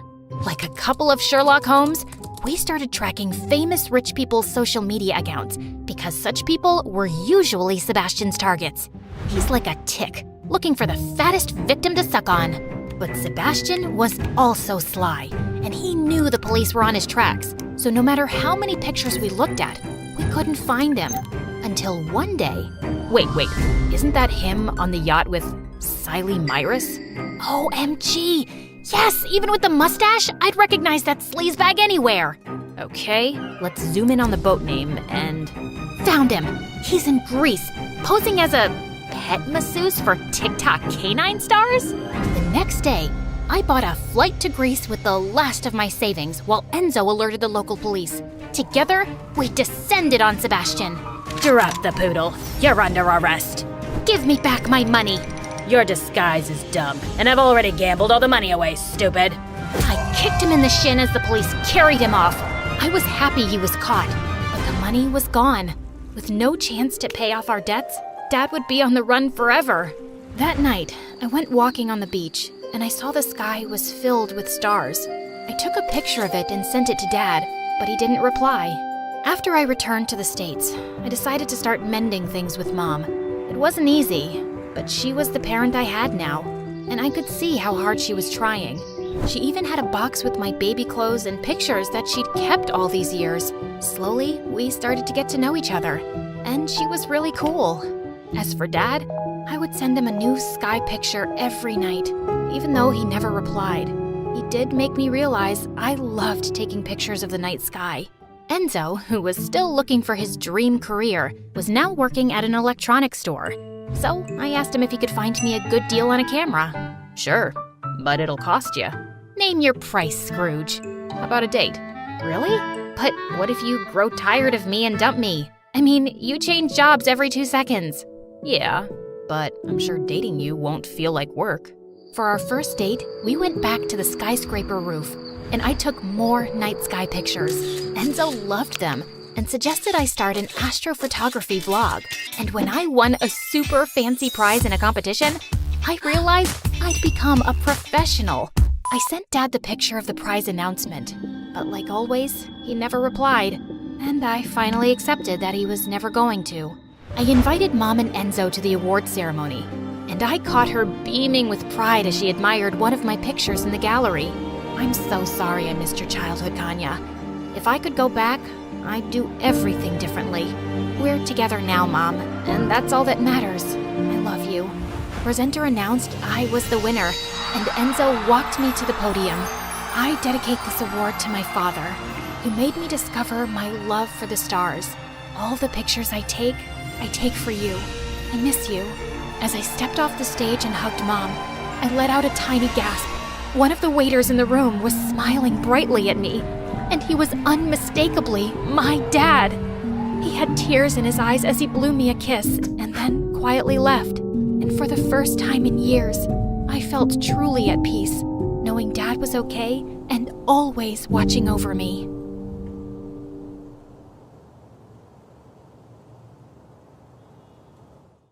Hi, I'm Sasha from Los Angeles, and my mom is my best friend in the world. But we weren't always so close. In fact, we'd have the most epic fights every day. But before I continue, please like and subscribe. Mom grew up in Louisiana near the bayou, and she was always a little weird. Her best friends were animals, and she had a thick southern accent, and she'd say the strangest things. It's hotter than a goat's butt in a pepper patch. But everyone was nice to her because she came from the wealthiest family in town. She met my dad in high school. They fell in love, got married, and had me. But when I turned 5, Dad begged Mom to move to California. A couple of weeks after we moved into our new house, I started to notice Mom acting strange. Late at night, she'd march up and down the sidewalk, glare up at the windows, and sneak into Dad's study. One day, I asked Mom all about it. "Oh, honey, that didn't happen. It was just your imagination." Nuh-uh, you did it every night this week. Then Mom gave me the strangest look. And that night, I heard Mom and Dad arguing, and a couple of days later, Dad moved out. After Dad left, Mom tried to make me happy, but she only made things worse. On my 10th birthday, she threw me a huge party in our backyard with dozens of kids from school and their parents. But when my mom opened her mouth, it was a disaster. Well, butter my backside and call me a biscuit. Excuse me, what?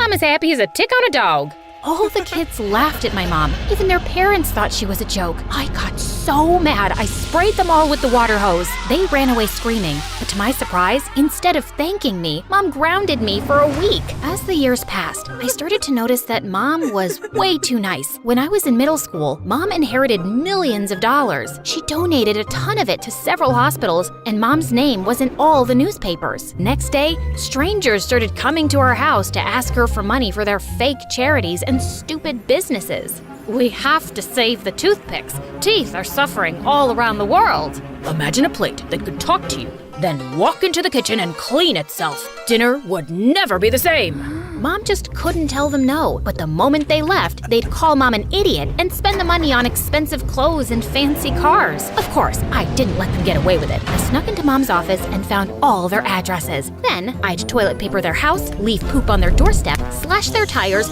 and leave notes demanding that they give Mom her money back or else. It was exhausting protecting Mom all the time, and I swear she never learned. We'd argue for hours about her ridiculous habits, but she refused to change. Dad was worried about Mom too, so he started to come around more. It felt really good having him back in my life. He was the best dad in the world. He took me to the movies, shopping sprees at the mall, and he even let me plan a special vacation to Las Vegas for the two of us when Mom was out of town. I was so excited. I used Mom's credit card to book a fancy room at a luxury casino with the finest restaurants on the planet. Nothing but the best for my daughter. We'd just stepped into the airport when Mom showed up and ruined everything. She canceled the trip and dragged me back home. A week later, I called Dad to apologize for Mom's behavior. Your mom's crazy. I can't stand her anymore. Can we hang out this weekend? Sorry, I'm busy. Maybe another time. I kept calling, trying to make plans with Dad, but he always made up some excuse, and when he didn't call me for my 15th birthday, I was devastated. Mom caught me crying in my room. The next day, she told me someone special was here to see me. I raced down the stairs. I just knew it was Dad, but instead, it was a huge pig named Sam, and she said he'd be my new best friend. Sam followed me around the house. He ate my homework and pooped everywhere, but after a while, I learned to love him. We took long walks in the neighborhood every day. As you can imagine, everyone in town thought I was a crazy psycho, except for my neighbor Josh. Wow, cool. Is that a pig? No, Sherlock, he's a unicorn. Can I pet him? No. For weeks, every time Josh saw me walking Sam, he'd run up and try to talk to me. One time, he even bought me an ice cream cone. It's hot. I was thinking that you'd want one. I wasn't sure if you wanted a cone or a cup. Oh no, it's melting. Oh, now your fingers are all sticky. I'm fine. It's no big deal. I'm so sorry. That wasn't smart. I can do better, I promise. Hold on, I'll run and get you a cup. Another time, Josh bought me a hat, a popsicle, a sandwich, a whole pizza, and a t-shirt with our faces on it. Even though he was annoying and talked about the most random things, I started to enjoy his company and developed the tiniest crush. I even let him pet Sam. Can I really? Sure, but be careful. He's kinda shy. Josh rubbed Sam's head. Sam got mad and chased him into the bushes. Josh scraped his knee and started crying like a baby. Mom saw the whole thing and invited Josh inside. And as usual, she embarrassed me. Now aren't you as cute as a button? No wonder Sasha's been happy as a clam at high tide. Josh was totally confused. Mom, I'm just being honest, honey. You two go together like peas and carrots. Stop acting like a bump on a log. Ain't no secret that you got the hots for that boy. I was mortified. I wanted to fold myself into an envelope and mail myself to Siberia. Luckily, Mom finally left the room. Then Josh started smiling like a demented clown. Why are you looking at me like that? I've got a crush on you too. Soon, Josh and I started dating, but when his parents found out, they weren't very happy. It didn't help that my mom caught Josh's mom making fun of her at the grocery store. That woman has no class. Her clothes are a disaster, and that daughter of hers is a menace. Mom marched up to Josh's mom and started screaming like a maniac. Hold your horses, honey. If you keep talking about my daughter like that, I'm gonna slap you silly. Oh, what's that you say? I can't understand you. Maybe you should learn some proper English. Josh's mom shoved past Mom and started laughing with her friends. Mom grabbed a pie and smashed it in Josh's mom's face. Josh's mom grabbed a cantaloupe and threw it at Mom's head. Then the two of them started fighting like wrestlers in a cage match. Josh tried to break it up, but accidentally got hit in the eye by someone's elbow. Then a couple of security guards showed up and dragged them out the door. The police showed up and gave them both a warning. That night, Josh sent me the worst text ever. It said, "Hi, I can't be your boyfriend anymore. Sorry." I called Josh a dozen times, but he didn't answer. I went to his house, and his mother sent me away. I was heartbroken. Mom tried to comfort me, but it didn't help. The truth was that my mom was ruining my life, and I started to really resent her. I wanted her to change, but I knew she never would. But things started looking up in the fall. I was accepted to a fancy private school across town, and since no one knew me, it was the perfect time to reinvent myself. I changed my hair, bought new clothes, and practiced being cool in the mirror. When school started, the most amazing thing happened. The popular girls loved me. I landed a spot on the cheerleading team, and the cutest boy in school asked me out. To my surprise, I saw Josh in the hallway. He was a new student like me. He tried to say hello, but I totally ignored him. I was way out of his league. Life was perfect until Mom messed up everything. I was hanging out with Lacey and the rest of the cheerleaders when Mom showed up at school to pick me up. Look at that lady. Is that a lizard on her shoulder? Oh, no way. Is she walking a pig? They started laughing at Mom, and I wanted to fit in, so I started laughing too. I know, right? She's so disgusting. I felt bad about it at first, but I couldn't go back to being a freak. I tried to steer my friends away, but Mom saw me and rushed over. Aren't y'all precious? Fine as a frog's hair split 4 ways. It's so nice to finally meet your friend, Sasha. Then the worst thing happened. Sam squealed and then pooped on Lacey's shoes. The entire ride home, I was raging mad. I didn't talk to Mom for the rest of the night. The next morning at school was the worst. Lacey and the other kids couldn't stop talking about Mom. Who was that crazy woman, and how did she know your name? I lied and told her that Mom was my maid, and she was too poor and crazy to live by herself, so she lived at my house, and my real parents owned a successful multinational business, and they traveled to a new country every week on their private jet. Too bad for you. That really stinks. I'd have fired her a long time ago. Yeah, I know. It's hard, but I've learned to live with it.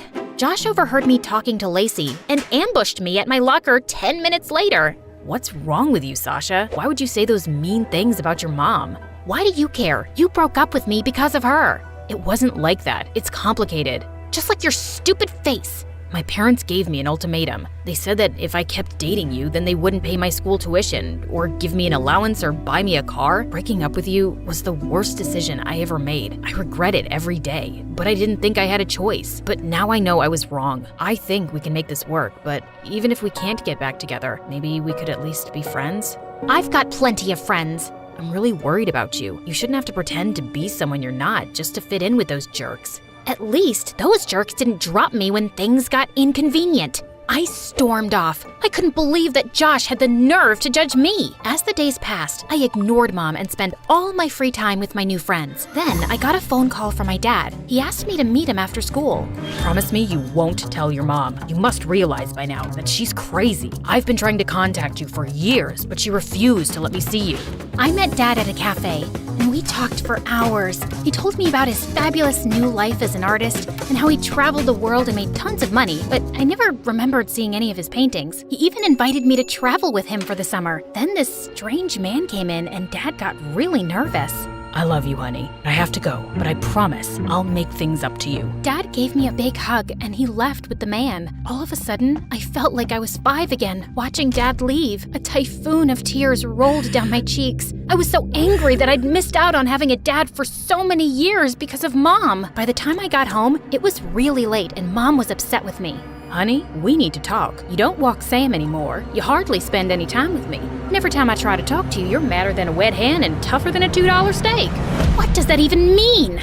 You've been difficult and you used to be sweet as cherry pie. What's going on? It's you! You're weird and strange and everyone thinks you're a freak. You're embarrassing and you've been ruining my life since I was 5. Even Dad says you're crazy and I know you've been keeping him away from me. Mom looked at me like she'd seen a ghost. What are you talking about? Dad told me everything. He even invited me to travel with him for the summer. He's an artist now and he's awesome. Your father is lying like a dog on a rug. I should have told you earlier, but your dad has some problems. He's a thief and a con artist, and he owes a lot of money to some really bad men. I didn't believe her. I couldn't. My dad was a good guy. She was the crazy one. I was so angry, I screamed. I couldn't stand being in the same room with her for another second. I turned and ran out the front door. Then, the craziest thing happened. This van rolled up and the scary man from the cafe jumped out. He grabbed me and tried to pull me into his car. Mom and Sam appeared out of nowhere. Let my daughter go, you low-down, dirty snake. Mom yanked me out of the man's arms and pushed me to safety. Mom and the man fought in the street. Mom slipped, hit her head on the curb, and fell unconscious. Sam bit the man on his butt, and the man ran away screaming. A couple of neighbors called the ambulance. When we got to the hospital, they rushed Mom into emergency surgery. The police told me that they'd caught the man trying to leave town. He and my dad hatched a plan to kidnap me and hold me for ransom. My dad even had an anonymous note on his computer that he was going to send to Mom demanding $2 million for my return. The police arrested them both and threw them in jail. I felt horrible. I couldn't stop crying. Then I turned to see Josh and he gave me the biggest hug.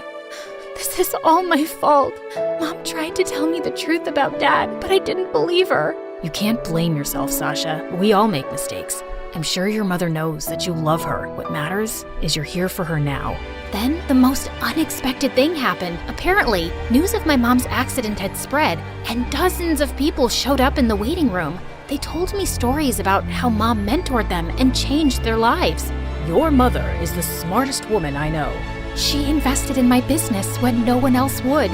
She taught us to be ourselves. Now, we've got the most popular album in the country. I was amazed at how much of an impact Mom had on so many people. I told you your mom was special. Then the doctor came out and gave us the best news. The surgery was a success. Mom was released from the hospital a week later. When she came home, I was so happy. I hugged her as tight as I could. Heavens to Betsy, what's gotten into you?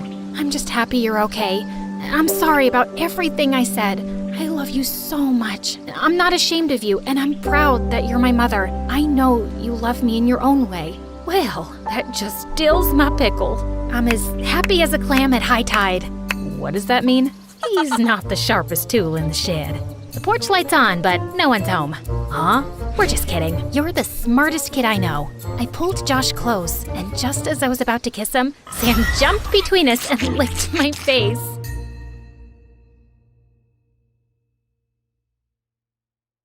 Hi, I'm Jessica from Napa Valley, and I have a weird story to tell you today. But first, please like and subscribe, because MSA will give $1,000 to one lucky person in the coming 7 days. I lived in a beautiful house surrounded by trees. I had a good life, but growing up, I didn't get along too well with my family. For starters, my mom was like a 5-year-old trapped in an adult body. All she wanted to do was run around and play. Mom's idea of having fun was a water balloon fight with me and my older brother Dylan, and I found her childish behavior so annoying. I could never study in peace without hearing Mom sing show tunes around the house. Come on, you little bookworm. Let's bake some cupcakes. Don't you know how to have any fun, you nerd? Ugh, see what I mean? But the only person worse than Mom was Dad. He was barely home since he was a fancy businessman who traveled a lot. And when he was home, he treated us like servants.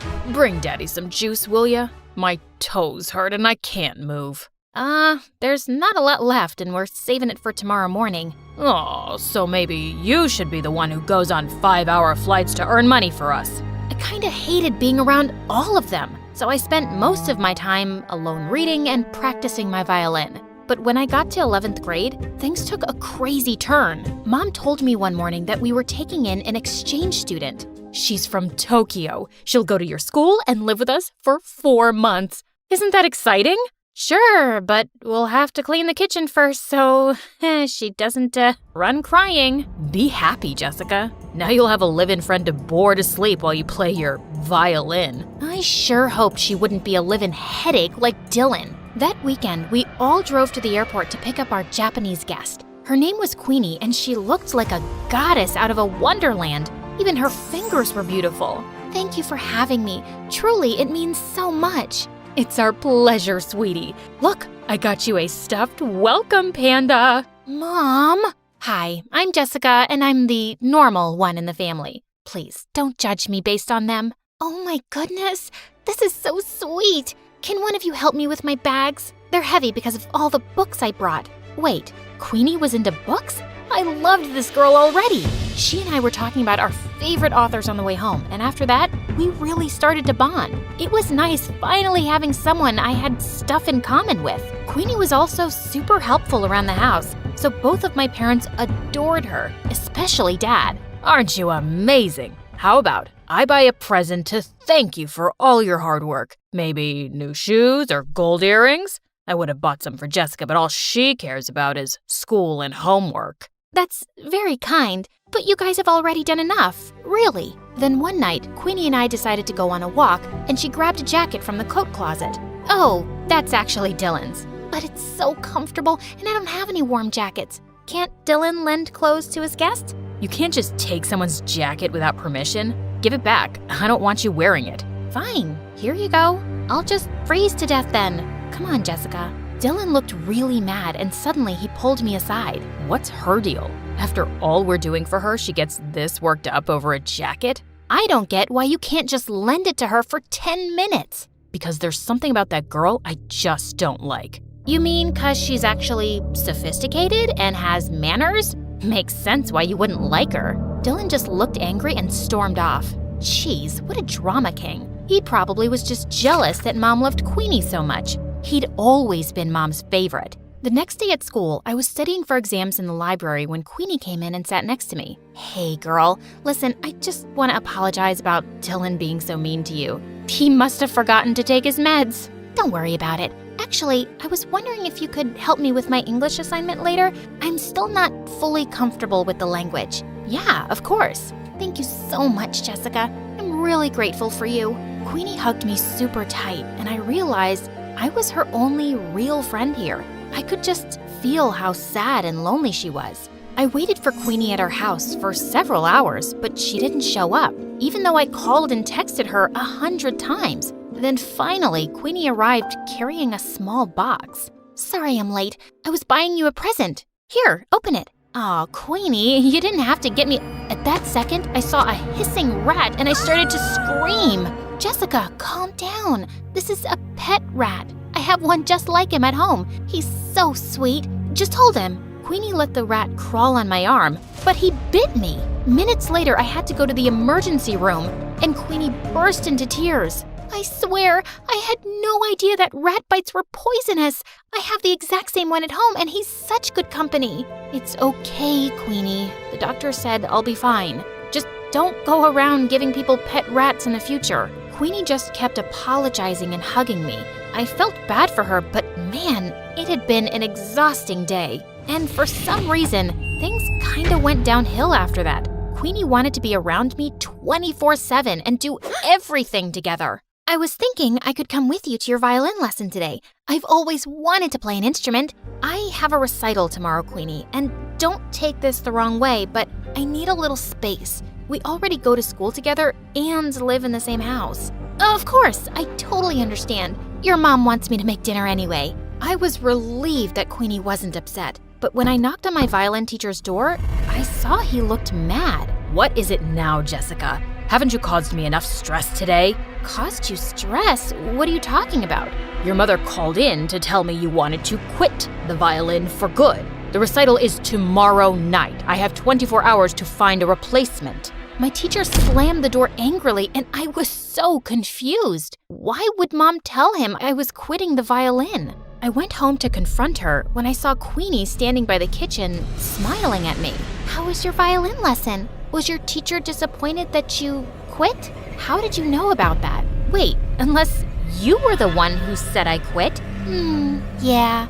I was a little hurt that you didn't let me observe your lesson. So I thought a good punishment would be taking the violin away from you for a while. I'm sorry, punishment? Queenie, you're not my mom. How could you do that? Playing the violin is one of the only things that gives me joy. Like you already don't have enough joy in your life? You don't appreciate anything your family does for you, especially your mom. You make it so obvious that you think she's dumb. You're just an ungrateful witch. That made me so mad that I slapped Queenie hard across the face, and then I stormed off to my room. I refused to speak to Queenie that whole morning and didn't even say thank you when she made me breakfast. I suppose all sisters fight once in a while. Honey, Queenie's going to come to school late today. We have to renew her passport. Good. Get it renewed ASAP so she can go back to Japan. And she's not my sister. Jessica, what's gotten into you? Queenie just smirked at me and I left. I tried to forget about her at school, but around lunchtime, I got a text from her. Jessica, where's your mom? I haven't seen her all morning. Is she okay? What was she talking about? Hadn't they gone to the passport office together? I called and texted Queenie to find out more, but she didn't answer. And when I called Mom, her phone went right to voicemail. I started panicking and went home as fast as I could to see what was going on. And I found Dylan on the porch looking super upset. I just got a text from Queenie asking where Mom is and if she's okay. What is she talking about? Neither her or Mom are answering their phones. Why would Queenie send a text like that? Something's going on. We have to call the police. Okay, but go tell Dad first. I found Dad in his office and told him everything, but he shrugged like it was nothing. What's the big deal? She'll turn up soon enough. So you're not worried at all if Mom's okay? You don't think those texts were weird or… Quit bothering me, Jessica. I could use a break from your mom. Get a little peace from her morning singing. What? What kind of monster was my dad, not caring if Mom was safe? I would have to take matters into my own hands. But just then, I heard yelling coming from Dylan's room, and I opened his door to find Queenie sitting on his bed, while Dylan looked furious. What is going on? Queenie, you've been home this whole time? Do you know how many times we tried calling you? What is going on with our mom? Sorry, that's not a question I can answer. Jessica, this girl's a creep, and I know she had something to do with Mom being missing. Look, Queenie, I know we had a fight yesterday, but we really need your help. Queenie didn't answer me. She just walked towards the door with her arms crossed. You two won't find your mom anytime soon. I'm making sure of it. You're making sure? Queenie, tell me right now where Mom is, or what? You'll go to the police? You'll accuse a poor, helpless exchange student of making your mom go missing with no proof? I don't see that working out, and I'm not done with you guys yet. In fact, I've just started. With that, Queenie pushed me off of her and walked out of the room. Dylan and I immediately went to the police station and reported everything. They sent out a search team to look for Mom and then did an investigation on Queenie. And to our shock, they discovered Queenie wasn't an exchange student at all. She'd faked her application. She wasn't even from Japan. She lived in LA. So she's just this stranger who came into our lives and made Mom go missing? Who is this girl and what does she want from us? I don't know, but that chick gave me weird vibes from the start. She's obviously out to get us. We stayed at the police station for several hours, waiting for any news. Then finally, the police came back with Mom. Oh my God, what happened to you? It was Queenie. She said she had to show me something important, then drove me into the middle of the woods and threw me out of the car. She just left me there without my phone. I was just lucky some forest rangers found me. But don't worry, I'm all right now. Just then, some policemen walked in with Queenie. Looks like Mommy made her way out of the woods. You're a monster, Queenie. We know everything. How you kidnapped Mom, how you faked your exchange student application. Who are you and why are you trying to ruin our lives? Because you ruined my life first. When I was 10 years old, your dad conned my parents out of all their money and disappeared. And we ended up having to live on the streets. My mom had a mental breakdown. Your dad is a criminal, and I finally tracked him down because I wanted him and his perfect family to suffer the way I did. I was speechless. I knew Dad had been a jerk, but he was a crook too? Queenie was admitted into juvie, but we insisted that the police look into her family's case. And 2 days later, the police came to us with some news. It turned out that Dad was part of a group of con men that had been going around in disguise all over the country for years, scamming people. And as soon as Dad got home, they arrested him. He kicked and screamed and shouted at us to do something, but we didn't. A part of me almost felt relieved to see him go. I am so sorry, you guys. I never knew much about your father because he always told me to mind my business and kept everything a secret from me, and I stopped asking. That's why I was never happy in our marriage. He was the worst. He never cared much about you or us. You did everything for us, Mom, and I really appreciate you. I'm so sorry if I looked down on you for being messy or childish or whatever. Now come on, let's go talk to the police to get Queenie's family help for their situation. Be grateful for the life you were given. Every day is a gift.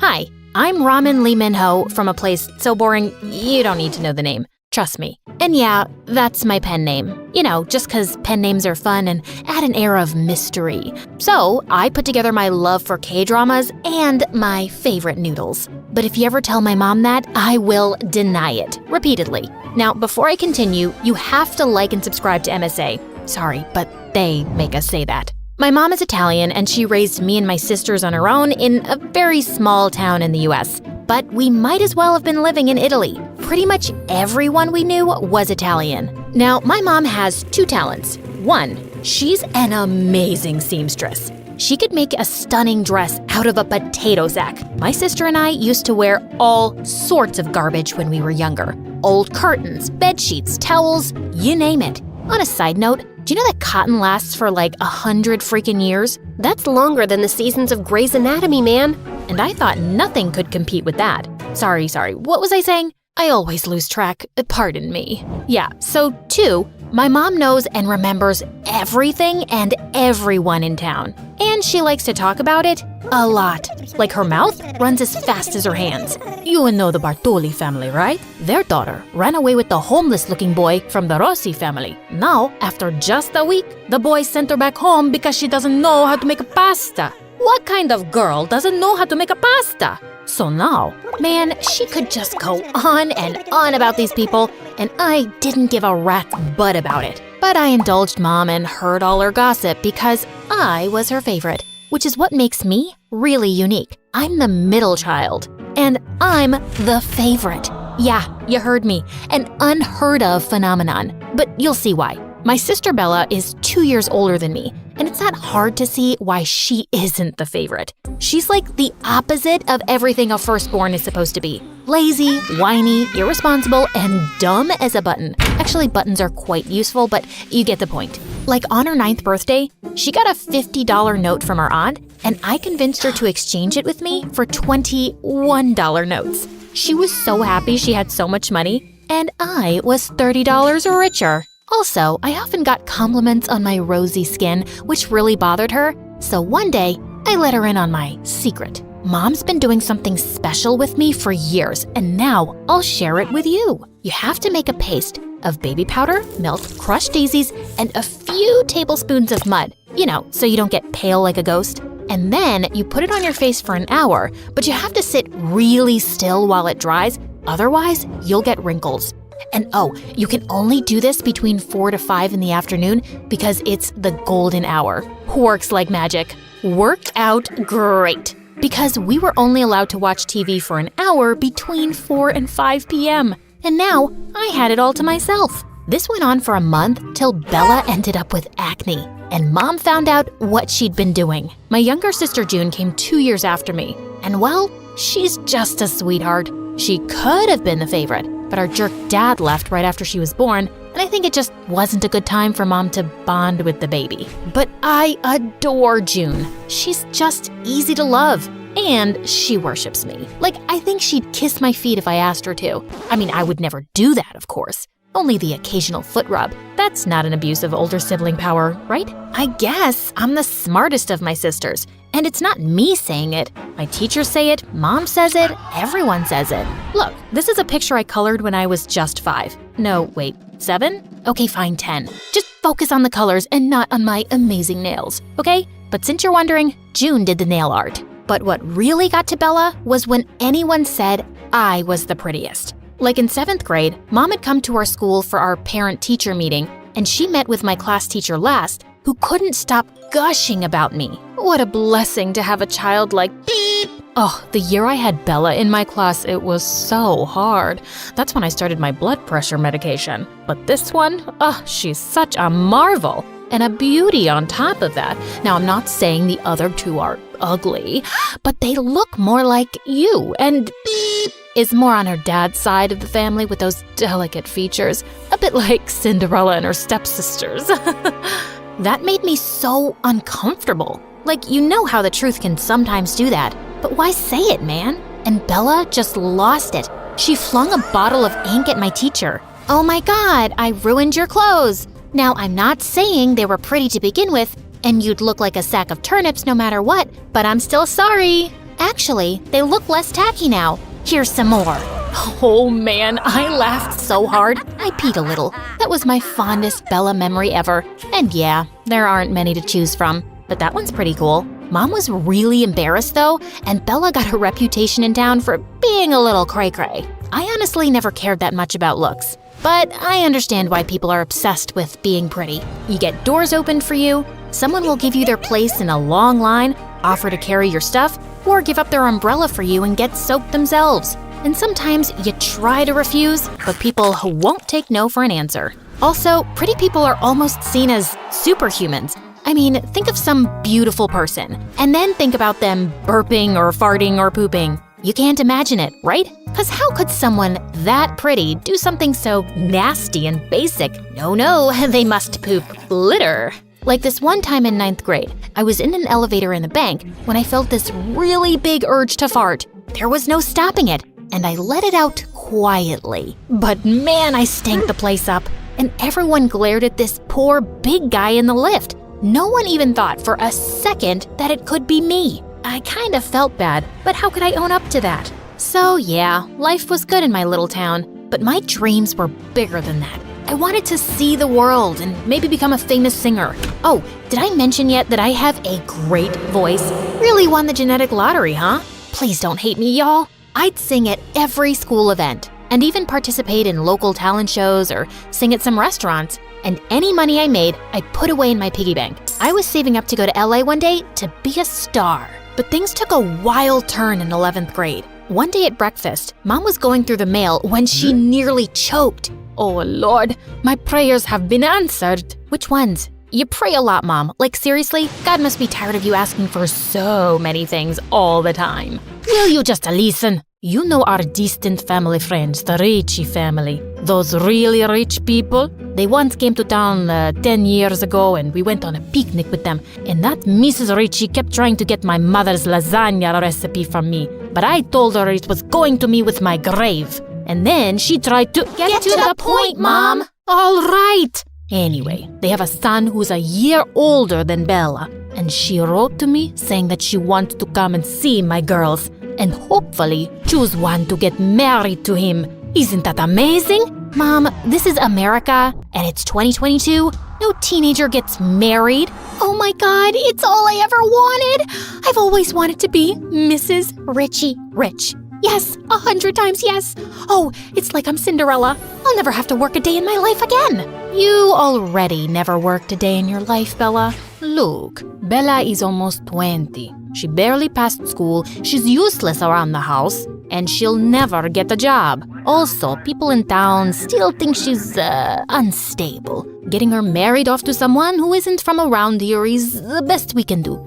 For us. Here. Now listen, the only problem in this plan is you. I don't want to have you around when they come over. They might choose you instead, and I don't want to ruin this chance for us. I mean, for Bella. Fine by me. The Ritchie family was coming over that weekend, so Mom sent me off to my aunt a day in advance, right to the other end of town. I was in for a relaxing weekend. Aunt's house was close to a lake, so the next afternoon, I was sitting by the water practicing my singing when I spotted a boy swimming. And oh, mother may I, his blonde hair shone in the sunlight and the water rippled smoothly over his strong arms. Wow.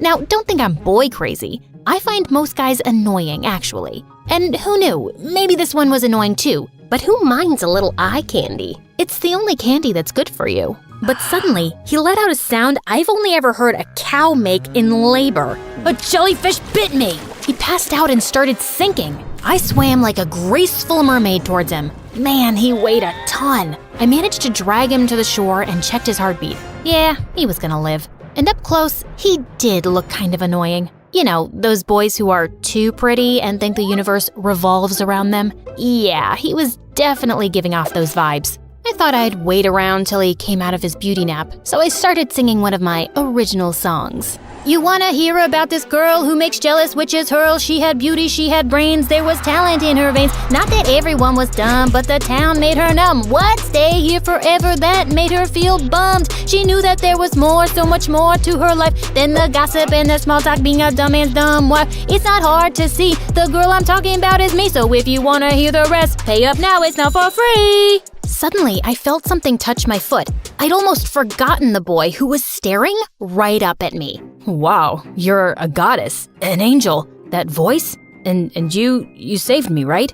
Yeah, but anyone would have done the same in my place. It's not special. Of course it's special. You saved my life. I think I'm in love with you. Aw, man. This boy was dumber than I'd thought. That's so sweet. You know what? You still look pale. You should lie back down, and I'm gonna go make a mixture of herbs for your jellyfish bite. Oh, I've forgotten all of my pain, except that ache in my heart. Yes, we'll deal with that too. Just close your eyes and I'll be back before you know it. I skipped off all the way to my aunt's house. I'd be gone in 2 days from here, and I'd never bump into him. When I returned home, I went through the back door into the kitchen. Just as I popped a muffin in my mouth, Mom walked in. What are you doing here? Hello, I live here? I'm your favorite child, remember? Shh, keep your voice low. The Ritchie family came for a second visit today, and they're in the house right now. You better not come out. Okay, I'll just stay here. Just leave the cakes, woman. Oh, sorry, I was looking for the bath. Oh my God, it's you, the rapping angel. What the freaking fruitcake? The Ritchie boy was the guy I'd saved from the lake? Apparently, he'd stopped for a swim on their way here. His name was Luca, and he told his parents he was in love with me, and he'd marry me or marry no one. Such a drama queen. He cried, Bella cried, his parents begged, Mom panicked, and she sent them away saying, "We need time to think." You really went out of your way for these guests, Mom. You never make pasta for me. And yum, I haven't had this pastry in ages. Will you please get serious for a minute? What are we going to do? About what, Mom? I'm not getting married, duh. You don't have to get married. It could just be an engagement till you know him better. Okay, fine. Just be his girlfriend. It's too good a proposal to pass. And I wanted it for Bella, but if it's not happening for her, you have to accept it. Before I could reply, Bella came flying at me. You stupid witch! I'm not letting you get away with this. Gosh, Bella, have you gained weight? Get off, you baby cow. I was so close to getting everything I've ever wanted, and you ruined it. I didn't do anything, and Luca is an idiot. Don't say that. He and I are perfect for each other. You're actually just reinforcing my point. Ow! Just stop it, both of you. I'll never forgive you, beep, and I'll curse you every single day for the rest of my life. I wish that you gained stubborn fat on your thighs that never leaves you. Well, I won't bore you with the details of what happened after. You know those annoying people who say, long story short, and then tell you every detail and all the bonus scenes? Yeah, I hate that. Anyway, I turned down the proposal, the Ritchie family left, but Luca sent letters non-stop. Bella stopped talking to me, which was amazing, but Mom stopped talking to me too. And then a month later, she got really sick. I ended up using all my savings for her treatment, and somehow, She emotionally blackmailed me into agreeing to date Luca. See, with great favoritism comes great responsibility. Mom favored me all her life, and as her perfect child, I felt the responsibility to make her happy now. Really, it's not easy being me. Of course, Bella was furious, and after she gave all my clothes to the neighborhood dogs, she started muttering things under her breath whenever she saw me. Gosh, so immature. Thankfully, Luca lived very far away and we just talked on the phone. But he called so much that eventually I made June take his calls and say, every other minute. He never knew it wasn't me. But he was supportive of all my singing dreams and said we could move anywhere I wanted to pursue them. Maybe sometimes your dreams come true in a way you didn't expect? Then one morning, I woke up with a really sore throat.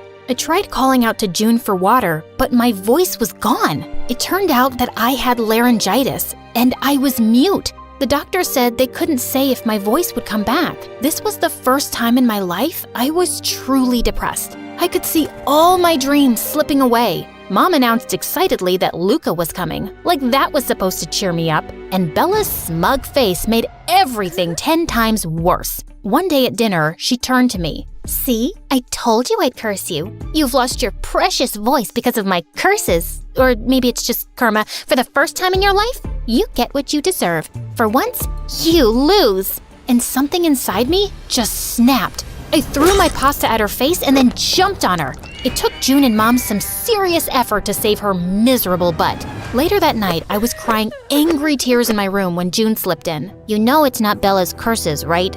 Of course I know. She's just unbearable. Why is she like this? Maybe because it's not easy to live in your shadow. She's always been told she's not as good as you. She's never even tried. Maybe because there isn't any point. You're pretty much perfect. How come you turned out so nice? It doesn't bother me that you're better. Also, being nice is easy. Being mean is hard. And it doesn't even feel good. Why are you writing things down? I have no idea. June had given me some food for thought. I guess it wasn't fun to always be compared to someone. And I guess I never made it easier for Bella either. Maybe I could start now. So when Luca arrived a few days later, I told him I was breaking up with him. He held my hands and looked really sad. Ha! See? I see a smirk! Animator, please go back a little bit. Okay, Animator, you can continue. It's not that I don't care for you, babe, but yeah, I totally get it. You need your space. Maybe if you get your voice back, give me a call? I won't be doing that, but I think you should ask out Bella. Trust me, you guys are made for each other. Looks like he listened because when I went down later, Bella sprung on me like a python. Oh, thank you, my amazing, lovely sister. I'll start a prayer circle for you tomorrow and you'll get your voice back in no time. You'll see. Now let's kiss and make up, but only in the air because I don't want to ruin my lipstick. Bella and Luca got married a month later and she left. And that is my favorite Bella memory, watching her leave. One evening, it was just me and June, and I was sipping tea when I spilled some on myself. Ow! June and I looked at each other in shock. I tried speaking a bit more, and I could. My voice wasn't totally normal yet, but it was coming back. We both started crying and dancing around for joy. My voice did recover completely, and I was able to sing again. But I felt a bit different. I felt more appreciative of the things I'd taken for granted. And June was wrong. Being nice was freaking hard. Much easier to be selfish. But I wanted to be nicer, and I really tried. A few months later on my birthday, Mom and June surprised me with a ticket to LA. The American Idol auditions are happening there next week, and you deserve this chance, love. I'd always waited for an opportunity like this, and now it was here. I was excited and scared. Good scared, though. Here I come, world. Also, in case you're wondering, this is not my real voice, obviously. They hired a professional voice actress to do the job. I can't do it. You know you can't be perfect at everything. Also, if you want a part 2 of me telling you what happened in LA, please comment Ramen Lee Min Ho, our amazing MSA character. Okay, thanks, bye!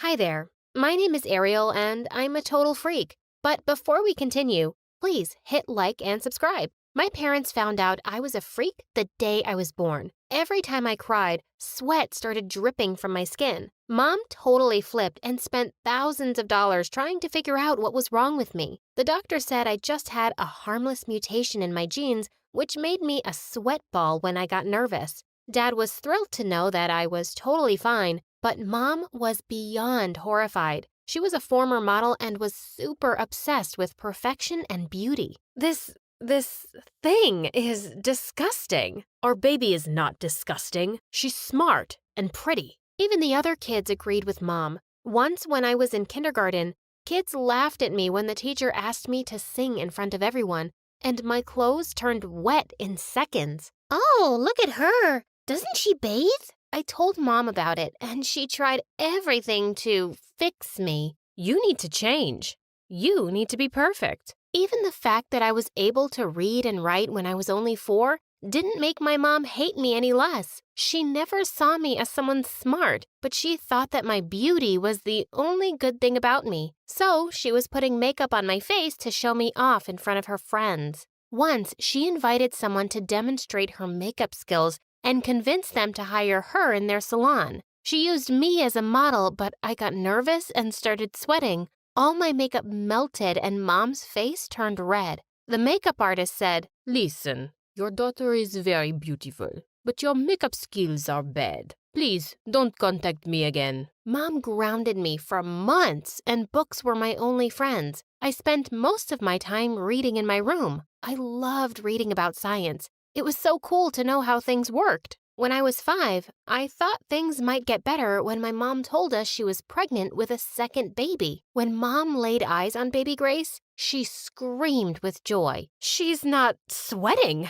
She's normal. Mom, we still don't know if she doesn't have the condition. She's just a baby. Well, Grace got older and she did not have the condition. In no time, she became Mom's favorite. She got everything she wanted. But honestly, everyone agreed that I was the pretty one, and I knew I was also the smartest. Like one day, Mom gave Grace pizza for dinner and served me a plate of boiled broccoli. You're so sweaty. You don't need more grease. But I said, oh, cool. Look, Grace, Mom wants you to eat the pizza and get fat. Mom hates you. Grace burst into tears and Mom started comforting her and giving her the broccoli while I took the pizza and left for my room. As Grace grew up, Mom taught her to really hate me. Grace had difficulties reading and I spotted the problem only when she was 6. I tried to teach her, but Grace said, oh, I want to be like Mama, beautiful and non-sweaty. Stay away from me. I don't want to be like you. On Grace's 7th birthday, Mom forbade me from entering the party. I was even banned from the kitchen. But I snuck into her party when she wasn't looking to eat a slice of cake and spit in Grace's plate. That's when one of Grace's friends asked me, who are you? We haven't met you before. She's just the weird housekeeper. Stay away from her. She's gross. Oh, yeah, I'm so gross. Look. And I dug into the cake with my sweaty hand, grabbed a large fistful, and stuffed it in my mouth. Happy birthday, Grace! As they all stared at me, I turned around and left. But things weren't any better at school. I always wore hand-me-down clothes because Mom didn't want me to sweat into them. This didn't stop boys from asking me out because they found me pretty. But they would leave after they found out about the condition. Mostly, kids were only nice to me when they wanted my help with their homework. Once, Naya, the richest girl in class, came to me before an exam and said, hey, I need your help with an exam today. You mean you want me to cheat? Yeah, if you want to use that word. No, I won't do that. I don't think you have an option. She threatened to humiliate me in front of everyone, but I stood firm. However, I got nervous. Then she threw tissues at me because she knew they'd stick to my sweat.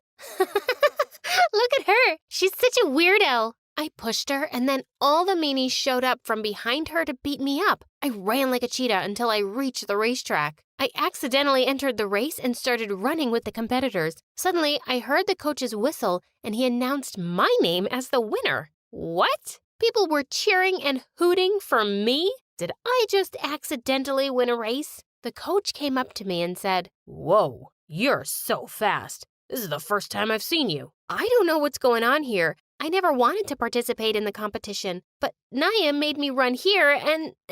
Naya? She's an awesome student. She's also a runner. She deserves a reward for convincing you to participate in this race. Just then, Naya showed up from behind the coach with a big smile on her face. Oh, yes, Coach. Ariel is talented. Not only pretty and a genius, but also a great runner. Plus, she's my friend. And just like that, she hugged me. I was overwhelmed by all of this. First, I won a race, then I was enrolled in the track team, and I became freaking friends with my biggest enemy, Naya. That day, I started racing against other kids, and soon enough, I realized that everyone was sweaty here, and I looked just like them. I wasn't different or disgusting like Mom used to say I was. The next day, as I was walking past her table in the cafeteria, Naya asked me to join her and her friends. I was taken aback, but I sat down, and they were all being really nice to me. And suddenly, my popularity in school was rising. Being friends with Naya instantly gave me a higher ranking on the popularity meter,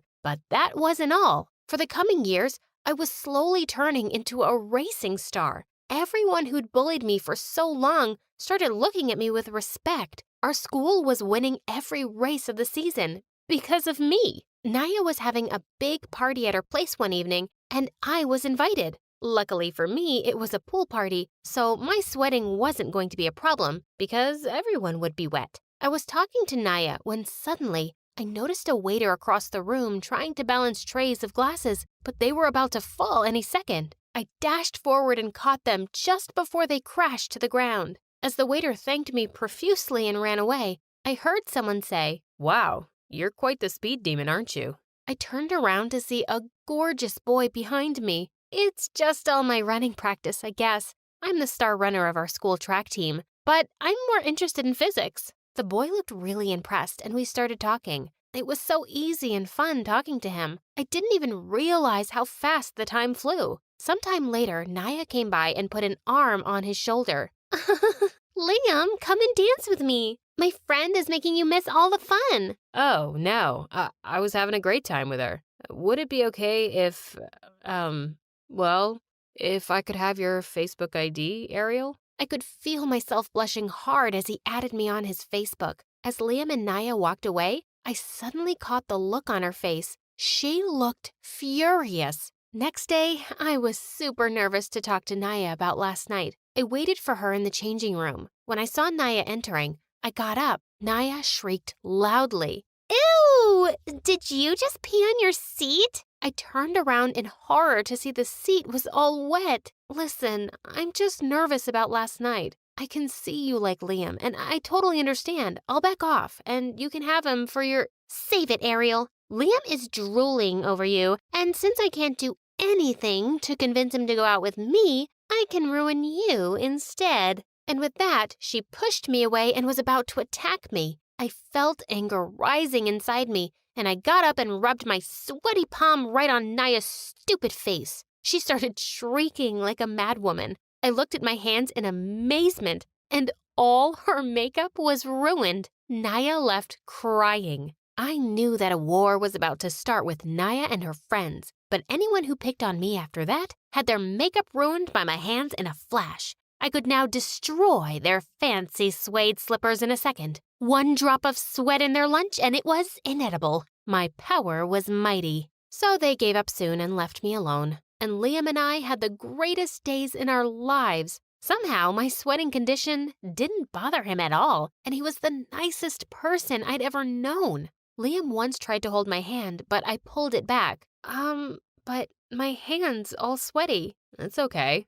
I don't mind. I just want to hold it. Once when I was in the 10th grade, I decided to invite Liam home and introduce him to my family. Dad was happy for me, but Mom and Grace were super jealous, especially since Liam was such a hunk. At dinner, Grace said, Oh, Liam, do you know about Ariel's condition? You're too hot to live with that disgusting creature. Mom laughed and agreed with her. This made me super nervous and mad. Shut up, Grace, or I'll soak you with sweat. I'm wearing waterproof makeup. Bring it. I was so angry and I was about to attack her when Liam pulled me away and whispered in my ear, I will always love you. Don't forget that, and don't let them affect you. I I kissed him in front of them and we left for my room. A few months later, I had one of the most important races, and just when I was about to reach the final line, Naya tripped me and I broke my ankle. Liam ran up to me and held me in his arms. I yelled, "It's Naya!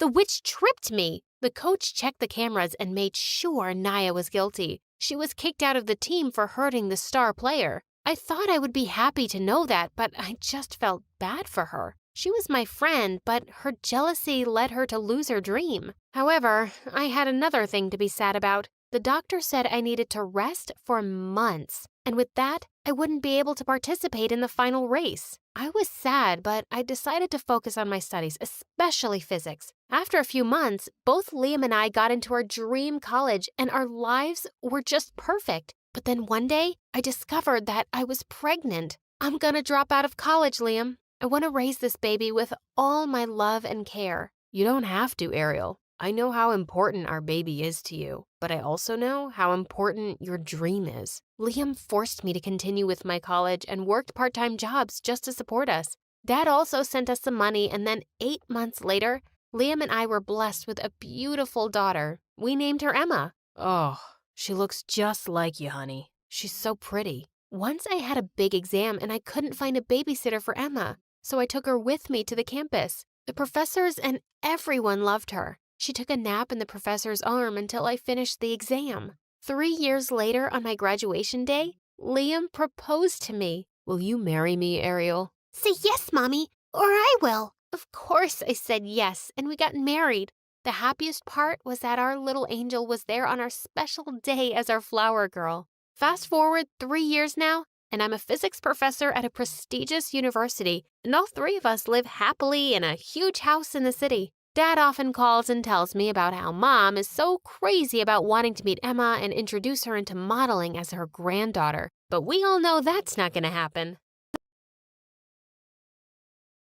Brittany, you don't need sunglasses in here. Take them off, please, and introduce yourself to your new classmates. Okay then, here goes. I took them off and looked up. The kids closest to me gasped. The ones at the back came to take a closer look. What was I? An animal in a zoo? Hi, I'm Brittany, often known as Queer Eye. That's because I have a condition called heterochromia, which in my case means one eye is hazel and the other is blue. People were always staring and making fun of me, but honestly, I didn't care. Who wants to be normal anyway? I thought it was pretty cool. Almost like I was a mutant from X-Men. Besides, I'm pretty much the smartest girl in class. Pretty blonde hair or perfect blue eyes won't make you less dumb at math. I could stand up to the mean girls myself, but it felt good to have my best friend Emily by my side, always ready to defend me. But I was probably the world's worst friend. That's because I was so in love with Emily's boyfriend, Jake. He had just been so nice to me since my first day here, and then I found out he was taken. One day, we were hanging out at Emily's place and watching our favorite channel, My Story Animated.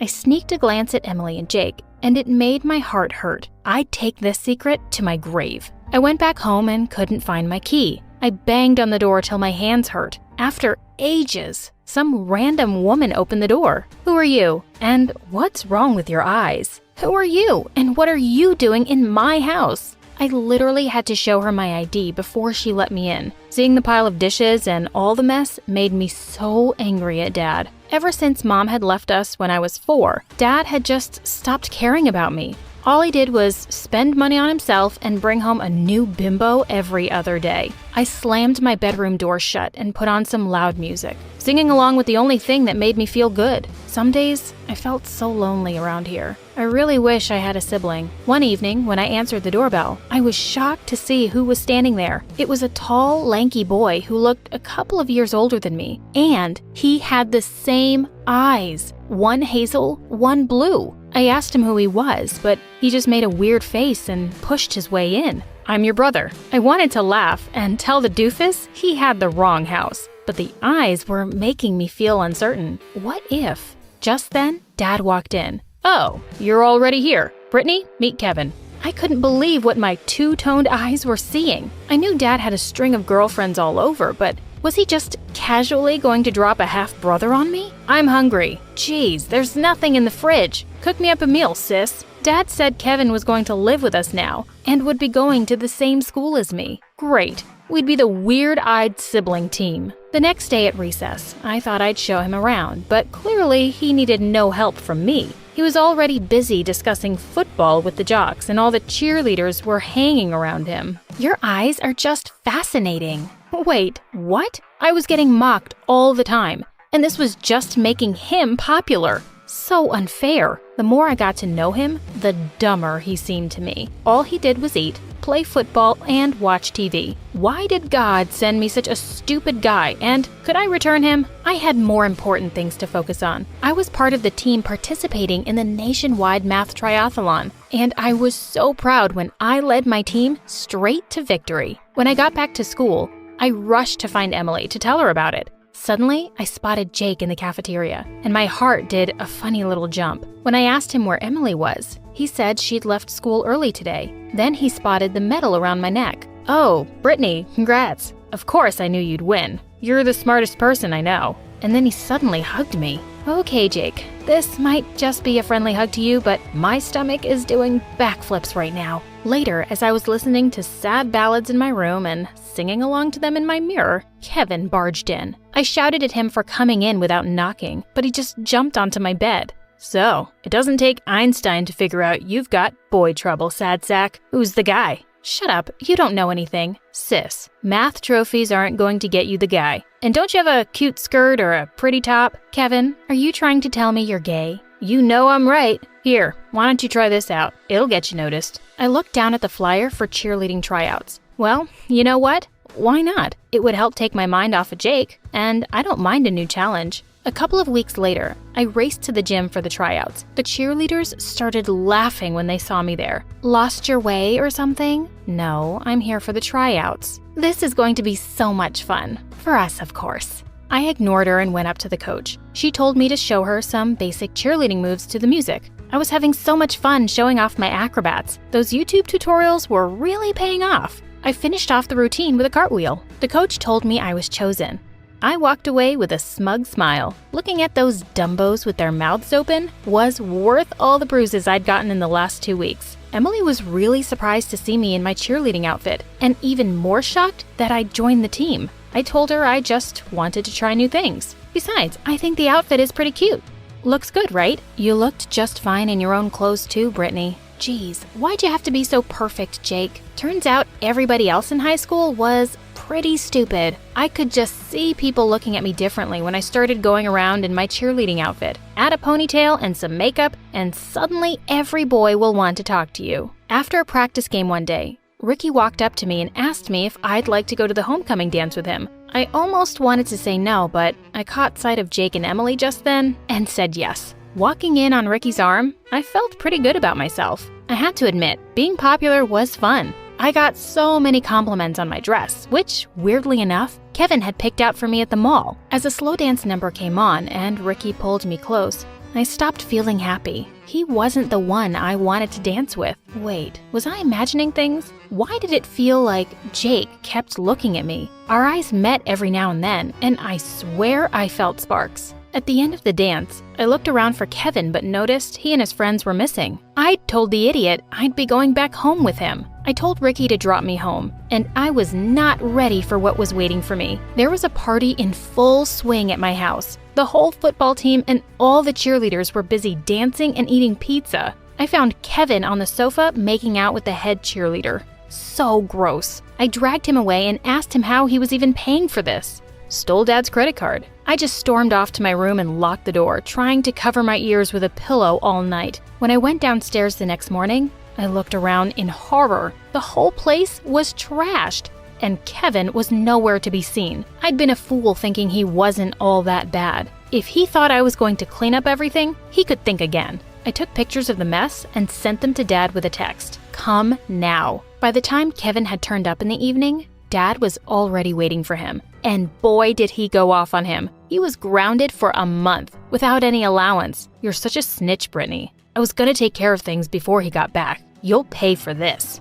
Kevin obviously stopped talking to me. Emily kept asking me to hang out with her and Jake, but I was avoiding him since the dance. I'd been getting so distracted by everything lately. I got an A- on a test. I tried to focus on studying, but found myself writing soppy song lyrics in my notebook. I saw a sign-up sheet on the school board the next day. The drama club needed backstage volunteers. I immediately put my name down. I needed a distraction, and this stuff would look good on my college application. When I went to the auditorium later, I was shocked that Jake was one of the volunteers. Haven't seen much of you lately. Yeah, just been busy. You know, school and stuff at home. I sounded so lame. He could probably see right through my lies. We were painting one of the cardboard sets, and we had just started talking. Like the first time we'd met. It was so easy, like we'd known each other forever. I had really missed this. I climbed onto a tall stool to paint a part out of my reach, and suddenly, I felt it wobble under my feet. OMG, I was gonna crash. As I fell down with a scream,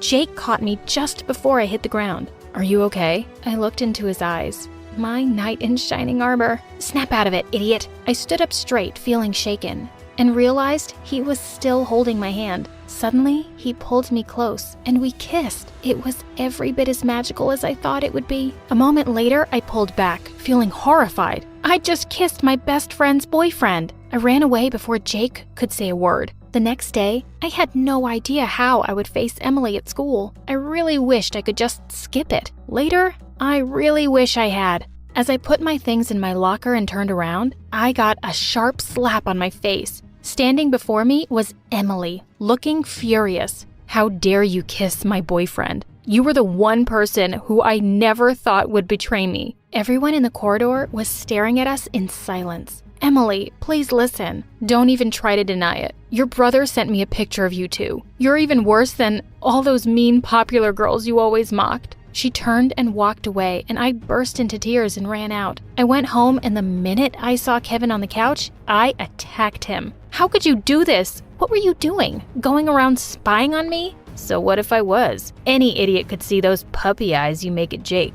I knew something was up, and you snitched first. Just then, Dad walked in on the two of us wrestling on the floor. Hey, idiots, cut it out.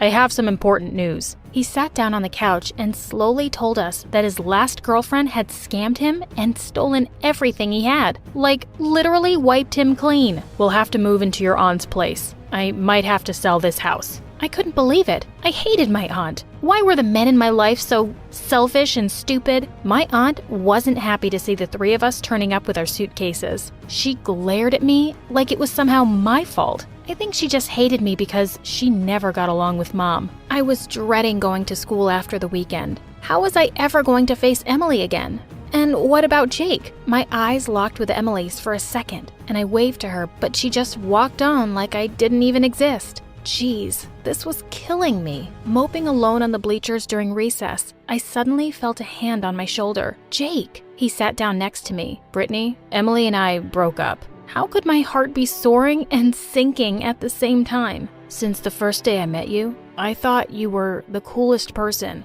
I can't help it. I think I'm in love with you, Brittany.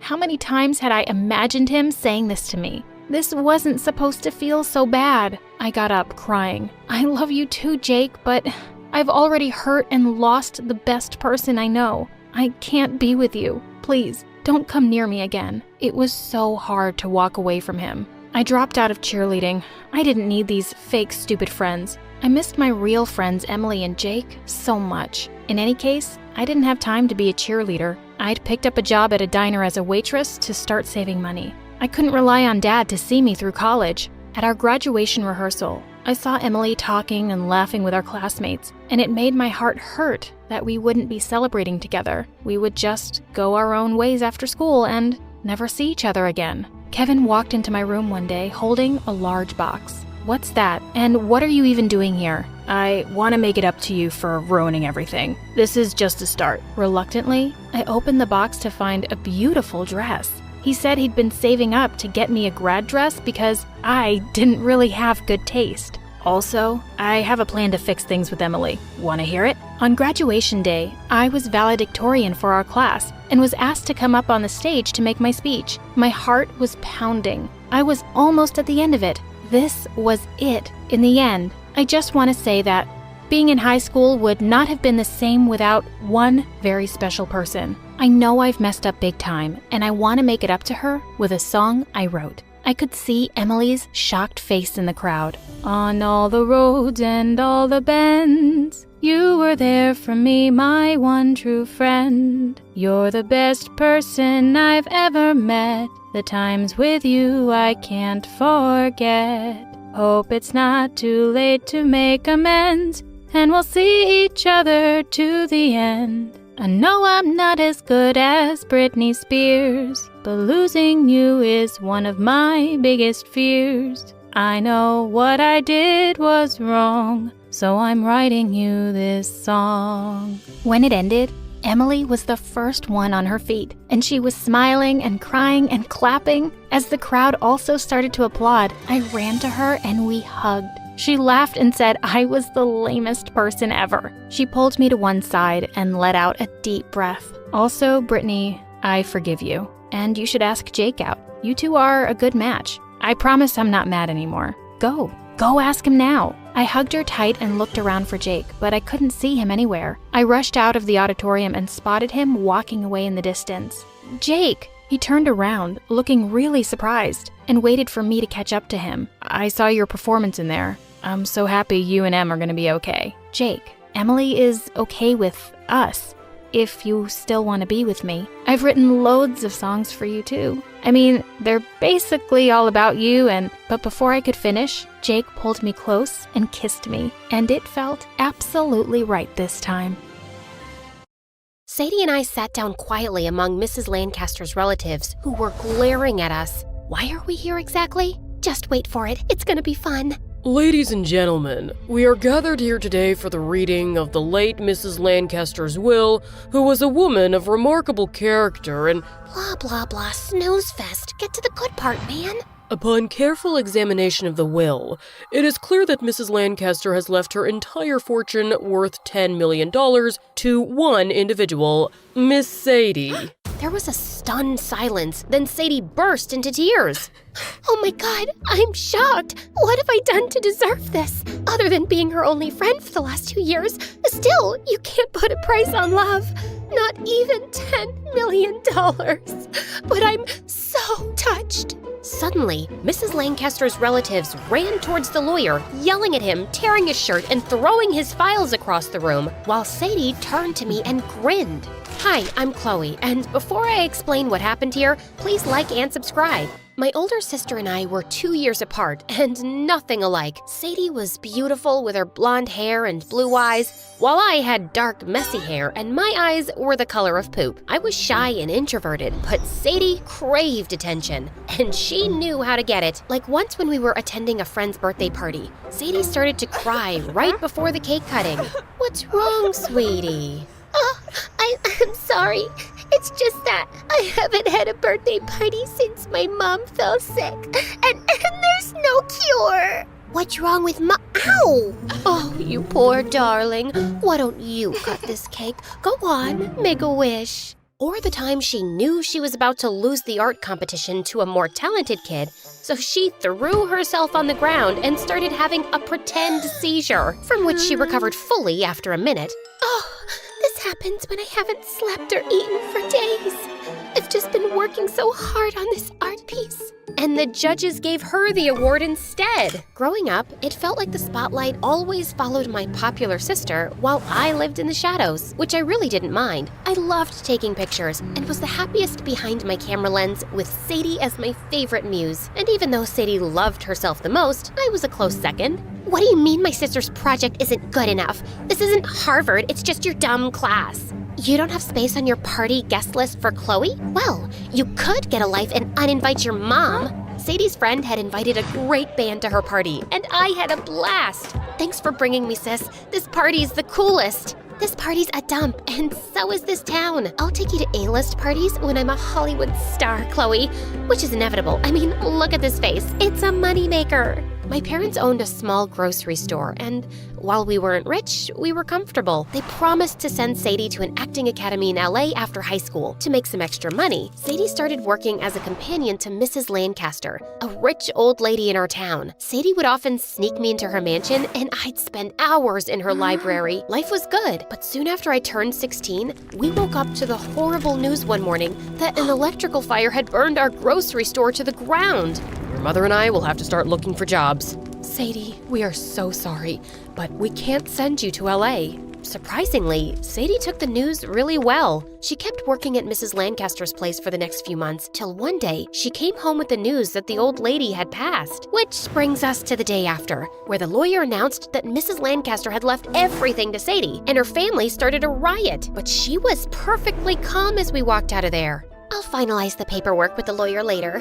Hold on, Sadie. You already knew Mrs. Lancaster was leaving you everything, didn't you? It wasn't a hard guess. She didn't love her family very much. I don't think she loved you that much either. I know you did something. Fine. I just encouraged her to make a new will some time ago. But she decided everything herself. She was like 90 and half crazy, Sadie. The last time I saw her, she accused me of stealing apples from her mother's farm.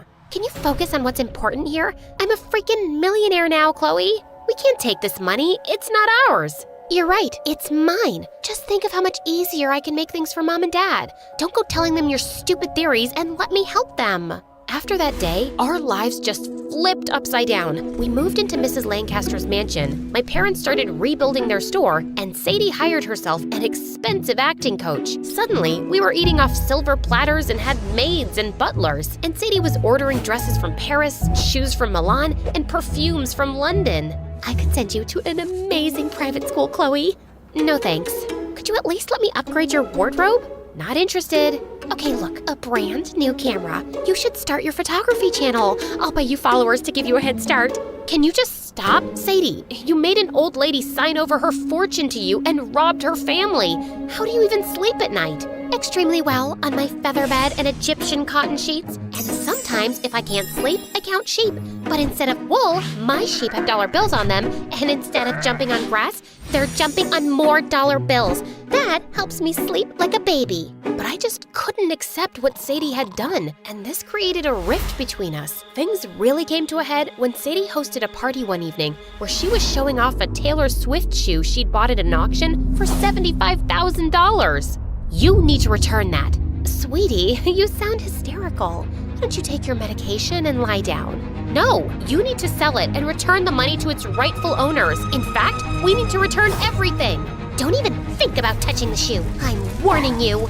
Sadie leapt at me, and we ended up in a huge fight till our parents broke us apart. And when we were alone, I ended up telling them everything. My parents were horrified.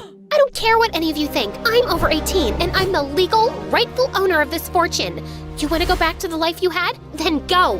My parents returned the money Sadie had given them for the store, and we left for our old house that night. The next day, we found out that Sadie had put the mansion up for sale and moved to LA. It broke my heart that things had turned out this way between us. Mom and Dad returned to their jobs, and I wanted to help. I made a website offering my photography services and also started a YouTube channel sharing tutorials. By the time I graduated high school, I was making decent money from both. Soon after, I had my first ever solo exhibition, and for my showstopper, I went to the lake at dawn to capture the sunrise. I was about to take my best photo yet when a loud noise startled me. A boy was kneeling a few feet away, crying loudly. Eyes, look your last. Arms, take your last embrace. And lips, lips, do something too. Would you mind going somewhere else, Romeo? I'm trying to work here. The boy turned to me in surprise, and wow, was he a looker. I'm working here too, babe. I'm an actor and... Really? I thought you were a madman. I have an important audition, and this is my usual practice spot. Fine. I just need 20 minutes here, and I'd appreciate some peace. I turned away to my camera and found the boy posing in front of me. Do you mind? Not at all, babe. Take as many photos as you want. I meant, could you move? An action shot. I like it. What should I do? Maybe a headstand or flex my biceps? Was he dumb or what? Okay, how about one of you gazing out at the water dramatically? The boy looked out at the water and immediately started crying. Was that good? How about one without the ugly crying? Yep, that's perfect. I'm Blake, by the way. Follow me on Insta at Blake is a Greek god. Not gonna happen. Good luck and goodbye. The picture with Blake actually turned out amazing, and I was shocked when some art collector at the exhibition offered to purchase it for $5,000. Later that night, I did end up finding Blake the Greek god on Instagram and sent him a message asking if he'd meet me at a cafe. I thought it was only fair that he got a cut from the money. I just knew you'd reach out to me. I could feel this instant electrical connection between us. Wow, I feel nothing but regret. Here's the check I promised. See you never. Oh, come on. A cup of coffee won't hurt. I actually want to hire you for some headshots to send along with my audition tapes to Hollywood. You want to go to Hollywood?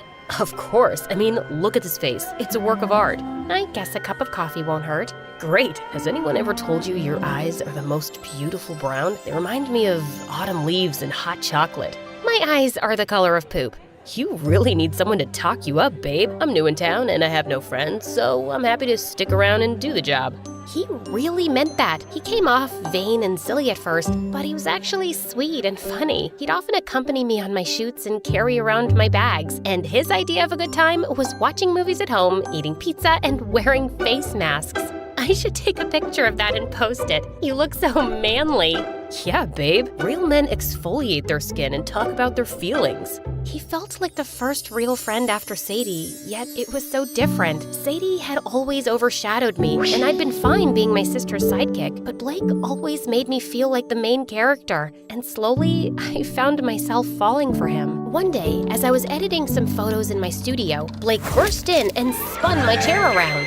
We're going to Hollywood, babe. What? A big producer loved my audition tape, and he's casting me in his new movie. Turns out, he was also looking for a photographer for the promo stuff, and I recommended you. That's amazing! I'm so happy for you! For us. And suddenly, his face turned serious. You already know that I'm not well off and Dad's in a wheelchair. His mom used to live in this town, but Dad was in the army and he was posted abroad, so we haven't been able to visit in years. She died 2 years ago, and my family was gonna inherit her wealth, which could have really helped us after Dad's injury. But apparently, Grandma's caregiver tricked her into giving her all her fortune. My blood ran cold at his words. It's been tough, and sometimes I've thought about just giving up the Hollywood dream. But it looks like things are finally turning around, and you're my lucky charm, Chloe. I think I'm in love with you. He pulled me close and kissed me, but it felt terrible. I know, right? Me too. What's your grandma's name? Mrs. Lancaster, you okay, babe? Did my kiss take your breath away? It sure did. I tossed and turned all night. How could I tell Blake that my sister scammed his grandma? But how could I take this job without telling him? But the job was such an amazing opportunity, I couldn't let it slip away. Finally, I decided the only thing to do was to go to Hollywood, meet Sadie, and talk her into giving Blake's family the money. Before I knew it, Blake and I were in Hollywood and starting our first day on set. He got dragged away for hair and makeup. So I wandered around and started taking some pictures when a familiar face appeared in front of my lens. Sadie? Chloe?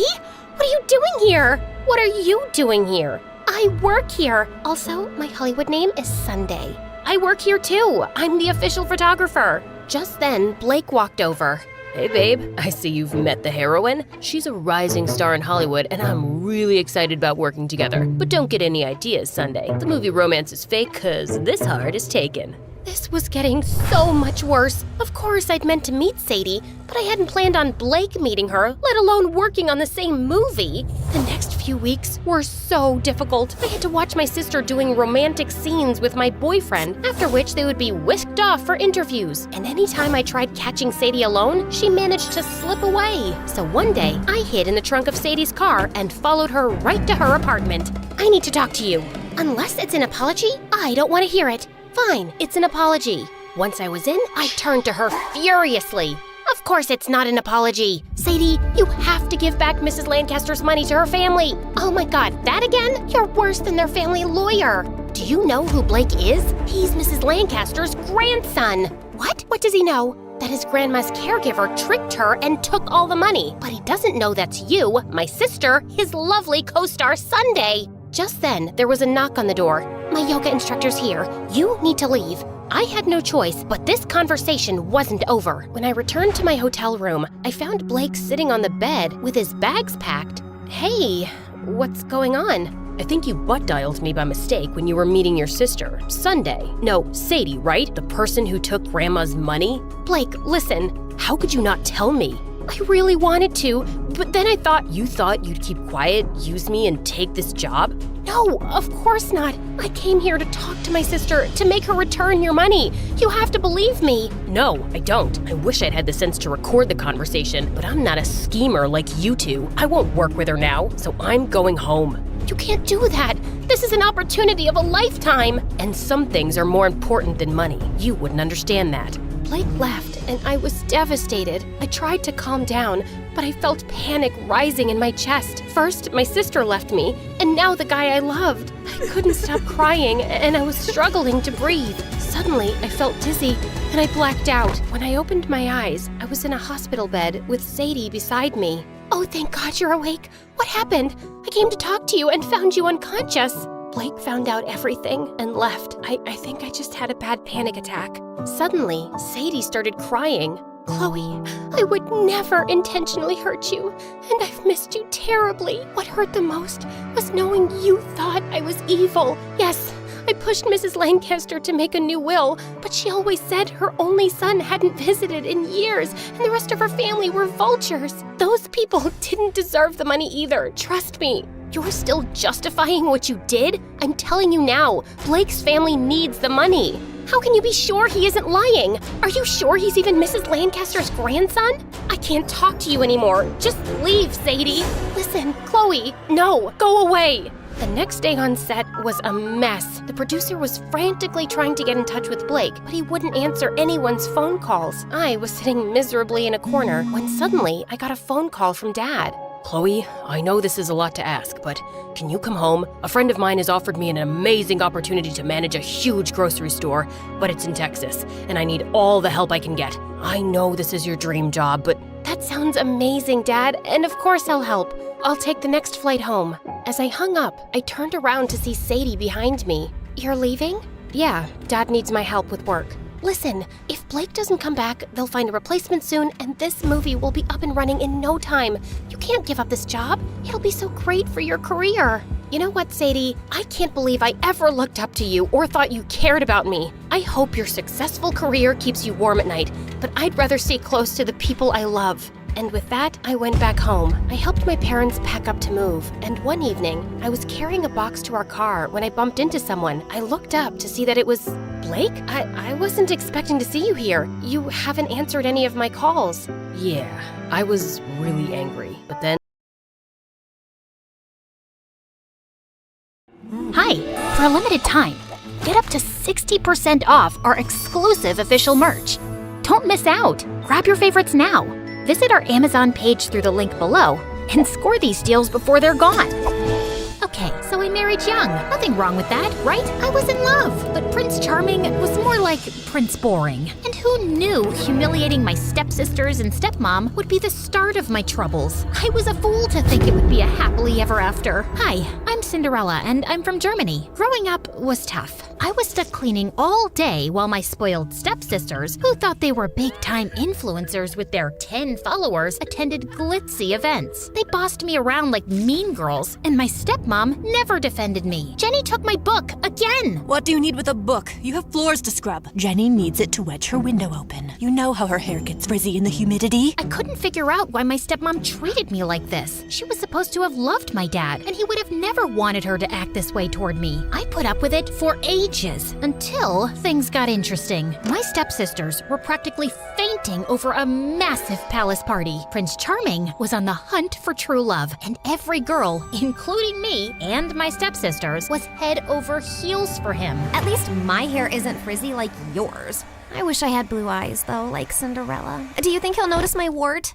Not unless he's asleep. And I'm taking a fan for my hair. Thanks. Prince Charming was so handsome, always being photographed holding cute animals. We all had tickets to his party, and I pictured myself in a stunning ball gown, but I was in for a shock. Why, you're not going, Cinderella. Only glamorous ladies get to dance with the prince. And your dress looks like it's a thread away from a dish rag. I'll be sure to warn the royal family you're nothing but trouble. They all laughed, and I was furious. I'd had enough and wanted my own independence and to find true love. I was just about to pack my bags when my auntie, who'd been out of town for ages, turned up. She had the latest couture dress in her suitcase and dried my tears. You know the rest. Epic glam makeover, crashed the royal party, lost my shoe, and boom, Prince Charming goes on a shoe-fitting tour. And the next thing I know, we're married. I couldn't wait to start my new life with my wonderful Prince Charming. Big mistake. Prince Charming was a total fraud.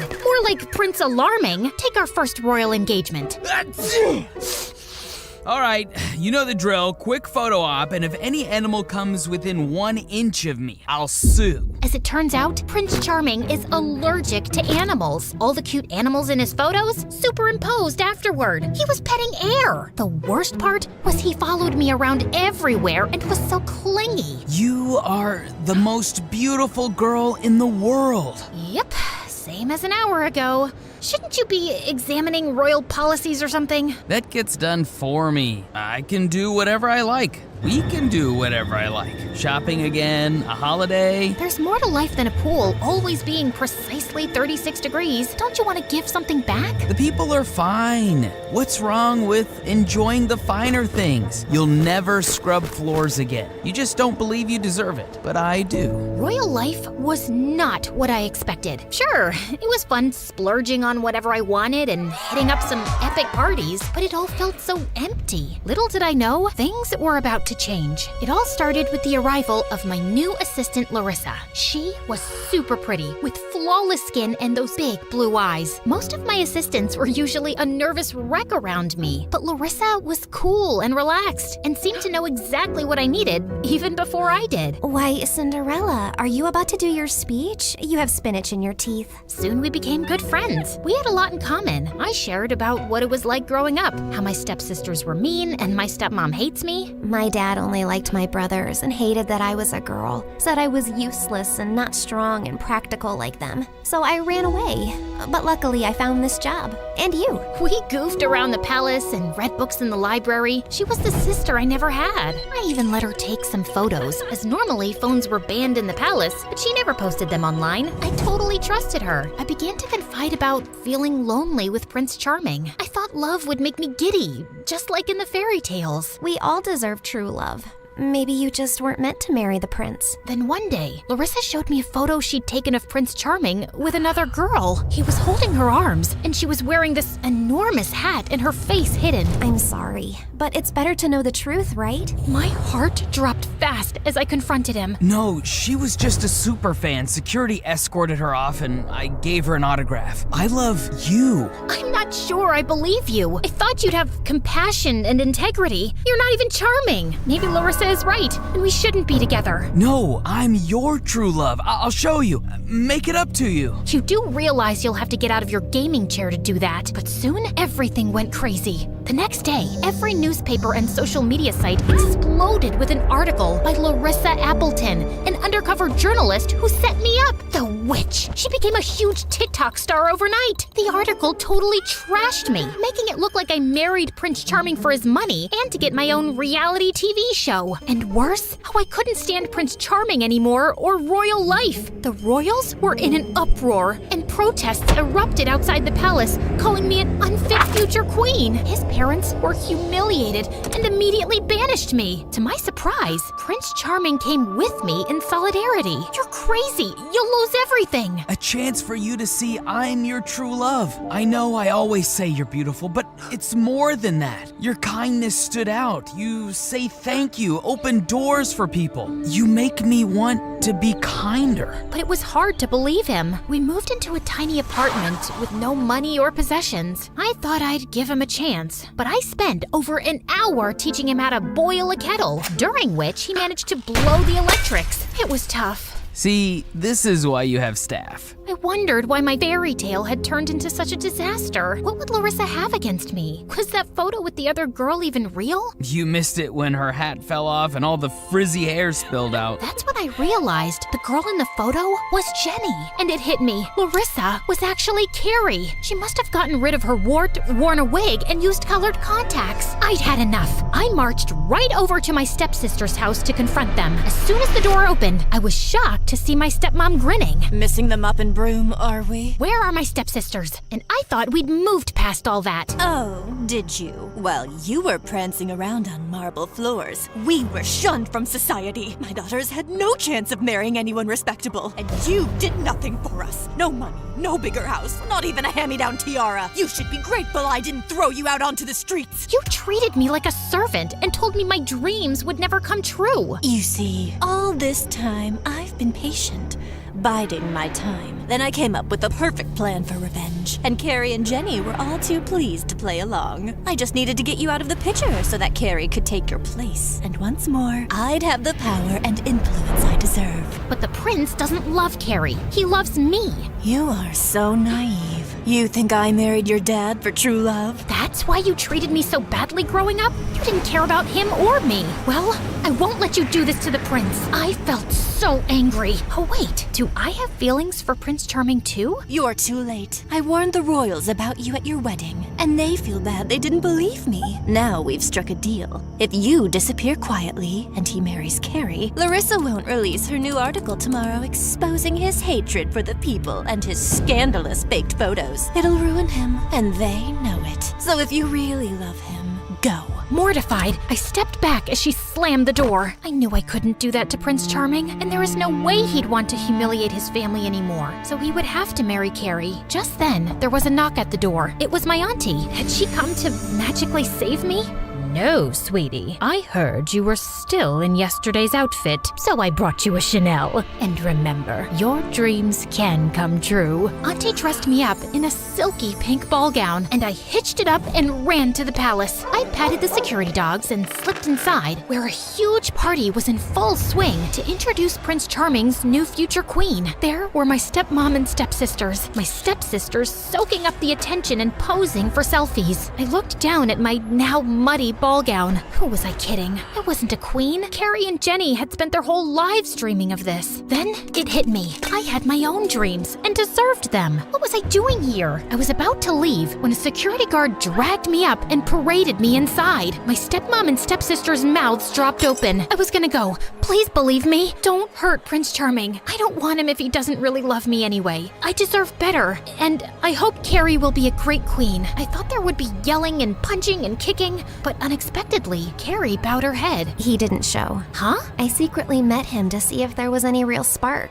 You did what? Even after the wart removal, all he talked about was you. And I want true love too. Honestly, I felt bad, as I did have fun when we hung out, when we were friends. I'm really sorry. Do as you're told, Carrie. I want creme brulee and pate for supper, not crumbs. Mom, you treat us just as bad as you did Cinderella. Everyone, I set Cinderella up and manipulated the article to make her look bad. The crowd gasped. When really, she'd make a perfect queen one day, so caring and passionate. But then I turned to see Prince Charming standing there. I was mortified. It's okay, I'm going. Good luck with Carrie. But to my surprise, he knelt and kissed my hand. Then he addressed the crowd, admitting he doctored photos and didn't give the attention the community deserved. So my stepmom couldn't blackmail him anymore. But I want to change, and it's only because I met my true love, Cinderella. I felt all giddy. Jenny and my stepmom stormed off, while Carrie and I shared an awkward hug before she left. Turns out, he really was my Prince Charming after all. As for my stepmom and stepsisters, they moved away and lost a ton of followers. Karma's a digital age beast. And me, I'd still scrub floors if I had to. But let me tell you, everything's a lot more fun when you're wearing a crown.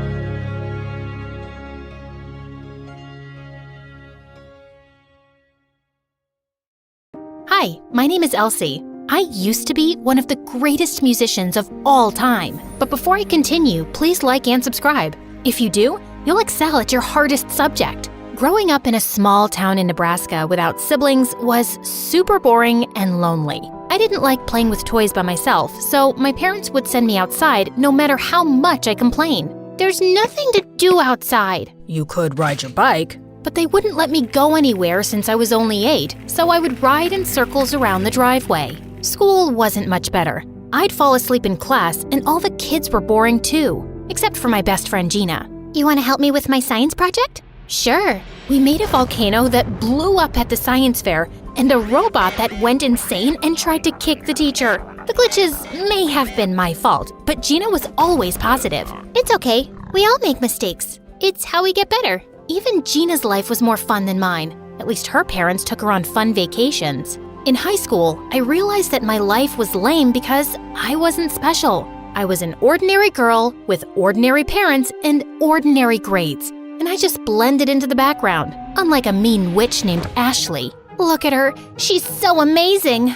Wow, she's beautiful and talented. Ashley always got the leads in the school plays. She was head cheerleader, the student body president, and my worst enemy. It all started when I accidentally spilled some grape juice outside her dressing room on the night of the school play, and Ashley slipped and sprained her ankle. It was an accident, I swear. No one believed me because I was Ashley's understudy and ended up taking her place even though I wasn't very good. From then on, Ashley made my life miserable. She barred my entry into all the clubs and convinced the cheerleading coach not to let me try out too.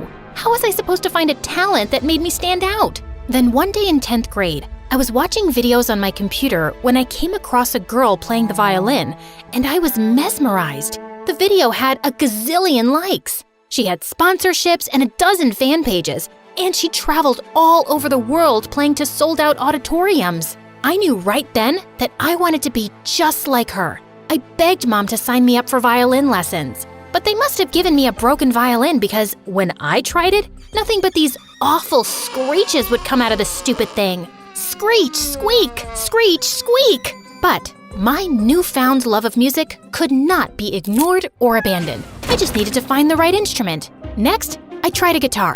Then I quit because the strings hurt my fingers. Singing seemed fun and easy, so I sang all the time. In the shower, at the breakfast table, on road trips, during my parents' important phone calls, late at night, until they finally screamed, "No more singing!" They should have said something sooner. It hurt my throat more than it hurt their ears. Finally, the piano. And the teacher was my own grandmother. She could play music better than the violin girl, and even taught me some easy songs. I was so excited, I invited Gina over to hear me play. "That's really cool. You're so talented." Did I become a great musician right then? I wish. Is that the only song you know? Can't you play something else? Somehow, months passed and I could only play the same lame pieces. I hated practicing. It was tough and frustrating, and it took forever. Slowly, I kinda gave up on my dream of becoming some musical genius. It just seemed too far out of my reach. But then something happened in 11th grade that changed my life forever. I don't remember much after my parents dropped me off at the fair. One minute I was walking past the petting zoo and sending Gina a text. Then suddenly I heard a loud shriek. Ee-haw! Then an angry donkey kicked me in the head and sent me flying into the side of a circus tent. I woke up in the hospital. My ears were ringing. Strange sounds and colors were going through my head. It's like I was seeing music? The doctor said I was fine and released me from the hospital, but on the way back home, I begged my parents to stop at Grandma's house. Oh dear, what happened? I ran to Grandma's piano, sat down, and started to play, and I was amazing! I could play any piece of music with perfect ease. I could even make up new music on the fly. It was all so clear and effortless. My goodness, where has she been practicing? Why, she sounds even better than me on my best day. Grandma entered me into a local piano competition, and I blew everyone's mind. I won first prize. People ran up to me to get my autograph, and I was even on the news. Ashley was so jealous. An agent came to my house and asked my parents if he could represent me. And soon, I was playing gigs in so many cities. I was so busy, I missed Gina's birthday. So sorry, my schedule's been packed. I'm a superstar, you know. Oops, that's my agent. I'll call you back later, okay? Many successful concerts later, I was ready for a break. Zach, the most popular boy in school that I'd been crushing on since the 6th grade, invited everyone in class to his pool party. And I was so there. And I asked Gina if she wanted to tag along. We were supposed to go to the Science Museum today, remember? The Science Museum is boring. Can't we go another day? But today's the last day to see the electron microscope lab. I convinced Gina to skip the lame science exhibit and join me. Sitting on deck chairs, I shared my adventure with all the popular kids. My life definitely wasn't boring anymore, but Gina didn't seem impressed. In fact, her bad attitude was messing up the vibe. We should have gone to the Science Museum. I'd rather watch paint dry than see Ashley and her friends prance around in bathing suits. It's a pool party. You're supposed to wear a bathing suit. There's no one even in the pool. This is such a stupid waste of time. Gina, that's rude. Why are you trying to spoil things for me? I can't believe you're being so selfish. I'm selfish? First, you forget my birthday, and then you make me miss the exhibit for this ridiculous party so you can impress all these kids that you don't even know. You've changed, and I don't like it. I haven't changed. You're just jealous. It's okay. Everyone can't be as awesome as I am. Well, you can be awesome by yourself. I'm leaving. I didn't like falling out with Gina, but it seemed like she just couldn't be happy for me. I was a shining star. I was living my best life. Maybe I just needed new friends to match. Then, Zach was suddenly standing right next to me. Hey, aren't you that girl who's so good at piano that she's already on tour? Something like that. That's so cool. And you're playing in the talent show next week, right? Yeah. I hadn't heard about it, but it sounded like kiddie stuff compared to what I'd been doing. Sweet. I can't wait to hear you play. See you around, Elsie. Zach walked away, and all the girls couldn't stop drooling over his perfectly sculpted muscles. I got up off my towel and dove into the pool, but it must have been the shallow end because the next thing I knew, I woke up back on my deck chair looking into Zach's handsome face. She's awake. Elsie, are you okay? Ow, my head. I think I hit my head. On the bottom, yeah. You should have a doctor check. I'll be fine. But I wasn't fine. After I passed out face first into my soup at the dinner table that night, my parents took me to see the doctor. He said I had a concussion and had to stay home for a week. I agreed, but only for 1 week. There was no way I was gonna miss that talent show if Zach was expecting me to be there. I was backstage when the day finally arrived, awaiting my turn to perform. I should have been excited, but something was wrong. Something felt different inside my head. I couldn't see the music anymore. My heart pounded as I walked on stage, feeling dizzy with panic. I sat down at the piano, but it didn't have that comfortable, familiar feel. Yeah, Elsie. The auditorium fell silent. By the time I touched the keys, my hands were shaking. I started to play, and I was horrible. Every note was off key, and the melody was all wrong. Zach and his parents covered their ears, a baby started crying, and a few dogs ran up to the windows and howled. Then everyone laughed. I jumped up and ran out, crying. It was over. Whatever gifts the mule had given me disappeared when I'd struck my head on the bottom of the pool. It was so unfair. I had everything I'd wanted, only to have it taken away at the worst possible time. Gina called me a few times and sent text messages to see if I was okay, but I didn't answer. I was so ashamed. I had no idea how to explain my story, and I had no desire to show my face at school. That winter, Grandma sold her house and everything she owned when she moved into a nursing home. But the one thing she insisted on keeping in the family was her old piano. When it was delivered to our house, I hated looking at it. It just reminded me of everything I'd lost. One day, I was sitting on the porch when Gina came up to me. "Are you okay?" "No, my life is over. I'll never play piano again, and no one will ever like me, and I'll live a boring life forever, and I was a jerk to my best friend." "Well, you were a real jerk to me, but the rest of the stuff just isn't true. There's no reason you can't play piano again. Maybe you just need to practice." Over the next few days, I couldn't get Gina's words out of my head. Maybe you just need to practice.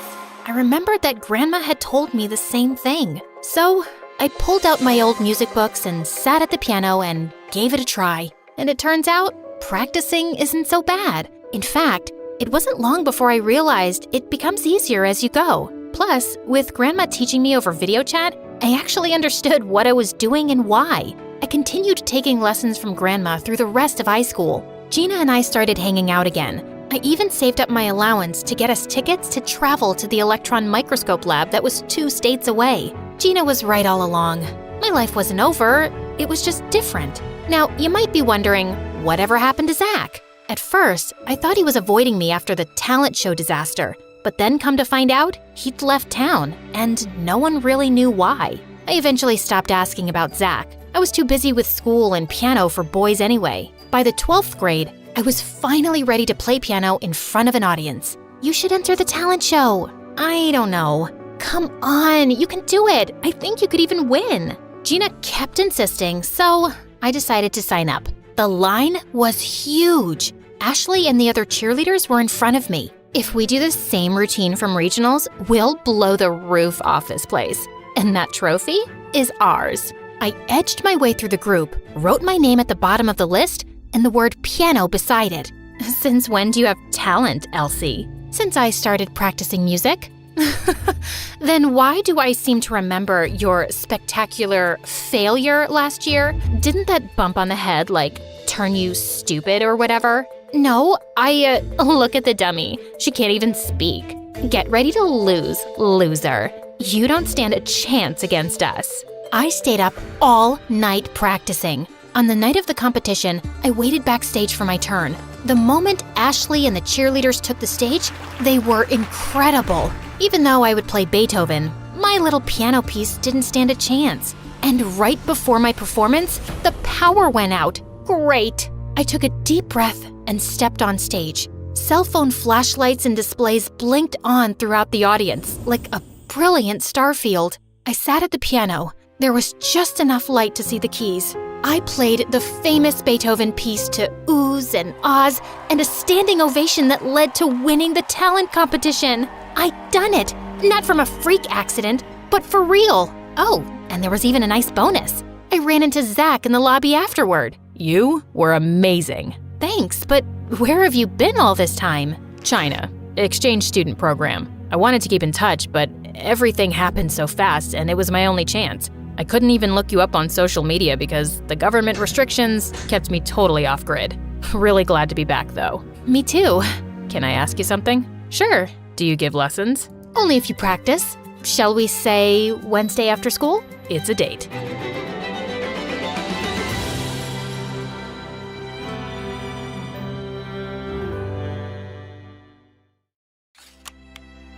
Hi, I'm Ariana from New York. Please like and subscribe. When I opened my eyes to this world, the first person I saw was my dad. And since that moment, I adored him and he loved me like crazy. He gave me everything a girl could dream of. I loved my mom too, but she was a little harder to like. She had a serious problem. She wanted everything clean. I mean, really clean. Like when I was 4, Dad smudged a piece of birthday cake all over my face, and Mom went ballistic. Oh God, she's all dirty now. I'll have to bathe her all over again. Why'd you do that, John? Oh, come on, it's her birthday. We're just having fun. Mom and Dad would always argue because she was such a clean freak. She took the fun out of everything we did. Once in 2nd grade, my school had a mother-daughter bake-off event, and Mom wore plastic gloves the whole time, and she was so picky about everything. Are you sure you washed the bowl properly? Twice, with hot water? Yes, Mom. I washed it like 10 times already. Now, can we start baking? Because everyone is way ahead of us. But these spoons look like they need to be sanitized. I got so mad that I took the spoon and licked it. There. Now it's sanitized. Mom looked like she was about to freak out. I felt bad, so I got a new spoon and washed it well to ease her mind. But Dad and I had so much more in common. We laughed at the same jokes, watched the same movies, and we enjoyed our PlayStation challenges. Beat you again. Ah, how'd you become so good? I learned from the best. Ha, you got that right. But my world turned around in 7th grade when my parents decided to get a divorce. I knew they fought a lot, but I hadn't seen this coming. It broke my heart when he moved out. I still saw him every day, and I was slowly adjusting to this new life when Dad dropped another bombshell on me a few months later. He introduced me to his new girlfriend, Amanda. She looked like she was a college graduate, and she was super pretty. I disliked her instantly. Oh, hi, cutie pie. You're just as adorable as your daddy said. Here, I got you a present. Why was she talking to me like I was 5? Thanks, but it's not my birthday. Oh, I know when your birthday is. But one can give presents at any time, right? I reluctantly pulled out a t-shirt, which was cute, but I just shoved it back in the bag and dropped it on the ground. I don't think we have the same taste. You can return it. Ariana, you need to be nice to Amanda because she's being nice to you. And from that day, Amanda was like a pimple that wouldn't go away. Every time I visited Dad, she was there, trying to act like we were a happy family. She also kept smothering me with gifts and her fake love, just so I would like her. But I hated her because she took my dad away from me. And even worse, Dad married her a year later.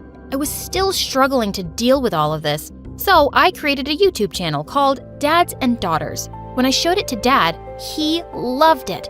And every day after school, he'd pick me up and we would create cool ideas together for the show. Once in 9th grade, Dad and I were at a restaurant, and when he went to the bathroom, his phone started buzzing. It was Amanda. You know he's at dinner with me. Can't you let us have some time alone?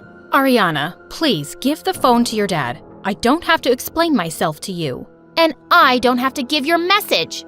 I hung up and switched off Dad's phone. He didn't notice until the end of dinner that his phone was off. And when he switched it on, he looked shocked at his messages. Oh my God, Amanda fell down the stairs. She's been trying to get in touch with me for 2 hours. And when Amanda told him she'd spoken to me, he was furious. He'd never been angry at me before, and now he was practically shouting. You will apologize to her or I'll cancel our YouTube show. I mean it. I went up to their bedroom where Amanda was sitting up in bed. I'm sorry, Amanda, I guess. I was about to leave when she suddenly grabbed my wrist. You better listen to me clearly, Brett. I'm here to stay whether you like me or not. And if you keep behaving this way, you won't be welcome in our house anymore. It's my dad's house. And mine. Don't mess with me again, Ariana, if you know what's good for you. Just then, Dad walked in, and she was all smiles. She was more evil than I thought. She would definitely try to push me out of Dad's life. And just a few days later, Dad told me that he and Amanda had some big news. You're gonna be a big sister soon, Ariana. A big sister to what? Your dad and I are having a baby. Isn't that great? Did they expect me to be happy? All I felt was anger and heartbreak, but I managed a small smile. Congratulations! And soon after, when the baby was born, Dad looked at her the same way he looked at me and called her his little princess. That's what he used to call me.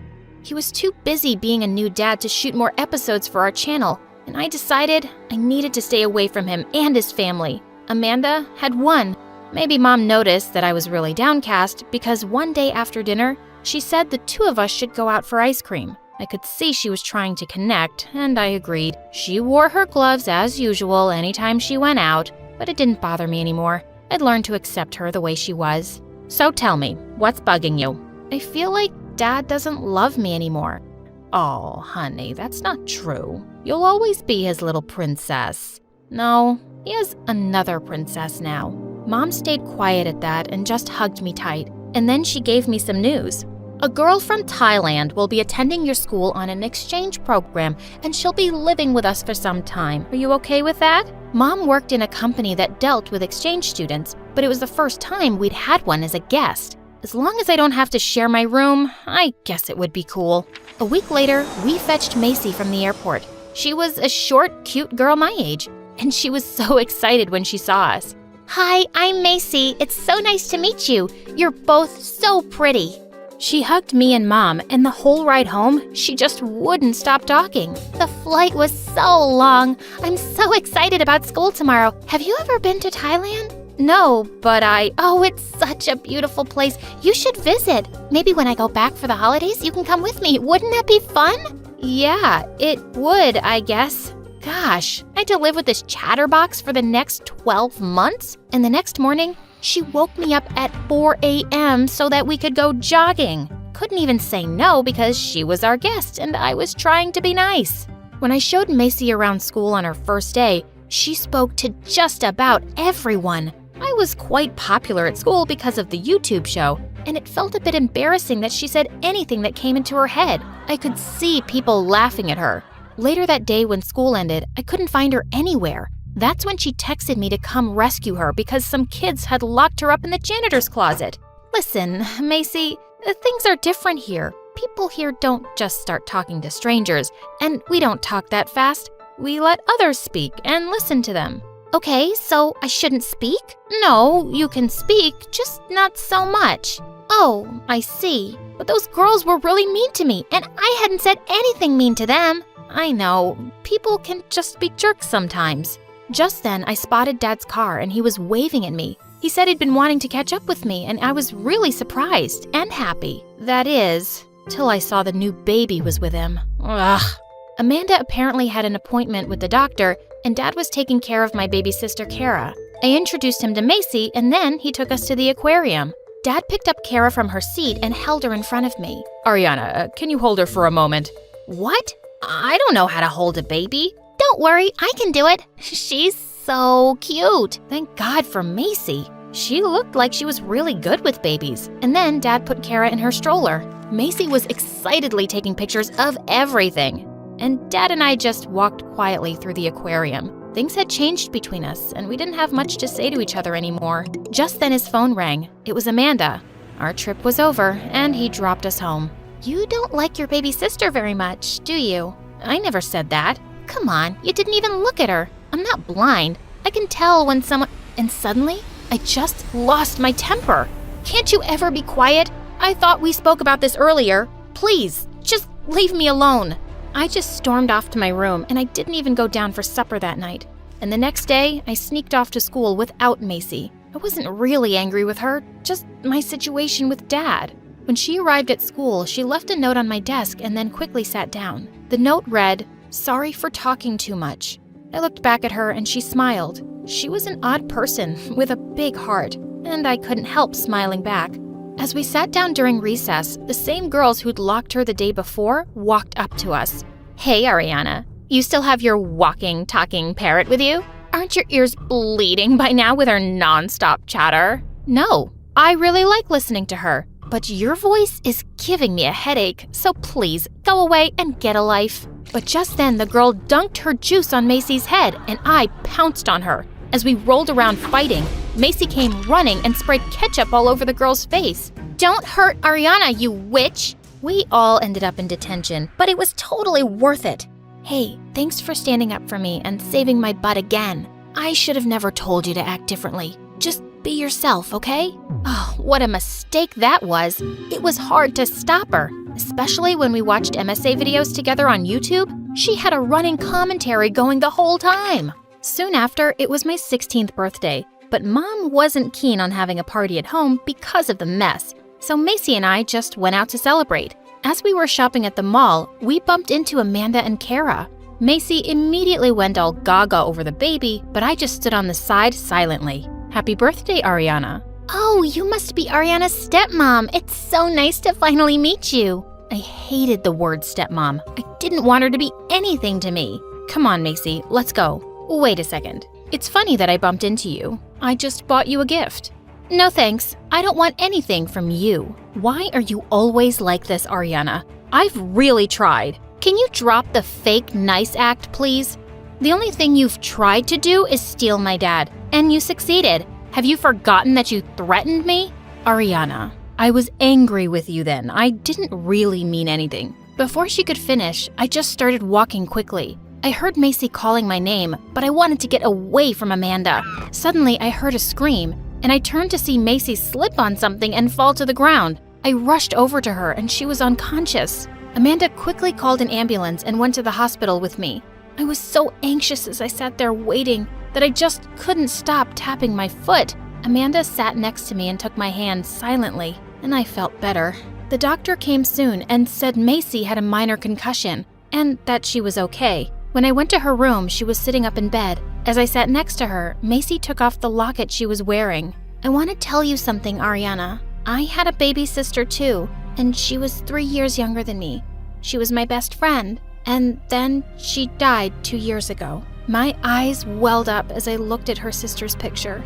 I carry her around with me everywhere. Love the people around you while you can, so you never have any regrets. I hugged her tight, and we both cried. The doctor said she could go home, and I found Amanda was still waiting outside for us. She drove us back home. When we got there, the house was pitch dark. I guess the lights are out. Just as I opened the door, the lights came on and many people yelled, "Surprise!" It was my birthday party, and Dad was there along with my friends from school. Mom, I thought you didn't want to get the house dirty. Don't worry, I'll sanitize the place once the party's over. I hugged Mom and Dad. And then I turned to Amanda. Thank you for being there for me today. And I'm sorry for how I've treated you. I really am. Can I give you your present now? You already did. I picked up my baby sister and hugged her tight.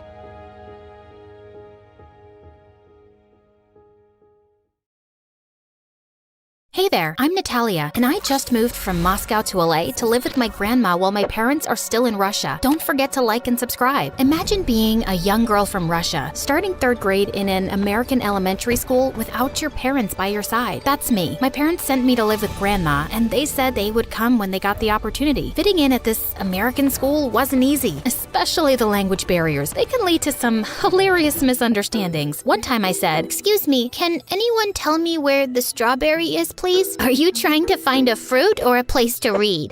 I meant the library. Excuse me, can I borrow a racer, please?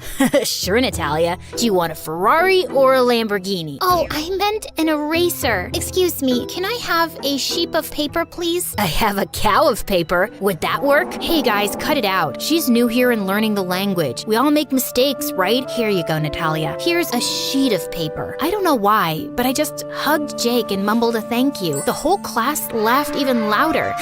When are you guys getting married? Jake just smiled and shrugged off the teasing. Over the next few weeks, my friendship with Jake grew stronger. He became my go-to person for navigating both the school and the English language. We'd sit together at lunch, share stories about our families, and even work on homework together. One afternoon, after school, Jake invited me to his family's small flower shop. Jake's mom warmly welcomed me and offered me a cup of hot chocolate. As we explored the shop, Jake asked me about my favorite flowers, and I told him about the beautiful jasmine that grew outside my home in Russia. To my surprise, he found a small jasmine plant tucked away in the corner. Here, Natalia, I'd like you to have this jasmine plant. It's not much, but maybe it'll help you feel more at home. I couldn't help but smile. It was a sweet moment that strengthened our friendship and also made me feel more connected to my new home. I envied Jake for having such a lovely family, and I missed mine so much. Once in the 7th grade, my grandma fell ill and had to be admitted to the hospital. The doctor said it would be about a week before she could return home. With no other family nearby, I felt lost and worried. But when Jake's mom heard about my situation, she kindly invited me to stay with them at their place till grandma was out of the hospital, and I gladly accepted. Jake had been telling me that his dad was the sweetest, but that was far from the truth. His dad was a very moody man. Some days, he'd be yelling at his mom and having fights with Jake and his siblings, but some other days, he was just a cool, cheerful, annoying dad. While I stayed in their house, I took Jake's bed and Jake slept on the couch. One night, Jake's dad burst in yelling, Jake, time for a little wake-up prank. With that, he splashed a bucket of water onto the bed, soaking me completely.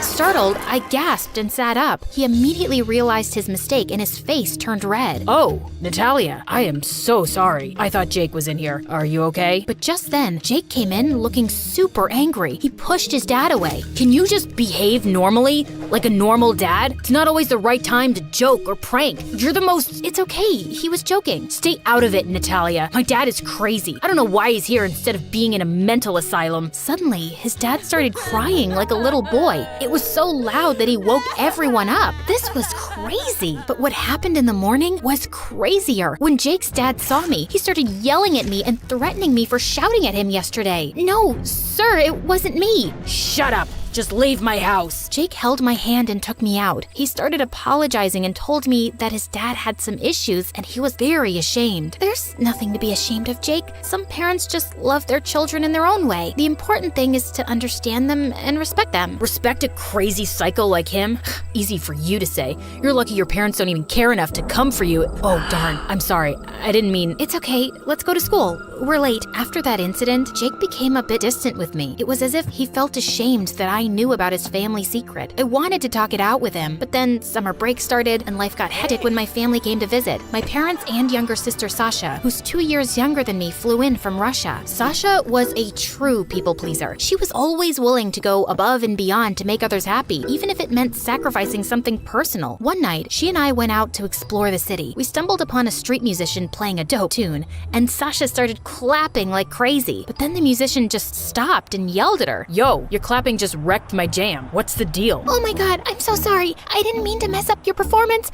Let me make it up to you. She quickly grabbed some cash from her pocket and dropped it into the musician's hat. Here, I hope this helps. Seriously, I'm so sorry. Okay, fine. Just take all my money. Here, please smile. I stopped her and took the money back from the musician's hat. In fact, I took everything and we both ran like crazy. I mean, I didn't take all the money, but he started it by being a rude person. again. When we got back home, I started yelling at Sasha. Can you stop being such a fool? Just be okay with making people upset, especially those who deserve your anger. Sasha, my sister, I love you. That's why I'm insulting you. Please listen to me. Just then, Mom barged in. Lucky for her, she has her entire life to listen to you. We're going back to Russia next week, and Sasha's going to stay with you and Grandma. We're coming to live here as soon as we can, honey. On the first day at school after summer break, Sasha was super excited to join me. As we walked through the hallways, I introduced her to my friends, and soon enough, we bumped into Jake. Hey, Sasha, nice to meet you. Your sisters told me a lot about you. Oh, really?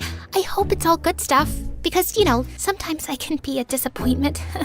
And I'm not saying this because I'm nervous or anything, but I mean, in general, I am a disappointment. Just then, the principal walked in, tripping on her own shoelace and accidentally dropping a stack of papers. Sasha immediately rushed to help her. Oh, looks like school's off to a flying start, huh? The principal laughed at her joke, and everyone around joined in. I liked that side of Sasha. She's kind and always rushes to help. I could see in Jake's eyes that he was also impressed. Maybe also because Sasha was prettier and taller than me. Maybe now he'd like her and something romantic would happen between them. That didn't bother me, right? Jake is only my friend. I think you need to go stop your sister. She's giving away all her school supplies to some girls. Oh God. Things between me and Jake started to go back to normal, and the three of us spent a lot of time together, and Jake even started coming more often to our home. He almost felt like a family member. One day, Grandma fell ill again, and we were very worried about her. To make us feel better, Jake offered to stay next to Grandma all night, especially since Sasha and I had exams the next day and needed to sleep well. I think maybe he'd also take any chance to spend time away from his dad. During the night, I heard some loud noises. I woke up and didn't find Sasha next to me. I rushed downstairs to find a group of shady-looking boys about to leave the house with Sasha, who seemed unsure and anxious. Sasha, what are you doing? Hearing my scream, Jake dashed downstairs. Hey, let her go. Jake threw a punch at one of the boys, making him stumble back. Get out of here and don't come back. The boys realized they were no match for Jake and scrambled out of the house. I turned to Sasha, feeling confused and shaken. Sasha, what just happened? Why were those guys here? Please don't be mad. They said they needed me to help them with their science project, and they were scared that someone would see them and tell the teacher. That's why they wanted to work at night. I just couldn't say no. Are you stupid? God knows what they wanted from you at this late hour. This is not about pleasing people. This is just pure stupidity, Sasha. She started crying, and Jake patted her back and winked at me to stop. Hey, Sasha is smart, and I'm sure she won't do this again. Oh, by the way, I meant to ask you, Natalia, would you be my girlfriend? What?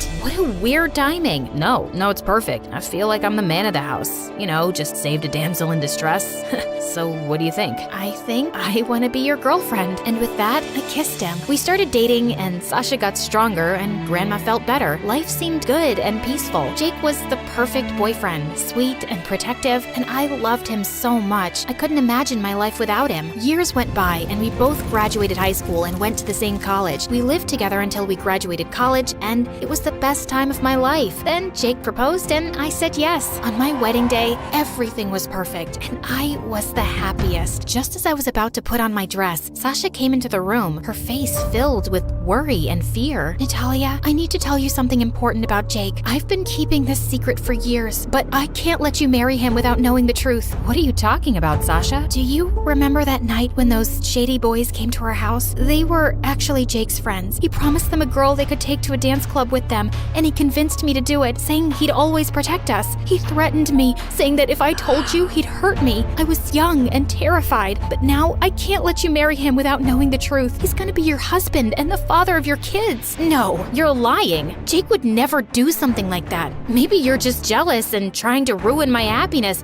Why did you wait all these years to tell me? I was scared, and I didn't want to hurt you, but I can't let you marry him knowing what he did. Please, believe me, Natalia. Leave, now. You're not invited to my wedding anymore. Soon after the wedding, we left for our honeymoon, but it was cut short when we received a phone call that Jake's mom had been in an accident. We rushed back to see his parents, who we hadn't visited much since graduating high school. Jake had mainly kept in touch with his mom through phone calls and social media. At the hospital, Jake went into his mom's room while I sat in the waiting area. His dad, who was sitting beside beside me started to berate Jake. You know, my son is a heartless jerk. You never should have trusted him. You made a mistake marrying him. Just then, Jake walked in and heard his dad's words. Shut up, Dad. You have no right to talk about me like that. I'm ashamed that you're my son. You never stood by my side. You were born a jerk, and I bet you're cheating on your wife. Jake couldn't take it anymore. He grabbed my hand and we left the waiting room together. I could see the pain in his eyes, and I chose to believe in the man I knew and loved, pushing away any doubts starting to creep in. A week later, we both returned to work. Jake left the house earlier than me, accidentally leaving his personal laptop open. On an impulse, I started going through his social media and stumbled upon his Instagram account, where I discovered he was chatting with several girls. Some of them were even sending him their pictures, to which he responded with compliments like gorgeous. I couldn't believe my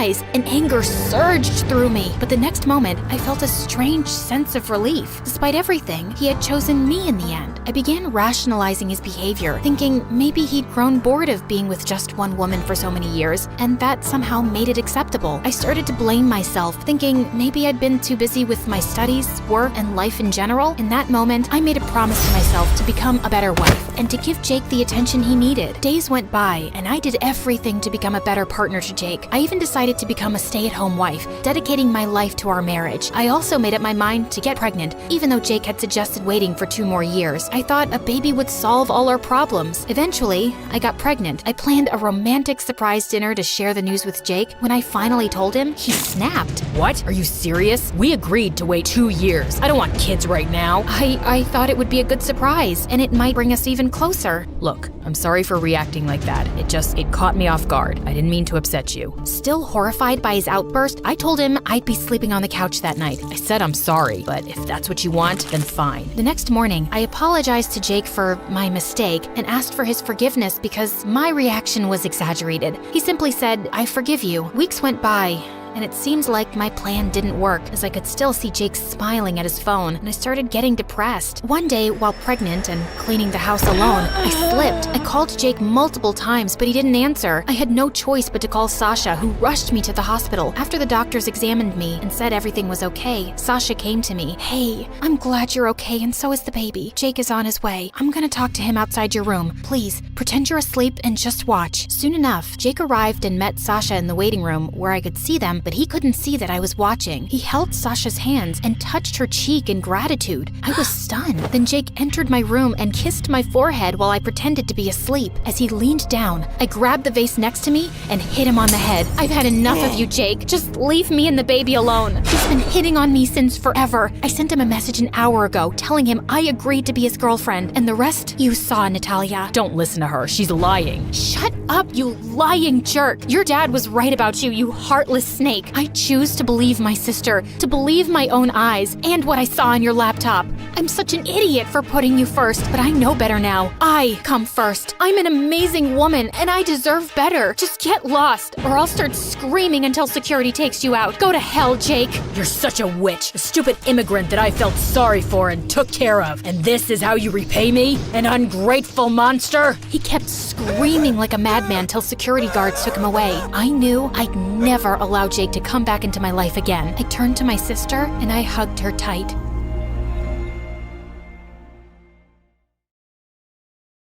Hi, my name is Astrid, and I was born on water, to my parents who worked as traders on a ship. From the moment I opened my eyes, I saw open skies and endless ocean. I took my first steps on rocky waves. So while the adults got seasick, 2-year-old me could run around laughing as if I was on a swing. I was made for the sea, and I was terrified of land. The first time I set foot on Earth was when I was 4. It was crazy hot, and there were so many people around that I freaked out and climbed on top of my mom's head. Let's go back to the ship, Mama. We need supplies, Astrid. I can't see.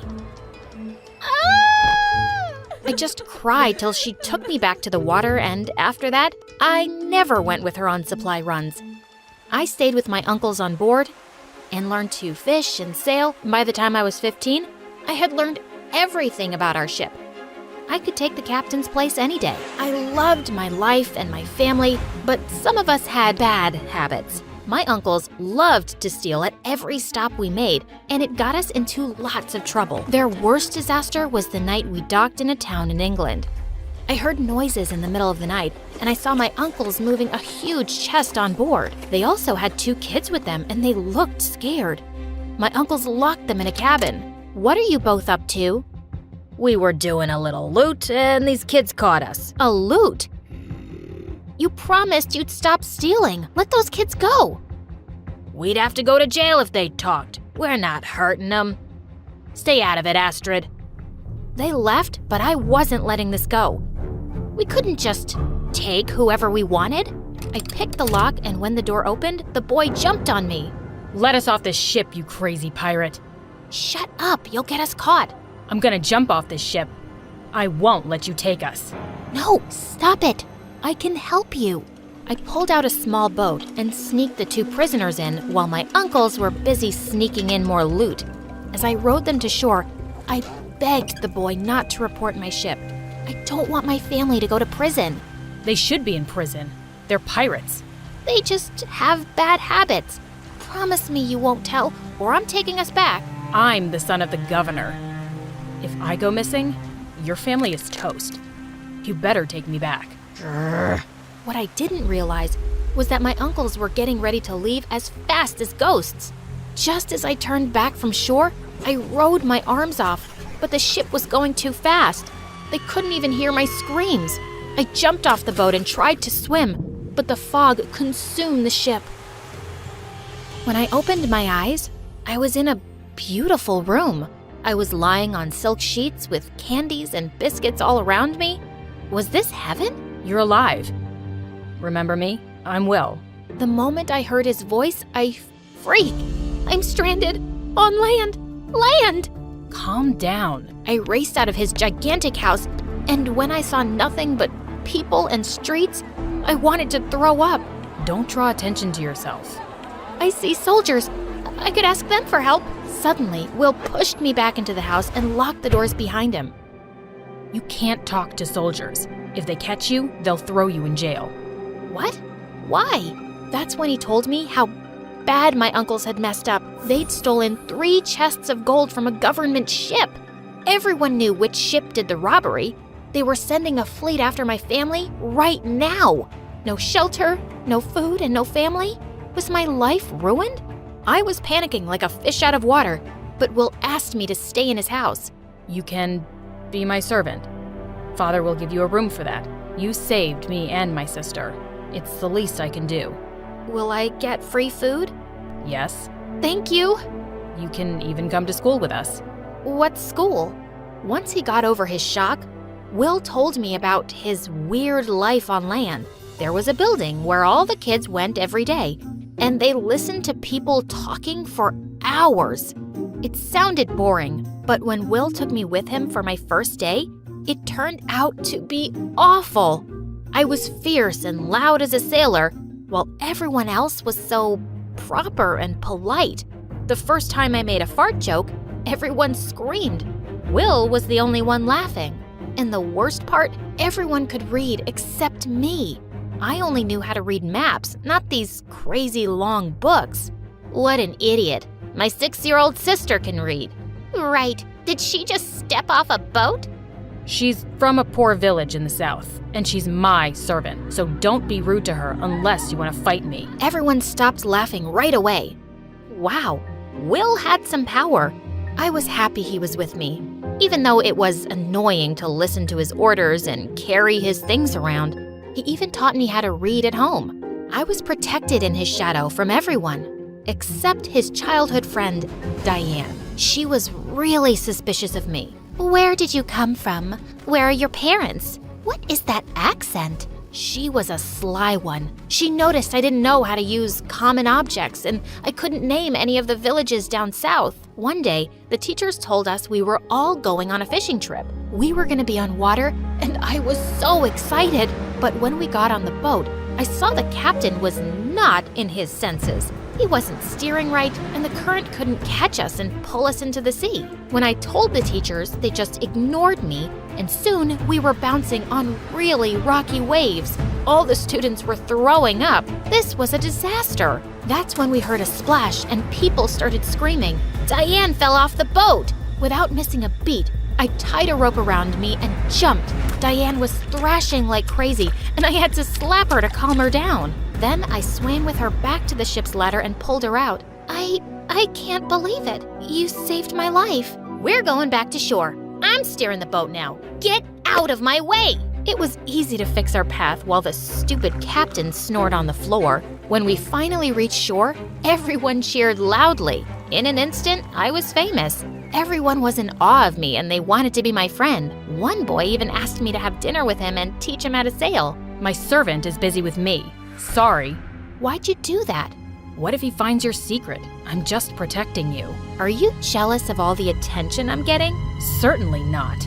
Diane was the one who changed the most. She apologized for being so cold to me and grabbed me in the tightest hug. From now on, we're best friends. Come on, I'll teach you how to dress. Well, I was here now. I'd made friends in this crazy, unfamiliar place, and I was building a life of my own. Until one day, when soldiers came to see Will's father. The robbers who stole our gold have returned. Their ship is on the dock. No way! Will and I ran up to the coast, and it was my ship. Soldiers were taking my family out in chains. Please, we left our daughter here. We need to find her. You can take all the gold back. That's not how we do things. Pirates go to prison. No! I wanted to jump into my mother's arms, but Will pulled me away. I can't just leave them. There's nothing you can do by getting caught. We'll figure something out. Let's go home. When I went home, soldiers were already waiting for me, and Diane was with them. That's her. That's the girl from the pirate ship. Diane, what are you doing? Keeping us safe. She's a criminal. That's a lie. Everyone knows the robbers came back for a lost girl your age. You don't know where you're from, and you're terrible at everything except boats, because you're a pirate. I saved your life, you witch! I attacked Diane, but the soldiers pulled me off her and dragged me to prison. They threw me in a cell, and she couldn't care less. Why are you doing this? My parents planned my engagement to Will when I was a baby. I'm not letting some dirty pirate steal him from me. I would never marry someone like you.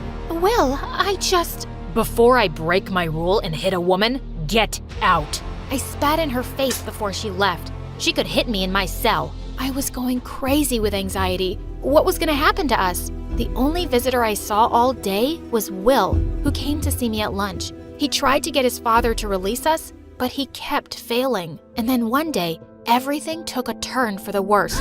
I woke up one night because my whole cell was shaking. It was an earthquake.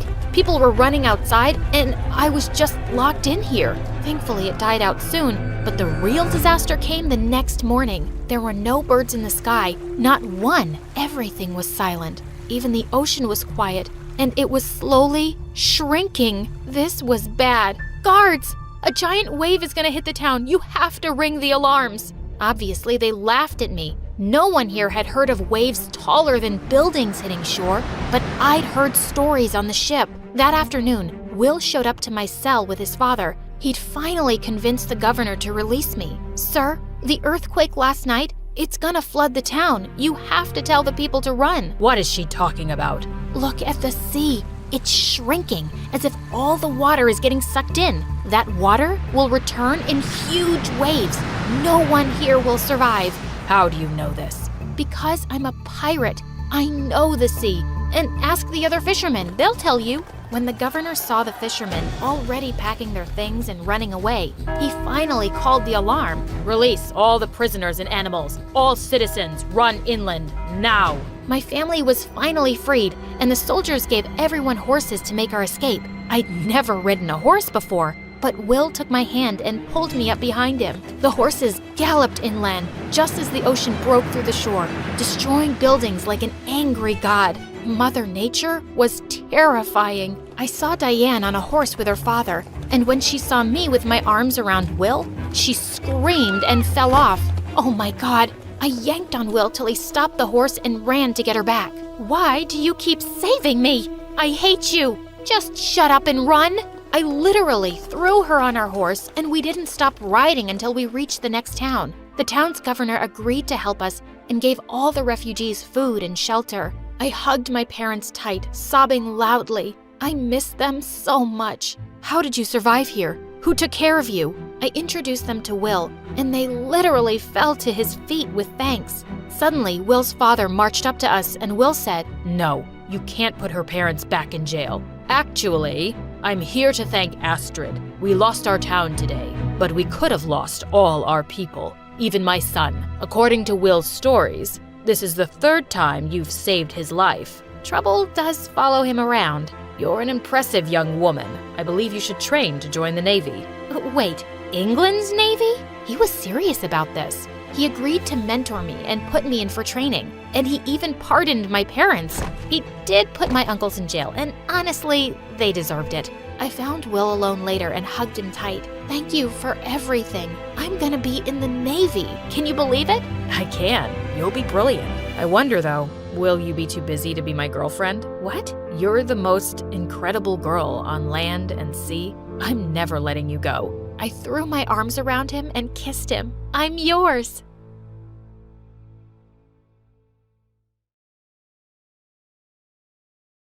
Hi, my name is Owena, which means sunrise in Native American. And this is... You thought this was my sister? She's actually my mom, Sachin. To know more about our story, please like and subscribe. My mom had me when she was in her final year of drama school. Growing up, Dad wasn't around much and eventually left when I was just 4. For me, my mom was everything and I absolutely adored her. Since my mom was the most gorgeous woman, people used to think we were sisters. She was gorgeous, and I guess I got my good looks from her. One time when I was 7, Mom and I went to the mall and were having lunch in the food court, and a waiter asked for her number. You look like you're in high school. Beat it, kid, or else I'll tell your manager. A mom and a daughter can't have lunch in peace. Terrific. After lunch, as we were roaming around the mall, we spotted a toddler competition being held there, and even though I wasn't exactly a toddler, I still won it without even participating. When the people started taking pictures of me and told my mom how I looked like Moana, Mom was over the moon. I know, right? I'm so gonna make her a star. Mommy, like the stars in the sky or like the ones on my dress? A movie star, sweetie. From there on, Mom focused all her energy into making me a star. In school, I was always in plays, and one time our school was doing the Wizard of Oz play, and my teacher decided to give others a chance to come forward and made me the Wicked Witch instead of Dorothy. But guess what? I aced that role too. Mom was so proud of me, but she wanted me to focus only on my acting career. So she started to homeschool me and hired acting tutors. They'd give me long scripts to memorize, and it would just exhaust me. Mom also wanted me to focus on maintaining an ideal weight, and she wouldn't let me eat any junk food. And worse, no ramen noodles, which was my favorite. It's for the best, my love. Remember, a moment on the lips, forever on the hips. Oh, that wasn't all. Mom also had the knack of embarrassment and stressing me out. No, it's not ghiaccio. It's pronounced ghiacciu. What am I paying you for? Mom, please. He is Italian, you know. I think you should let the professional do his job. But he's not doing it right. The audition is tomorrow, and we have so little time left to perfect your Italian accent. Well, the teachers stormed out, and I was left to practice with Mom. The next day, I was pretty nervous because I had a lot of trouble remembering my Italian lines. Right when I decided to have another look at the script, I realized it was gone. Just then, I spotted a girl looking really sneaky. It was Chloe. She used to be my friend when I started out my career, but the more roles I got, the more she hated me, and she didn't even try to hide it. We were always up against each other for every advertisement. I followed her, and what I saw made me scream. Chloe ripped my script and flushed it. What are you doing? So, you're not just bad at acting, you also have bad eyesight. I'm getting rid of it, duh. I want this role. I hate it when my mom keeps comparing me to you. I am better than you. Oh, this witch. I wanted to slap her. Of course she compares me to you. I'm good at what I do. Unlike you, you jealous, two-faced witch. I then chased after her and crashed into a man, almost dropping his camera. He noticed I was in tears, and then I told him what happened. Whoa, didn't know she was a nasty player, huh? You know what? Just then, he pulled out the script and gave it to me. He was the camera person for the advertisement and had the script with him. As I was practicing, I noticed him setting up the camera and couldn't stop staring. He then showed me how to set it up and even shot a video as I watched in awe. That was the day I knew I love being behind the camera more than in front of it. Oh, and I got the ad. Time flew by, and on my 18th birthday, I received the best news ever. After the party while cleaning up, I heard the sound of glass breaking and my mom screaming in the kitchen. Mom, what's wrong? Are you hurt? You got it. Oh my God, you got it. Mom, slow down. You got the audition for Elijah's film. Elijah Miller's film? The one who works for Disney? What? You see, Elijah Miller was the biggest award-winning director. I was a big fan. Not only was he handsome, but he was extremely talented too. I guess it was the first time I felt like I could really be a star. I worked hard, really hard, and seeing me so focused, Mom looked pretty happy. There is no way you aren't getting this role. Mom, I am excited, but don't get my hopes up. Why shouldn't I? Always have your eye on the prize. Got it? A day before the audition, I felt very stressed, so I took my camera and stepped out to get some fresh air. I bought the camera after an audition years ago. I began shooting videos every time I felt overwhelmed with the stress of auditions. But the most I did was make reels and put it up on Instagram under a different account. The videos did very well and many people appreciated my work and even suggested I send it to filmmakers. But I had to focus on becoming an actor, Mom's dream and all. The day of my audition had finally arrived. I was shaking with excitement and nerves. Mom was there, as always, to support me on this big day.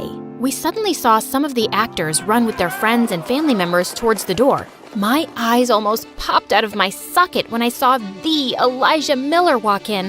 What happened next, however, dropped my jaw on the floor. Sachin? Oh my God, Elijah! It's been a long time. You still remember me? My mother knew Elijah Miller? What the heck? They kept talking and laughing like they've known each other for years. And they did.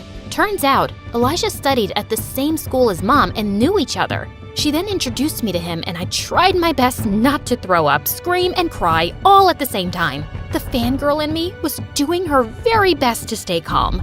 Owena, it's nice to finally meet you. The last time I saw you was when you were a baby. It's nice to meet you too.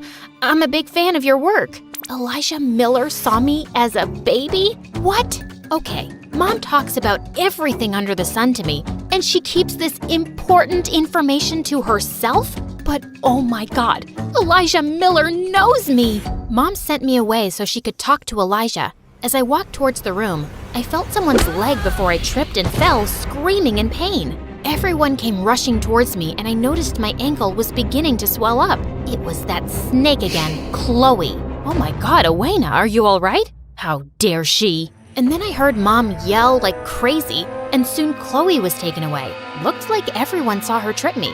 Let me go! She's always taking my roles! Wow, I didn't know she hated me that much. I'm fine. I have to audition. Mom helped me up and took me to the room where my audition was taking place. Even though I tried to do my best given the situation, I still felt on edge and began stuttering. Mom then suddenly walked up to Elijah. She is good. Trust me, it's just the foot. Just let her finish. And then Elijah did the most weird thing. He handed Mom my script. I trust you, Sachin. After all, she is your daughter. Well, the audition went well. Or so I thought. But days had gone by and I stopped waiting by the phone to hear news about my audition. I had almost given up hope. But one day, when Mom and I were watching a movie at home, her phone rang and she went ultrasonic after she cut the call. Owena! Owena!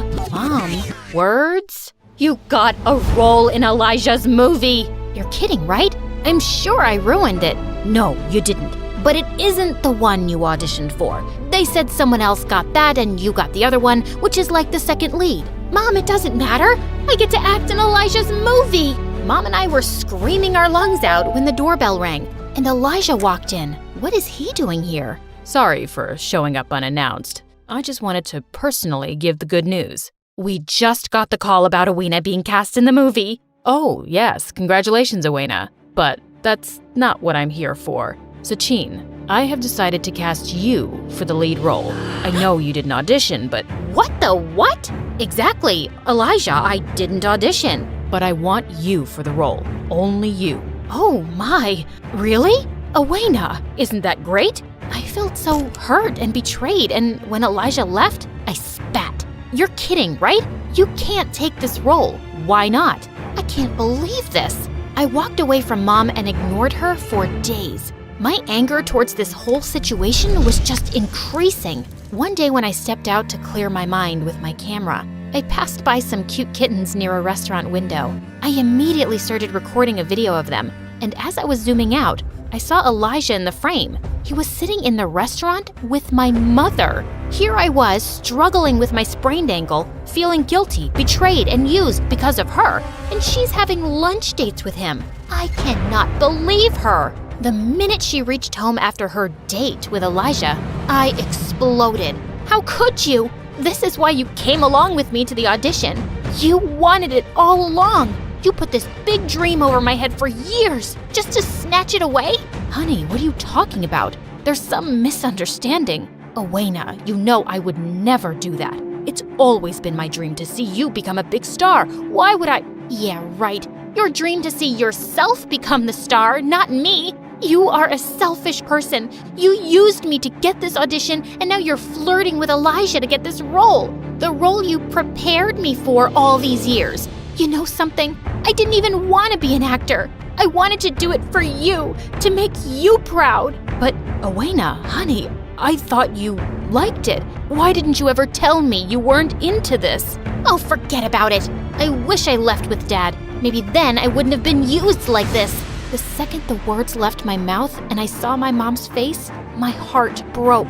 But the feeling of betrayal overpowered me. Days passed by, and every time I saw Mom around the house, I would walk the opposite way. She tried to talk to me and would get me food, but I ignored all of it, and even let my anger get the best of me once when I flung a plate of food against the door. One day, I decided to stay out the entire day. I didn't want to see her face and say awful things to her again. Great. I'm still thinking about how she'll feel. As I was busy recording some videos, I saw a car with tinted windows slow down next to me. Like my life wasn't bad enough, and now I have some creep who might kidnap me. Right as I was about to try and run, the window rolled down and I saw Elijah smiling at me. He offered to drop me home, and I accepted only because of my sprained ankle. So, still angry at Mom? How did he know? That day, I wasn't exactly out of the house yet when you... Anyway, I wanted to tell you that it's not Sachin's fault, you know. This was her role from the beginning. Her role? And then Elijah told me the most shocking thing.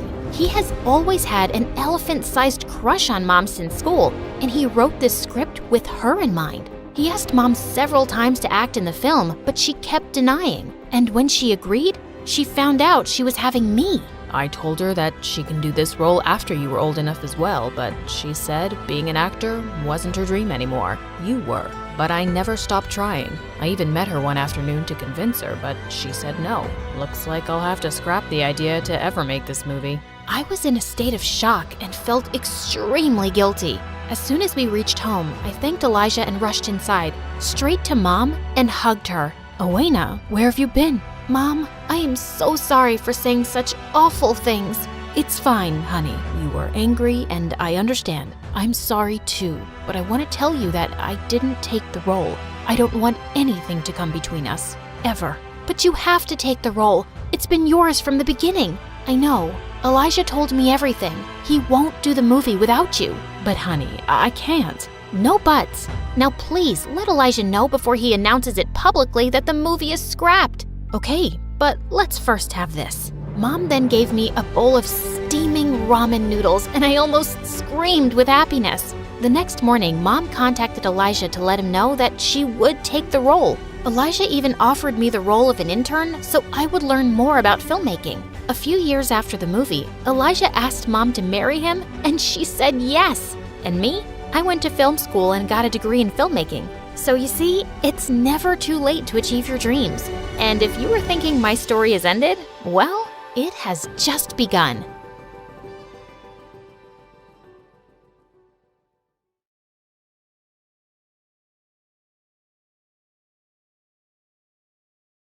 Hi, my name is Lola and I'm from Atlanta. Please like and subscribe.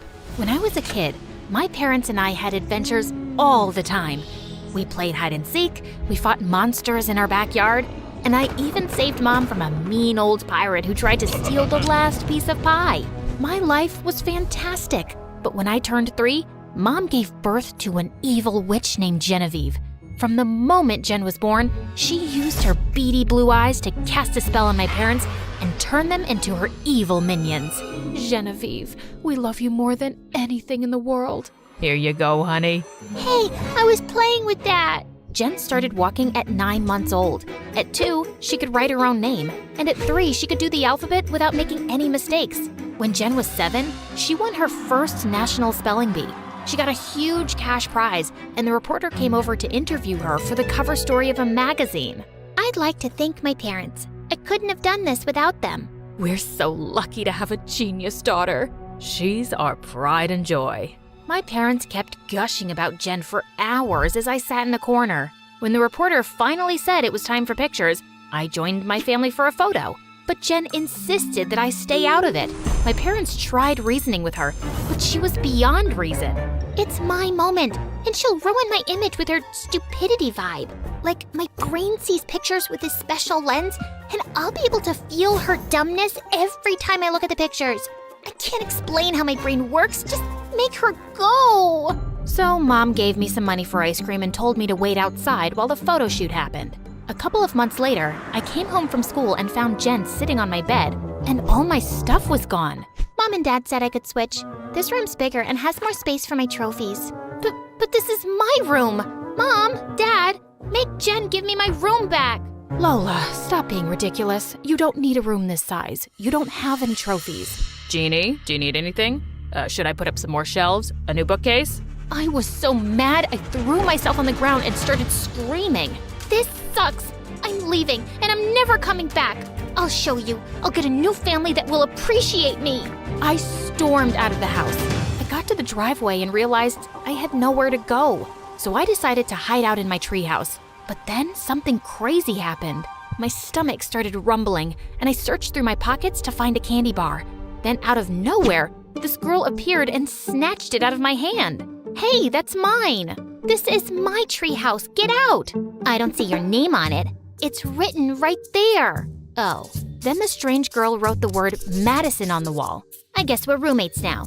We'll just have to share. Then she tossed me half the candy bar. Madison and I spent the rest of the day together, and she was pretty wild. She told me about all the adventures she'd had in the neighborhood. I found a skeleton in the neighbor's backyard. No way! The old lady across the street is an alien. I saw a spaceship in her garage. Madison made up fun games for us to play. We had a spitball fight and threw water balloons at the neighbors as they walked by. Then my mean old parents told me to come inside for dinner.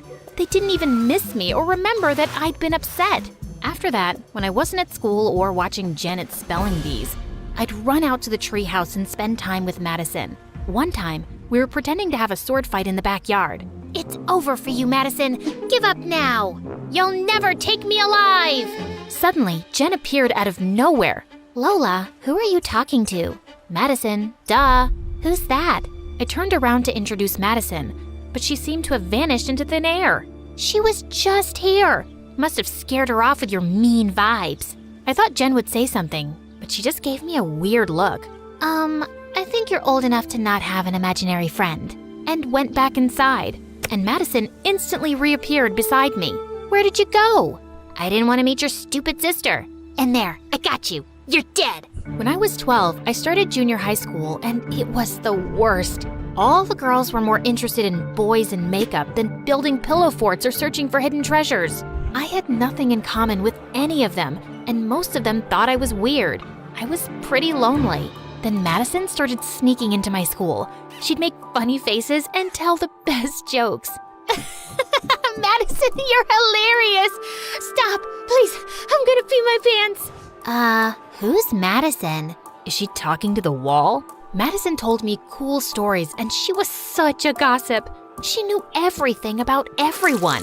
And she always had my back whenever a bully tried to mess with me. Having her around made me stronger and braver. Hey, ugly, get out of my way. Who are you calling ugly? You look like a rat and your breath smells like poo.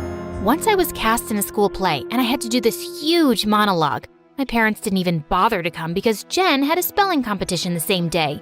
I was so nervous I could barely speak, but then Madison showed up to cheer me on. I shook off my nerves and gave the best performance ever.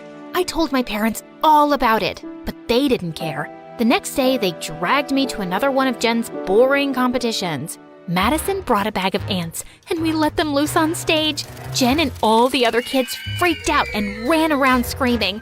It was hilarious. Then one day, things took a turn. For my 15th birthday, me and my family went on vacation. But when we got back home, I realized that Madison was gone. I searched for her everywhere. The treehouse, at school, and all over the house. She didn't show up. Madison, where are you? What the heck are you screaming about? I can't even hear myself think. I can't find Madison. What are you, 4? Look, I'm really busy, but do you want to talk? I know you're lonely and have trouble making friends, but this isn't healthy. I'm totally fine. Just leave me alone and go back to your books. If it wasn't bad enough that Madison had just left me, Jen soon got moved up to my class because she was so smart, and all the other kids instantly loved her. Is it true? You can spell every word in the dictionary?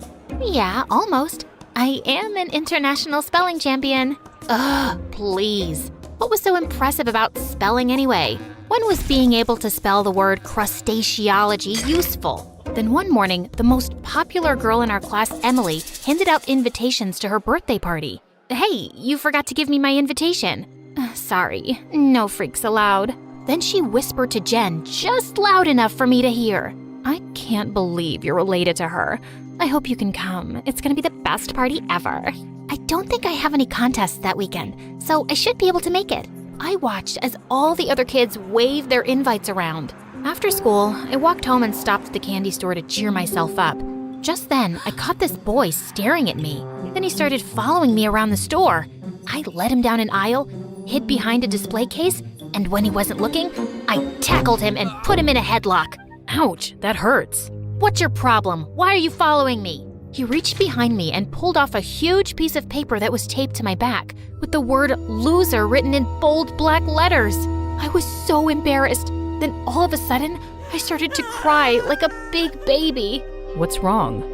My life stinks. My best friend abandoned me. My family doesn't like me. And all the kids at school think I'm a freak and a loser. You're not a loser. You don't even know me.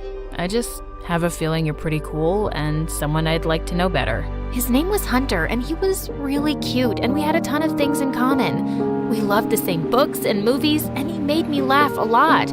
We quickly became friends, and having him around made me feel a lot less lonely. The more time I spent with Hunter, the more I started to like him. He never once compared me to Jen, and he always listened to me. Even when I went on a full-on rant about how my parents gave Jen a brand new laptop on my birthday, and I just got some cheap shoes. Then one day, my parents called me into the kitchen for a family meeting. Guess what, Lola? I got into St. Florence's Academy. Isn't that incredible? Jen, we're so proud of you. We can't wait to start our new life in Chicago. Chicago? What? No way! I'm not moving there. I'm not leaving Hunter. Lola, don't be selfish. You'll find plenty of new friends in Chicago. I don't need to make new friends. I already have a friend here. I'm not moving. I stormed off to my room. 10 minutes later, Jen showed up at my door. Can we talk? Why? Have you found more ways to ruin my life? That's not fair. You want to talk about fair? Ever since you were born, you've taken everything away from me. My parents, my toys, my room, and now my only real friend. I know I wasn't very nice to you when we were kids, but I've tried reaching out to you after that to talk or help you out with your issues, but you just shut me out. Issues? My only issue is you. I'm sorry you feel that way. Yeah, right. Emily's throwing me a going away party tomorrow night. Come if you want, or just sit in your room being bitter. It's up to you.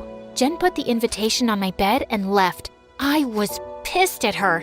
But I'd never been invited to a party before. My heart ached at the thought of leaving Hunter behind and never seeing him again. Hunter was more than my best friend. I felt I was in love with him. I invited Hunter to the party, and he agreed to go. The party was at Emily's mansion, and it was so much fun. The food was great, the music was spectacular, and the best thing of all was that Hunter was there with me. Then a slow song played. It was the perfect moment to tell Hunter how I felt. You want to dance? Sure. Dancing with Hunter was so romantic. He held me tight and his cologne smelled so good. I looked up into his eyes. I like you. I like you too. You want to kiss me? I really do. We had the most magical kiss, but then something strange happened. I opened my eyes to find everyone staring and laughing and pointing at me, and Hunter was gone. Hunter? Lola, what's wrong? Where's Hunter? He was right there. I started to panic. Where could he have gone? Hey, look at the freak making out with her invisible boyfriend. Emily pointed at a huge screen on the wall. A video of me dancing alone and kissing the air played on a loop. I wished I could curl up into a tiny little ball and roll away. I ran out of there in tears and went straight to my treehouse. Minutes later, I heard a knock, and Jen walked in. Lola, please talk to me. Tell me what's going on with you. I thought Hunter was a real boy I was in love with. How stupid is that? I'm a freak and a loser like everyone says. No, you're not. You just found a way to cope with your loneliness. That's nothing to be ashamed of. Now you know the truth and you can move forward. Move forward to what? No one cares about me. I do. From now on, I'll be here for whenever you need me, I swear. And we're gonna teach Emily a lesson. Jen and I went to my dad's butcher shop and grabbed a bunch of raw meat. Then we went back to Emily's house. Hey, Jen. Hey, crazy. You still looking for the invisible boy? No, we just wanted to give you a gift. A gift for me? What is it? Then Jen and I dumped the raw meat on Emily's head. She screamed like a banshee as Jen and I went away laughing.